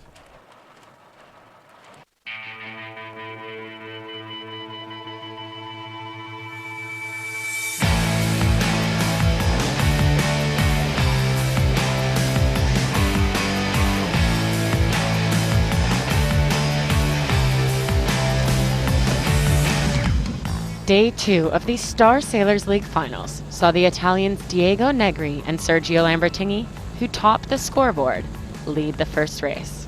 It was a great race as well for the youngest sailor in the fleet, Argentinian Facundo Aleza, taking 5th. Fellow South Americans scored a 2nd, while the Italians held on for the win. I'm really happy, but it will be not easy to stay on the same level, I think. Off! Here they go! The dying breeze meant changing conditions for the teams, adjusting their sailing styles and tactics for less wind.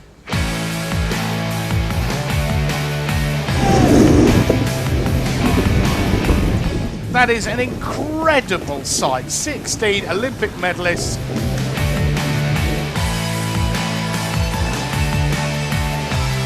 Staying mentally sharp was the name of the game throughout the day, and three-time Olympic medalist Slovenian Vasily Spogar, with his Hungarian crew, celebrated their victory in Race 5. A strong performance on the day with a race win, a second and a fifth, moved the former finals winners, Americans Mendelblatt and Fati, onto the podium in third overall. The Italians dropped to second, while all top threes moved Brazilians Robert Scheidt and Henry Boning into the lead. 4 tough races today. We managed to hang in there, be top 3 in all 4 races. Difficult conditions, difficult to start, but we were pretty happy, and especially because we won the last race. We're now halfway through the qualifiers. 2 more days of racing still to go to determine who will go through to Saturday's finals.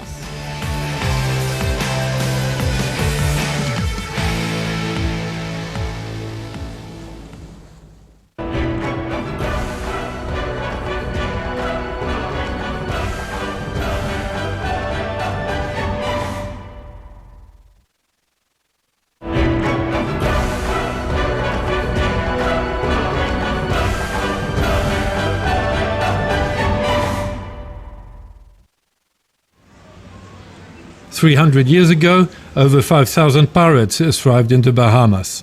The golden age of piracy was short-lived, but the memories of these times are everywhere here in Nassau. We are now on the outside in the front of Pirates of Nassau, our museum. Well, the Bahamas was a place of paradise. What even made it more better because all the shanty towns were designed for sailors. But due to the fact that the pirates were bringing in a more lucrative business, it turned into a pirate's haven. There wasn't no pirates specifically from the Bahamas, but they all became famous in the Bahamas. Pirates were people like me and yourself. They were all privateers. By the time as the British colony was finished with them and didn't have no more work for them to do, they had to find some type of means to survive. So since the crown them wasn't giving them anything to do, they had to go there and take for themselves. As cruel and savage as we were, we had our own rules and regulations too. Because in order for you to sail a ship, you have to be well disciplined. And trust me, you'll be surprised to know how you can have such savage, cruel men as disciplined as it is. Because, wait, if you didn't rule, we would maroon you. And nobody wants to be marooned. My favorite pirate story will be about Stad Bonnet. He was a major. He ran into piracy. He didn't know how to sail. He didn't know how to operate a ship. He didn't know anything about maritime. But he had a nagging wife. For a man to leave his nagging wife to go in a life of piracy, that touched my heart. Pirate Republic, a brewery and a bar, just opened. You would think that piracy here is mere marketing. Well, yes, but not quite, as we are reminded with a bit of literature.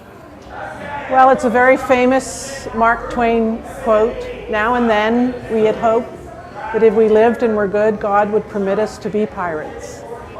We put that up there because we think everybody secretly has some hidden desire to be a pirate at some point in their life. And so I think it's their sense of real democracy on board a pirate ship. And then, of course, their great exploits that have survived the 300 years since they sailed around in our waters. Nassau was the Republic of Pirates in the early 1700s. It's an authentic part of our history, and we're trying to bring it to life in a new way, an interactive way, and it's part of our brand, it's part of our beer names, it's part of our experience and our ambience, so we do take it seriously. 1, 2, 1, and you pivot. Arr!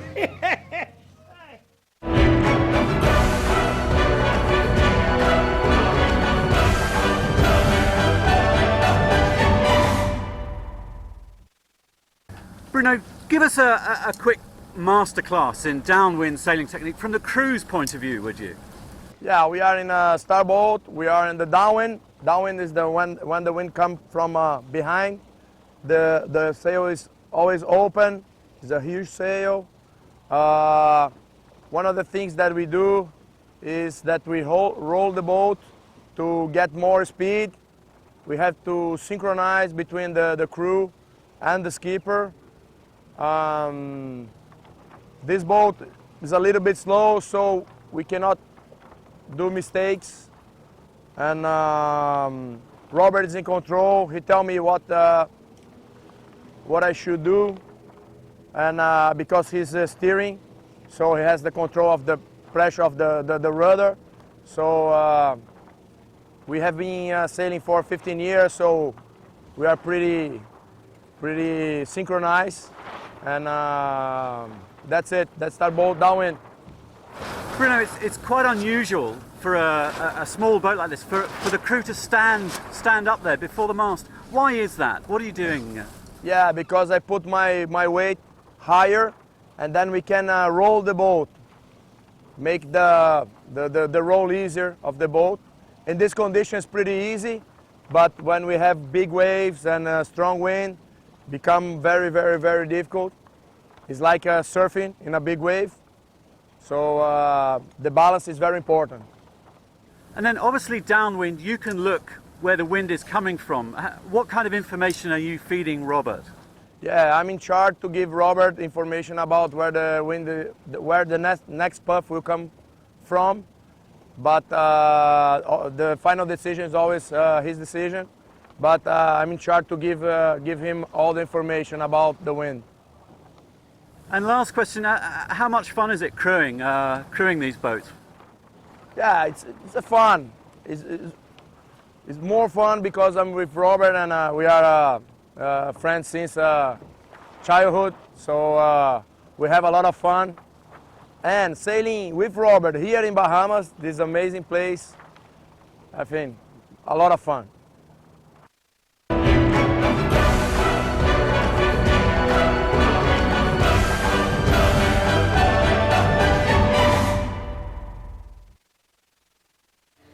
When I woke up this morning, clothed in my right mind, with no pain, no ache, I got a little bit of sense to say thank you. Sunday morning is church time for Reverend Philip McPhee, pastor of Mount Calvary Baptist Cathedral in the middle of Nassau. It's a small community, but a spirited and fervent one.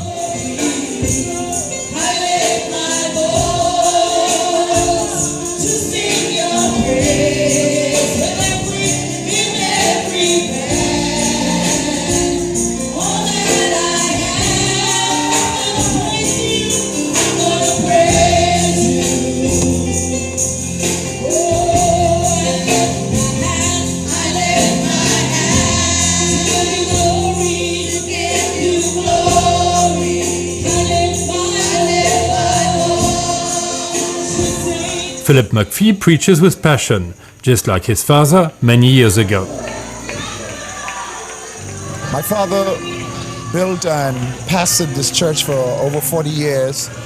After he passed, I succeeded him, and I'm proud to have the honor to represent the people of the Bahamas as a spiritual leader in this nation.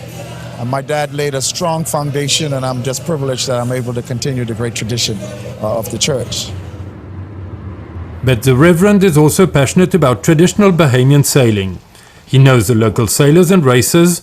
Among his close friends is one of the Bahamas' highly regarded boat builders. Gratitude and thanks for what you do. Well, it's something I like doing. Yeah.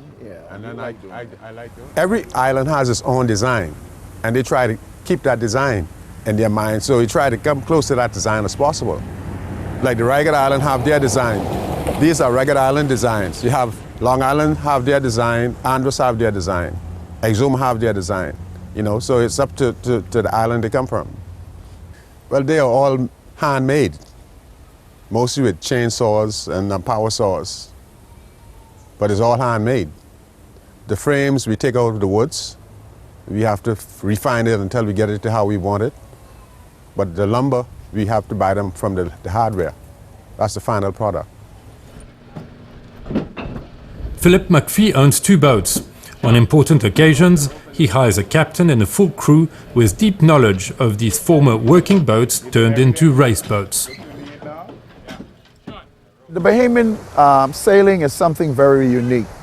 All of our boats are built by wood, built by Bahamians, sailed by Bahamians, rigged by Bahamians.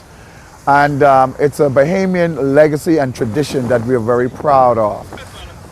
And now we are gearing up to make sure that this great tradition is passed on to our children and grandchildren.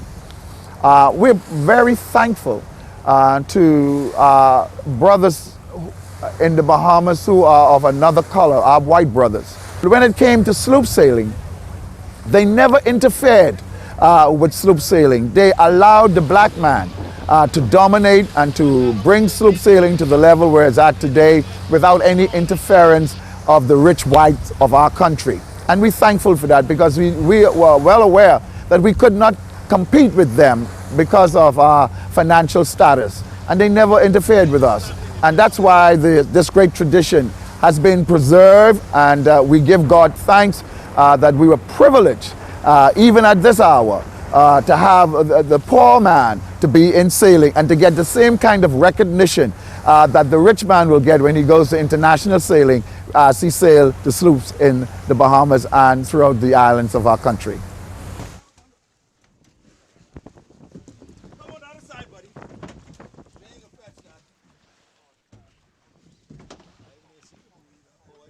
Sailing gives to me the opportunity to see the grandeur, the beauty, the strength of a God who has blessed the Bahamas with beautiful waters and beautiful people.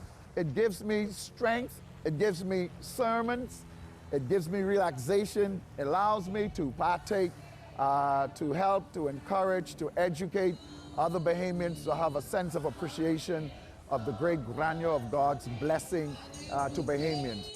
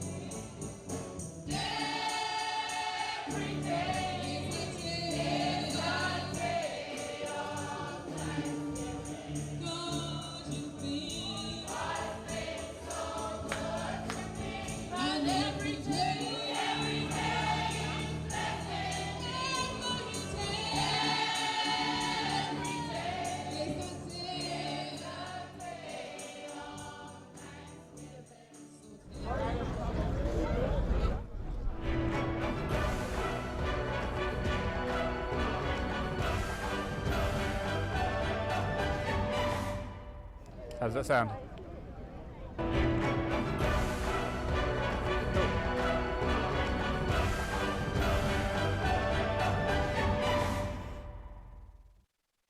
Yeah, the junior sailing program at the Nassau Yacht Club started in 2004. And when it first started off, we probably had a handful of kids. And today we go through over 200 kids a year. In our year-round program, which is where these kids are participating, we have 47 youngsters involved with that program. And then when we add in our summer sailing camp, and the greater community really gets involved with that, we have over 102, 105 kids. The kids' ages are 8 to 17. The kids start off in the Opties, and that's where the majority of the kids are. We have 30 Opties here, and for this term, we used 25 of them. We had our Opti Nationals about a month ago, and we had 82 participants from around the Bahamas. We also run a sunfish program, again for beginners who are a little bit too big for the Optimist. Kids in the Optimist and kids in the sunfish program really become competent sailors. They then move into the laser. And we have 15 lasers sailing with us on a pretty regular basis. In addition to that, we just took on 5 international 420s. Our better laser sailors are sailing in the international 420. And on Saturday morning, we'd have the Optimists to go through their elimination, and then Saturday afternoon, and they'll be ready for Sunday morning's finals. And the lasers will start Saturday afternoon, and on Sunday morning, they'll be continuing on with their elimination series, so they'll be sailing in their finals by about midday on Sunday. I started sailing when I was about 11 years old. My uncle gave me an old Opti, and my dad decided it was a good idea that I should try and go learn how to sail it. So I went to the summer camp here at the Nassau Yacht Club run by the BSA. So that's how I learned how to sail, and I've been sailing lasers, sunfish, and Optis ever since. We sail here all year round. We sail about 2 or 3 times during the week, depending on other activities. But we sail on the weekends as well, morning and afternoon. Usually we'll have the lasers in the morning and I-420s in the afternoon, but I tend to stick more to the laser sailing.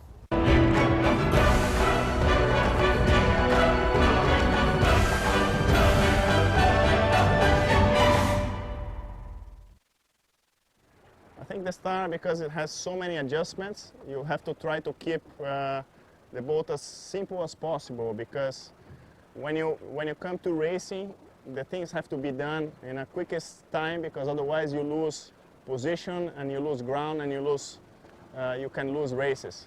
So what we try to achieve, me and Bruno, is to try to make a simple layout, and we try to do the maneuvers many times, so when the racing comes, we know what we have to do in each situation, and that helps us a lot, because we can get meters at mark roundings, and we can make quick decisions on when to do the maneuvers. So it's very important to try to keep the layout simple and to be able to sail the boat in an easy way.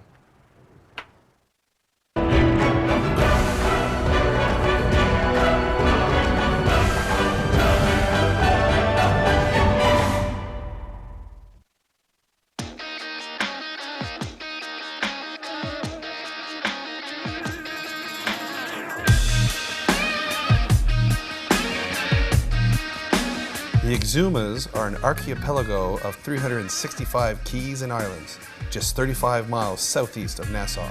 There, you can swim with the sharks.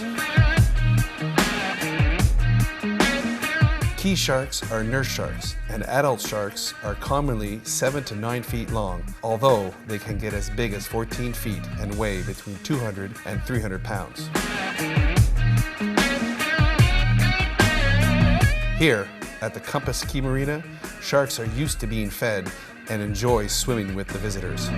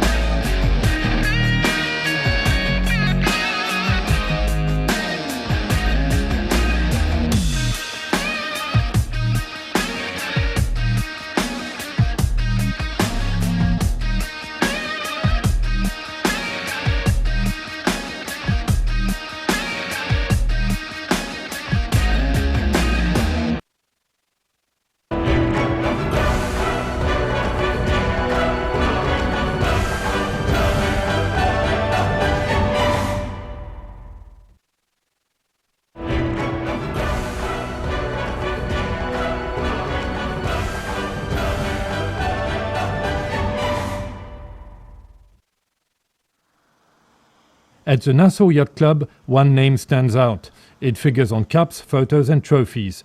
Sir Durwood Knowles won the first ever Olympic gold medal for the Bahamas. He's a living legend of the star class and more generally of his country. Yeah, I'm very fortunate. I met Durwood in 1978, and whenever I come and race in Nassau, I've always been guest at his home. Yeah, I've shared a special moment with a very special person. And when I first started coming here, he was already a living legend. He won the Star Worlds, and he was the fixture here in Nassau. Durwood's, you know, an iconic figure representing yachting and sailing of an era probably gone by. He's the only guy alive, I think, who was racing starboats 80 years ago. and he's won everything there is to win in the star class: gold medal, world championship, every continental championship. Well, I think that for me, what made him special was that he did all this kind of in a vacuum. When I learned how to sail, I had Lowell North and Pete Bennett and Malin Burnham and Carl Eichenlaub and Bill Buchan all to learn from. But Durwood, he didn't have this advantage. So think how special he must have been to rise up to the top level without a lot of help. But more importantly, that Durwood's also from that area. He's a gentleman. He's honest as the day is long. He's a good man. And so it's just something for us all to celebrate, you know, a guy like that. And I'm very fortunate to have been exposed to something like that.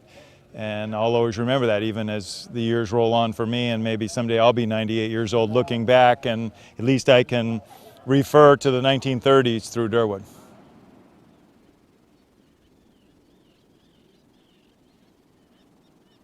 Durwood Knowles is recognized most all over the world, and in my time. So to interview me here today in '98, I have a good memory. I could tell you a lot of things. In 1964, Durwood Knowles won the gold medal in the star class at the Tokyo Olympics. He was talking to me how determined I was to win the gold medal. I didn't give up. Huh? My main crew, Sloan Martin, could not make it. And Cecil Cook was just the ideal weighted and everything, personality. So we went along and we won a gold medal. In 1988, Sir Durwood took part in his last Olympic Games at the age of 70. Man, I never sailed in conditions like that in my life. Huge waves that going up and down and blowing. I did all right. Sir Durwood lives in a beautiful house overlooking the sea. He doesn't come to the yacht club as much as before, but he watches his many friends racing in the bay.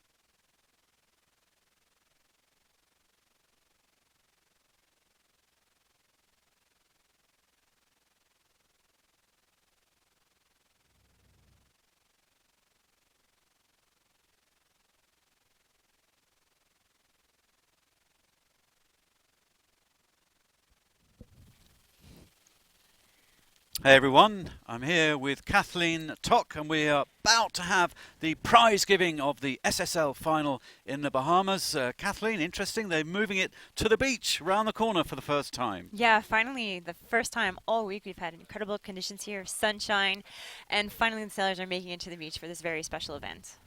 And we should say that it's worth tuning in to tomorrow, because they're having the best of the best regatta at the moment, as well as the Star Sailors League final, which we've just finished. We're about to see the prize giving in MO, but the local Optimist laser sailors and the sloop sailors in their 3 classes are having this best of the best regatta, and we will be live streaming that and analysing what they're up to with our trackers and our virtual eye and all the rest of it, which is quite fun for the Bahamian sailors. Yeah, the Bahamas being an island just surrounded by water, that sailing has been in the history of the Bahamians for a very long time. Not just the people at the yacht clubs, but also the islanders who are racing these very special boats called the sloops. And there's been an incredible waterfront festival for the last couple days.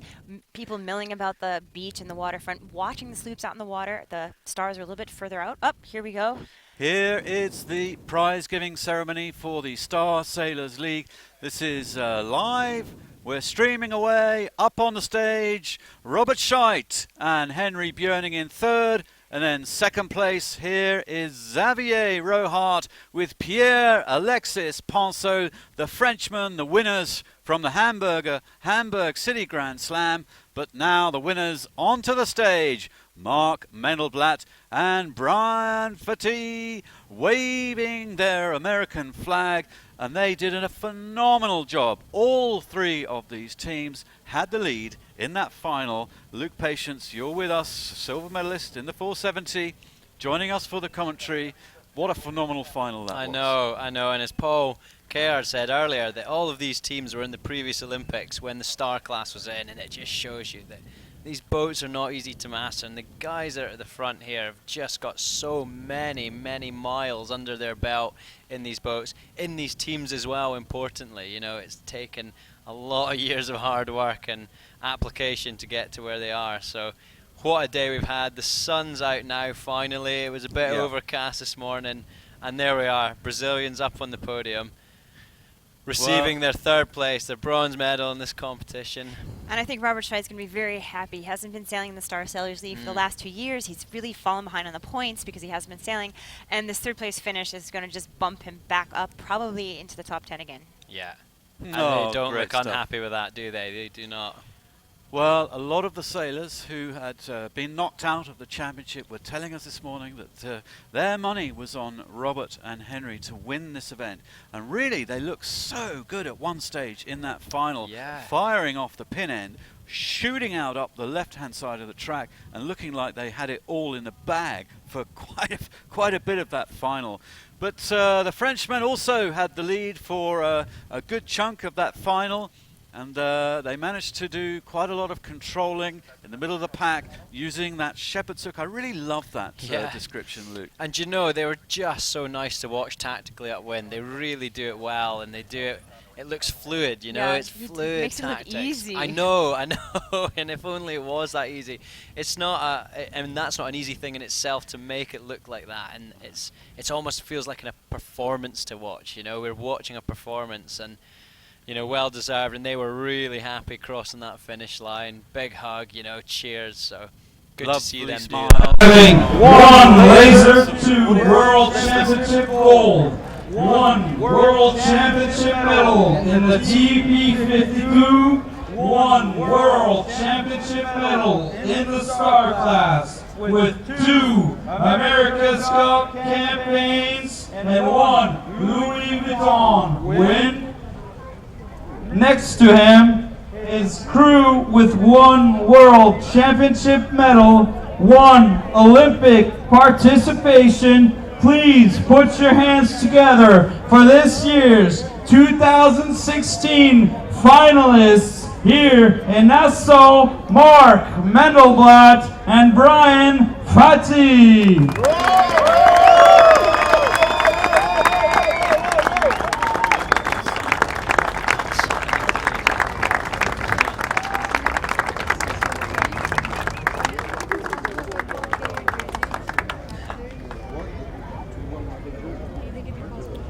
Crewman in the Star.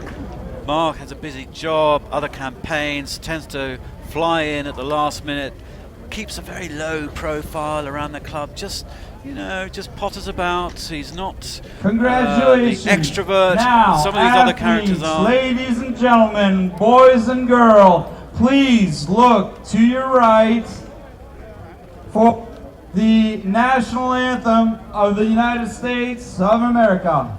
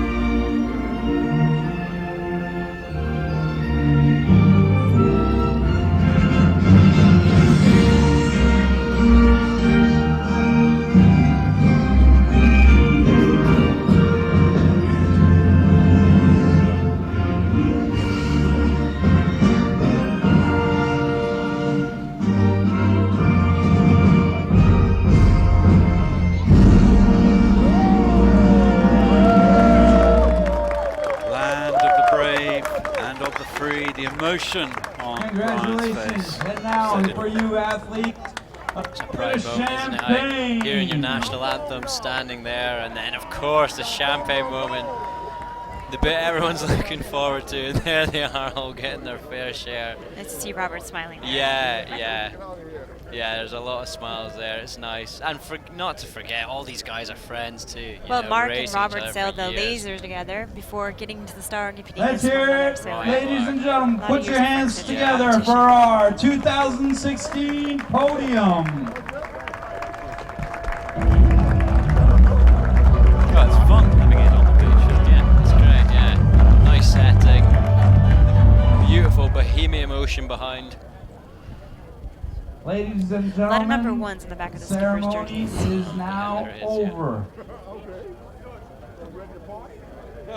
Xavier ranked number 1 at the moment in the Star Sailors Feel League free to come leaderboard. up, shake hands. Bruno Prada is the top crewman. Well, that was the prize giving ceremony for the final of the Star Sailors League 2016. We've had a marvellous week. I thought that final was the jewel in the crown. 4 guys out there, 4 teams on the racetrack, and 3 of them took the lead at one stage throughout, and it's exactly what we want to achieve with SSL. Yeah, just such a high level. I think coming into this regatta, no one could really pick. People have their favorites, but just because of the depth, who would know who's going to win that race? We didn't even know during the race. It's just, and the format and everything they're doing here, it's kind of pioneering in our sport, and what's been put together, this whole package, is just something that keeps it exciting. You know, it's not an easy sport to cover, sailing. You know, it's just simply not that easy. It's very difficult, and it does it amazingly well here at SSL. And this finals, you know, we've seen it now year after year. It's produced such a good format to follow and watch, and the cameras and everything that goes on, and it should be seen as a real example of how it could, you know, filter through into other walks of the sport. Obviously, the America's Cup has been great at that too, but they're just doing it so well here, and I hope that has an influence in everything else. And hey, the format's great. I know it's tight and it's cutthroat sometimes, but that's exactly, I mean, that's what sports should be like. Well, I think it's because it's such a high level that the sailors they have pretty much the same speed upwind, and when you're coming into the movement mark with 25 Olympic medalists, world medalists all together, their sailing makes our job as announcers that much easier. And the dream of the SSL is to have 5 championships through the year based on the tennis Grand Slam. So we'll have a Grand Slam on a lake to favour the lake sailors, perhaps some of the German and European, Swiss sailors. A Grand Slam at sea, perhaps to favour the guys who live in places like Miami and the UK on the coast. A Grand Slam in breeze, somewhere super breezy like this. Bahamas tends to be breezy, but there are other spots around the world. And then we have our final in Nassau. And what a spot, what a great place to have that final. The next SSL event that you can watch live streaming is on the back of the Bacardi Cup. So the Bacardi Cup, as Paul was telling us earlier, started in Havana. It's been going 70 years. It's now run out of Biscayne Bay in Miami, and we'll expect to see some 80 boats there, and whoever competes and wins that will win 3,000 points on the SSL ranking leaderboard. So that'll be interesting. We're going to be live streaming and tracking and using Virtual Eye and some of our lovely commentary from the likes of Luke. Perhaps you'll join us, perhaps not. I don't know. I hope so. It'd be really nice to have you all back. Miami's nice that time of year. Wow, okay. I'd like to come back for sure, yeah. But for now, I'm going to say thank you to everyone at SSL, particularly Francine, who looks after us, runs around, looks after all the sailors, books the flight, you know, really does a phenomenal job. Well done, Francine. And thank you to our technical team in the broadcast. Tony, he's from, where's he from, Chris?